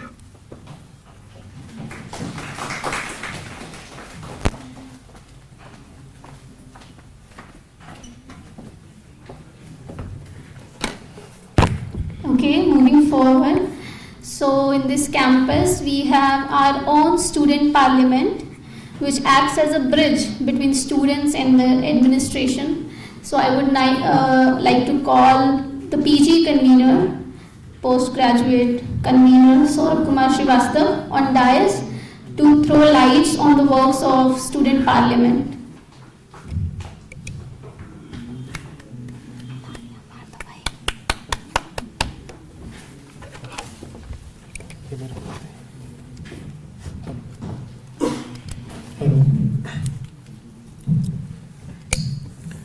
Hi everyone, thank you Shruti for the introduction of Student Parliament Body, and thank you coordinator sir for an Student Parliament Body for giving me this opportunity.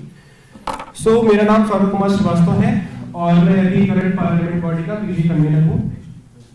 PG convener मतलब post graduation student affair committee, जिसमें हम PhD से related problems को आगे रखते हैं administration के साथ. तो एक बार स्टार्ट करते हैं presentation.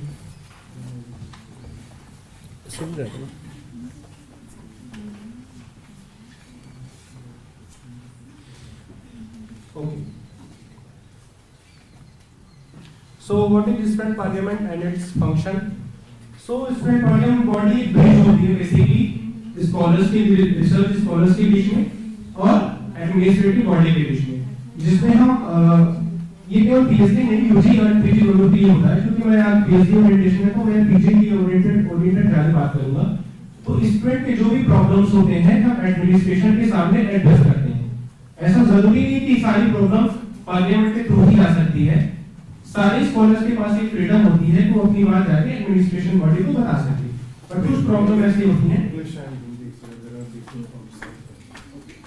So if the student have any problem, they can also reach to the concerned authority also.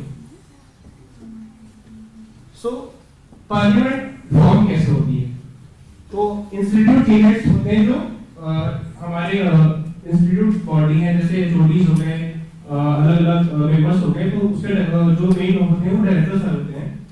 उसके बाद एसएसएसी कमेटी होती है जिसकी दो बॉडीज होती है, एग्जीक्यूटिव बॉडी और नॉन एग्जीक्यूटिव बॉडी. तो जो पार्लियामेंट होती है वो नॉन एग्जीक्यूटिव बॉडी होती है और उसकी डिफरेंट कमिटीज होती हैं. एग्जीक्यूटिव बॉडी में जिनका काउंसिल आता है उसमें हमारे लीग ऑफ स्टूडेंट सर्विसेज होती है, उनकी काउंसिल्स अलग अलग होते हैं.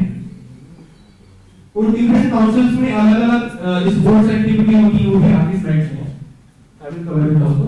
जिनका basically student that will cover the IIT sports events, cultural council events, film and media, SNTC science and technology councils as well as social service council. Basically gymkhana का काम ये है जितनी भी sports, culture, science, cultural events होती हैं उनको manage करते हैं. सारे काउंसिल्स के कोऑर्डिनेटर्स होते हैं जो कि इसको चैनलाइज करते हैं.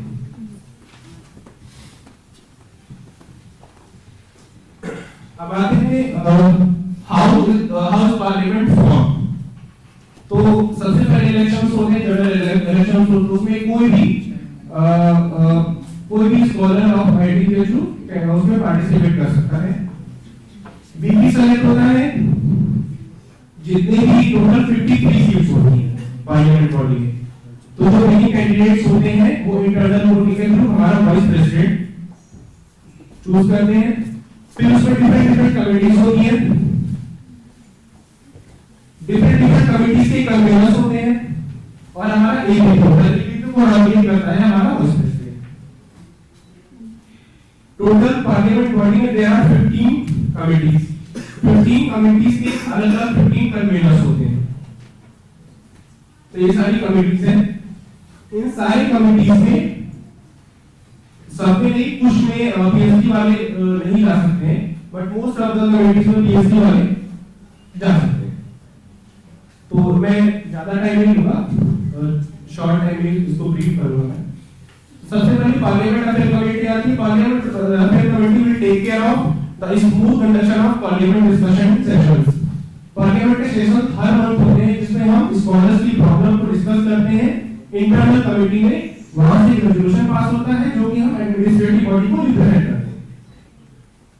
फाइनेंस कमेटी, इस कैंपस में जितने भी इवेंट होते हैं जैसे स्पर्धा हो गया, अलग अलग टेक्निक्स हो गया, काशी यात्रा हो गया, सबका जो फाइनेंशियल बजट होता है उसके लिए कमेटी बनाई गई है कि इसमें कोई ऐसा प्रॉब्लम ना हो कि स्मूथ ऑर्गेनाइजेशन हो, फंडिंग का इशू ना हो. इस वजह से फेस्टिवल कमेटी बनाई गई है, फेस्टिवल्स जितने होते हैं उसको स्मूथ कंडक्शन के लिए। फेस्टिवल्स ऑफ आईआईटी BHU में मेनली 3 फेस्टिवल्स होते हैं, स्पर्धा, काशी यात्रा और Agnes through out the year. Hostel and journal welfare committee में हम हॉस्टल्स की जो प्रॉब्लम्स होती है उसको कवर करते हैं। इसमें भी अलग तीसरी कमेटी होती है, फिर इंस्टीट्यूट लेवल पे हमारी हॉस्टल वेलफेयर कमेटीज होती है। इंफ्रास्ट्रक्चर कमेटी बेसिकली डील करती है if you have any infra related problem inside the campus or inside the department as well as inside the hostel, you can address these problem to the concerned person. Alumni relation committee basically alumni से related जो भी matters होते हैं like उनके like उनका जो bonds है alumni bond से related हो गया, या फिर अगर सेशन कराना है, कोई इंफॉर्मेशन पास करनी है, उसके लिए कुछ स्टॉक रखना है, तो ये सारा चीजें ये रहती हैं। पीआर सेल का काम होता है कि इसमें मीडिया विंग जो होता है वो मतलब जो सोशल मीडिया पे कोई चीज अपलोड करनी होती है, प्रेस मीडिया से रिलेटेड बात हो गई या हमारी लाइव ट्रेनिंग में जो डाटा कलेक्शन प्रोसेस होता है वो ही टीम देखती है। Security committee is a very important committee of this parliament body. Basically, security committee deals with all the security related problem of this campus. Like hostel issues हो गया, campus में कोई problem है, department में किसी को कोई problem है, especially for girls की कभी-कभी होता है कि कुछ ऐसे problems होती हैं जिनको आप generally सबसे नहीं कह सकते। तो हमारे यहाँ प्रोटोकॉल बॉडी है, वहाँ पे आप जा सकते हैं, अपनी बात पूरी तरीके से रख सकते हैं और ये टोटली कॉन्फिडेंशियल है। इसका पूरा प्रोसीजर होता है, एप्लीकेशन पूरा जो एक सिस्टम होता है, कंसर्न अथॉरिटी को एड्रेस किया जाता है। इनसाइड कैंपस या आउटसाइड कैंपस कोई भी आपकी प्रॉब्लम हो, आपको पहले प्रोटोकॉल बोर्ड के पास जाना पड़ेगा, वहां पे आप अपनी प्रॉब्लम को बताना पड़ेगा विदाउट एनी हेजिटेशन। यहाँ पे एड्रेस नंबर और ईमेल आईडी है, जो कि मतलब प्रोटोकॉल बोर्ड का कांटेक्ट नंबर आपके फोन में सेव होना ही चाहिए, क्योंकि आपको कभी भी कहीं भी कोई किसी भी टाइप की प्रॉब्लम हो सकती है। तो प्रोटोकॉल बोर्ड 24 आवर 365 डेज आपके लिए अवेलेबल है। Web management committee basically internet से रिलेटेड या वाईफाई क्रेडेंशियल से रिलेटेड प्रॉब्लम्स को देखती है। PG academic affair committee basically for any if PhD scholars or PG student has any issues related to research, students of like any policy formulation or departmental issues, basically committee बनाई गई है। Grievance Radisson inquiry committee, जैसा कि अभी सखा में आप अपनी ऐसी चीजों को रिपोर्ट नहीं कर सकते, this is the right platform. अगर आपके साथ कोई हैरेसमेंट, रैगिंग या हॉस्टल्स में कोई इशू हो रहा है, डिपार्टमेंट में कोई इशू हो रहा है, तो आप यहाँ पे सारी कमिटीज की मेल आईडी है, कॉन्टैक्ट पर्सन नंबर है, आप वहाँ पे इसको रिपोर्ट कर सकते हैं या आपकी बात को आगे एडमिनिस्ट्रेशन से ले जाएंगे। एंटरप्रेन्योरशिप कमेटी है, ये बेसिकली ई-सेल्स को देखती है, स्टार्टअप जो हमारे कैंपस में है उसके जनरलाइजेशन के लिए। आईआर रिलेशन कमेटी है, ये international foreign exchange internship programme, exchange programme, ये सारी चीजों को कवर करती है। पार्लियामेंट बॉडी के कुछ प्रोजेक्ट जो हो रहे हैं या कुछ अपकमिंग प्रोजेक्ट ऐसे हैं, जैसे हमने हॉस्टल्स के वॉशरूम को रिन्यूएट कराया, vending machine, washing machine project, फिर उसके लिए हम लोग लड़े एडमिनिस्ट्रेशन से। हमारे कुछ अपकमिंग इवेंट्स हैं, जैसे सेट बनानी, सेट 2 बेसिकली एक स्पोर्ट्स ऑडिटोरियम है, हम लोग उसको सेट 2 बनाने के लिए बोले हैं, न्यू ओरिएंटेड थिएटर और सेपरेट, जैसे अभी गर्ल्स बॉयज हॉस्टल में डबल सीटर का इशू है, तो हम लोग ने प्रपोजल रखे कि सबको पीएचडी वालों को सिंगल सीटर दिया जाए, जिसके लिए नई बिल्डिंग की हम डिमांड की है। सो बेसिकली ये सारी कमिटीज हैं, ये तो प्रेजेंटेशन हो गया। तो बेसिकली पीएचडी का क्या रोल है पार्लियामेंट में, तो पीएचडी का ये रोल है पार्लियामेंट में कि अगर आपको कोई इशू हो रहा है, पहली बात तो आप उसको राइटली एड्रेस करके सही करेंगे।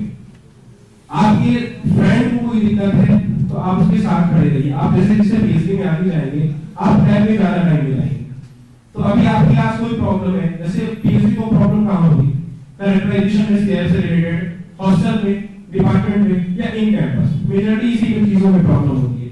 तो क्या देखा गया है, इस कैंपस में 800 से ज्यादा पीएचडी स्कॉलर है, बट इसी मुद्दे पर अगर कोई बोलता है तो मुश्किल से 10 से 15 लोग आते हैं, उससे ज्यादा लोग नहीं आते हैं।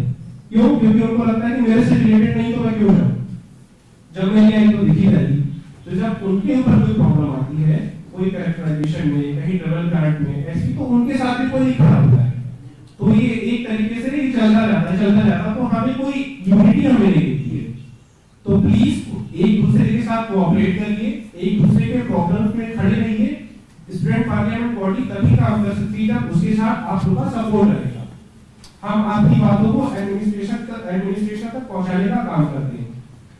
ऐसा नहीं कि पार्लियामेंट बॉडी प्रॉब्लम भी एड्रेस करती है, पार्लियामेंट बॉडी प्रपोजल भी एड्रेस करती है कि कैसे हम अपने कैंपस को और इम्प्रूव कर सकें, कैसे हम रिसर्च फैसिलिटी को इम्प्रूव कर सकते हैं, कैसे हम इंटरनेशनल एक्सचेंज प्रोग्राम को और अच्छा कर सकते हैं, कैसे हम अपने ऐसे लोग जो फाइनेंशियली वीक है उनको ट्रिपल ग्रांट और अच्छे से करवा सकते हैं। तो ऐसे कई सारी चीजें होते हैं जिनको हम एड्रेस करने की जरूरत है और हम करते आ रहे हैं। और जैसे जैसे ये कैंपस आगे बढ़ेगा, अभी पीएचडी इंटेक ज्यादा हो गया है तो ज्यादा प्रॉब्लम्स आएंगी, सीआईएफ भी ज्यादा हो जाएगा, लाइब्रेरीज के कुछ इश्यूज हैं, सीट्स का में, तो ऐसी चीजों को एड्रेस करने के लिए हमें एक साथ आना पड़ेगा।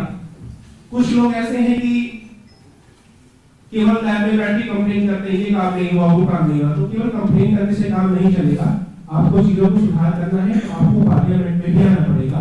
कुछ लोग जो इंटरेस्टेड है वो इलेक्शन भी लड़ सकते हैं, जैसे जिसकी पर्सनालिटी अलग अलग होती है, लड़ सकते हैं, आ सकते हैं, लोगों को सुन सकते हैं, उनकी प्रॉब्लम को एड्रेस कर सकते हैं, चुनाव लड़ सकते हैं, तो बहुत लोग ऐसा कहते हैं कि चुनाव लड़ेंगे तो पीएचडी कैसे होगी। तो ठीक है, चुनाव लड़ेंगे, आपको थोड़ा टाइम देना पड़ेगा। मैं भी 5th ईयर स्कॉलर हूं इस समय। अगर आपके अंदर वो पोटेंशियल है, आपको लगता है कि आप कैपेबल हैं, तो आप प्लीज वेलकम है। 800 लोगों में हमें 10 लड़कों का नॉमिनेशन नहीं मिलता इलेक्शन में। हमें 10 लड़के ऐसे नहीं मिलते हैं जो आगे इलेक्शन लड़े। इस पूरे 53 सीट में जो पार्लियामेंट बॉडी है, 5 सीट पीएचडी वालों की फिक्स है, 5 में से एक गवर्नमेंट कैंडिडेट रिजर्व है, बाकी 4 पे हम फाइट कर सकते हैं। तो आपको सुन के आश्चर्य होगा, हमें 4 लड़के भी नहीं मिलते 900 लड़कों में, 900 पूरे स्कॉलर्स में। तो प्लीज केवल प्रॉब्लम को रेज करना ही सोल्यूशन नहीं है, आप सिस्टम में आइए, खड़े रहिए और उसके साथ चलिए। ठीक है, thank you so much.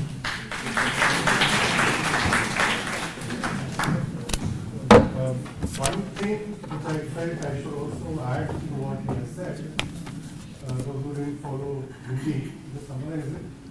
Please do not understand Parliament as a replacement of student union. It is not a student union place where, if you have a problem, you need to select people to raise that problem and convert it into a dharma. Not at all that. Every individual's problem will be unique. You are ready to approach any student body or any office in the institute. Suppose it doesn't work, then you have friends in your so-called parliament who are regularly meeting to deliberate on multiple problems. So you make them heard about it. And secondly, especially in PhD student, each student's problem will be unique. There cannot be any generalization of the problem. Okay? So Parliament is also one such student body governed by them, because they are the first one to whom you can go and sit and cajole and spend more time. Of course, it doesn't mean that you have to always come to the institute body through only Parliament bodies. No, it doesn't mean that. There are alternatives, but student Parliament is also one such platform where you can make your problems being heard. Like you have been wrongly harassed, or somebody has made a wrong complaint, and authorities are bound to take punishment on you. The first person to go and talk to them about it is the Parliament. So please don't understand this to be always a matter of student union where you need all of them. हमें चाहिए आज़ादी, वो मोर्चा वाला ये platform नहीं। हालांकि यहाँ पे ऐसा इशू बहुत कम होता है कि आप लोग को धरना देने की जरूरत पड़े। Most of the problem administration के द्वारा सुन ली जाती है, उसको सॉल्व कर दी जाती है। Thank you, Saurabh. Thank you, sir. So we have our student counseling services helpline number and email ID. You can note it down and you can call or email whenever it is required, whenever you feel the need to come to us for any problem. Okay? So after this engaging and informative session, we have finally arrived to the fun part of the day. Okay, so to lift up your spirits, we have Bhargavi from Physics Part 2 and Jyoti from Civil Engineering Part 2 here to dazzle you with a mesmerizing dance performance. Let's welcome them onto the stage. Bhargavi and Jyoti.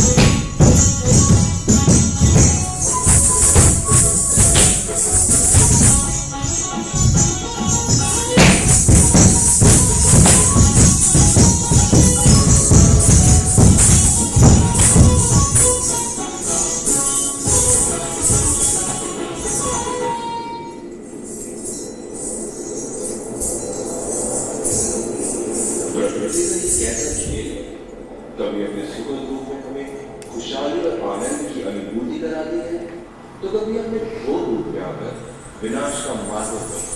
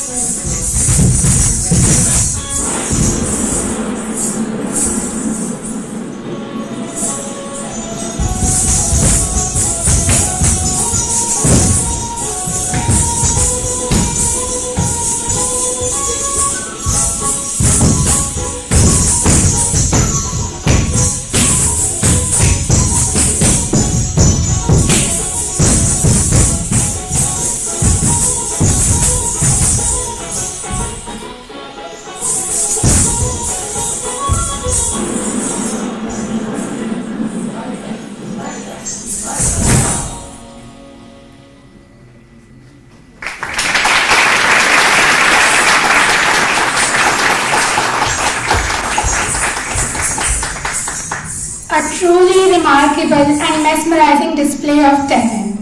Up next, we are thrilled to welcome Swati Prasuna from Electrical Engineering Part 2 to captivate us with another spellbinding dance performance.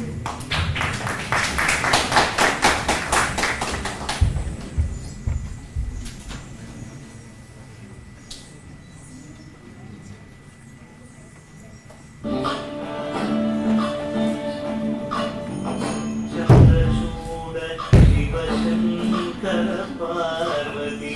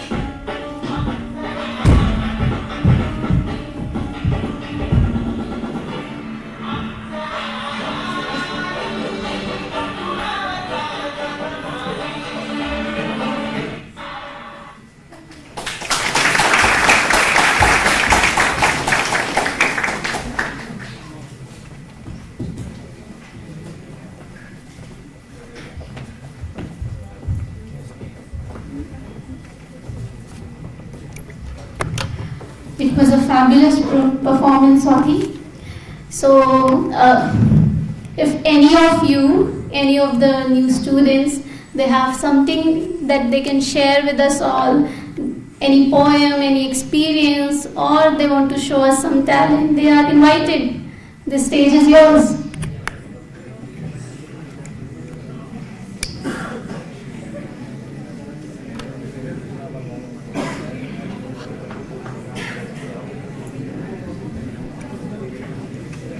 You can showcase us your talent or tell us about this session, about your experience. Please come on the stage.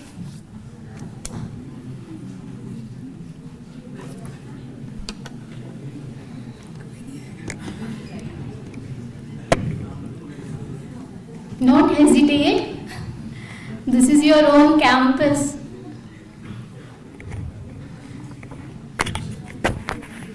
Okay. Yeah. Okay. Your name? Okay, so we have Manobal Kumar from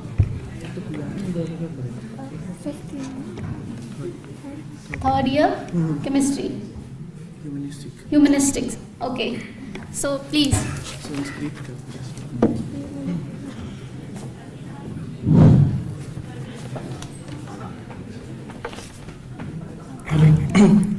थक कर मत हार यूं राही अभी कुरान बाकी है। थक कर मत हार यूं राही अभी कुरान बाकी है। धरती खत्म हो गई तो क्या हुआ, पूरा का पूरा आसमान बाकी है। स्वागत है आप सबका, मैं बोलूंगा। और अभी मैं कुछ संस्कृत का श्लोक सुनाता हूँ। तो रूप एवं संपन्ना विशाल कुल संभवा विद्यार्थी न सोवंते निर्गंधा युग किंसुका। जैसे कि रूप हो, कुल बड़ा हो, और अगर विद्या नहीं है तो वो आदमी बिल्कुल उसी तरह से, जैसे पलाश का फूल देखने में सुंदर होता है लेकिन वो सुगंधित नहीं होता है।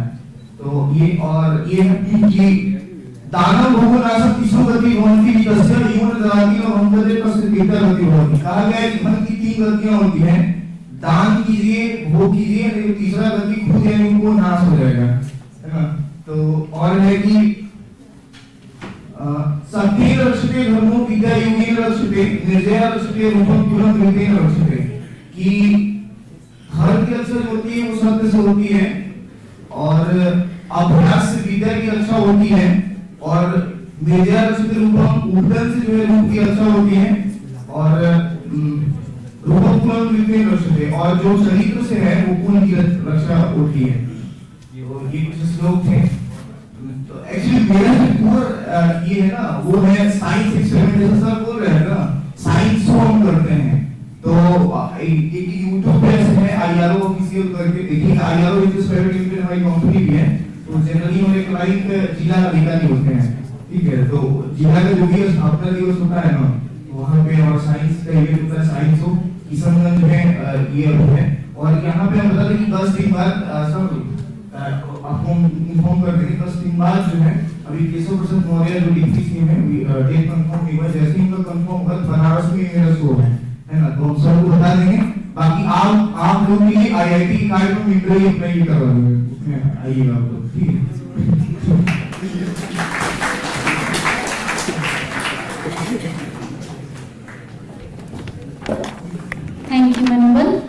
if there is anyone else who wants to come. Okay.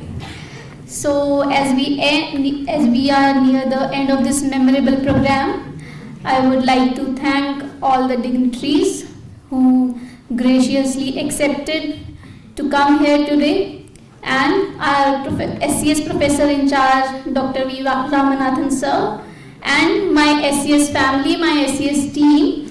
Without them, this orientation program would not have been possible. Okay, and thank you everyone for being here today with us and cooperating with us so patiently. It was really an overwhelming experience to be the host of such a wonderful audience. Okay, so I would like to call upon the SCS PhD team. Please, it is due to their effort that this PhD orientation program is being conducted in this semester. So please, I would like to call them on stage.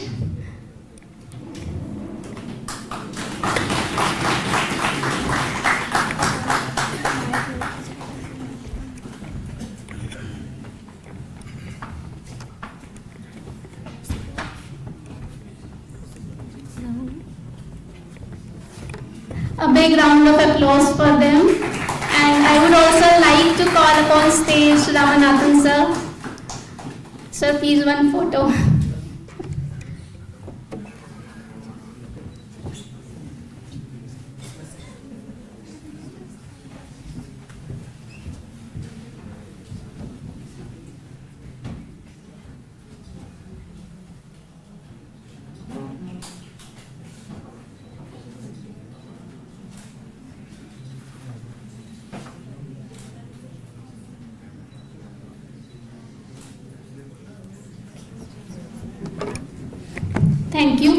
Thank you everyone.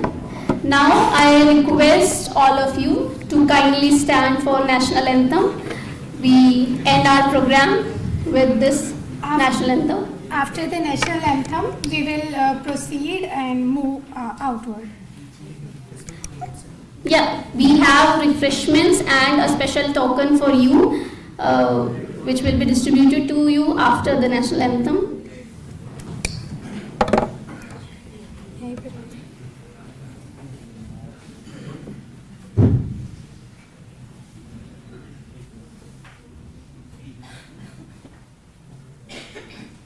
इसको छोड़ो अभी केवल audio बजाओ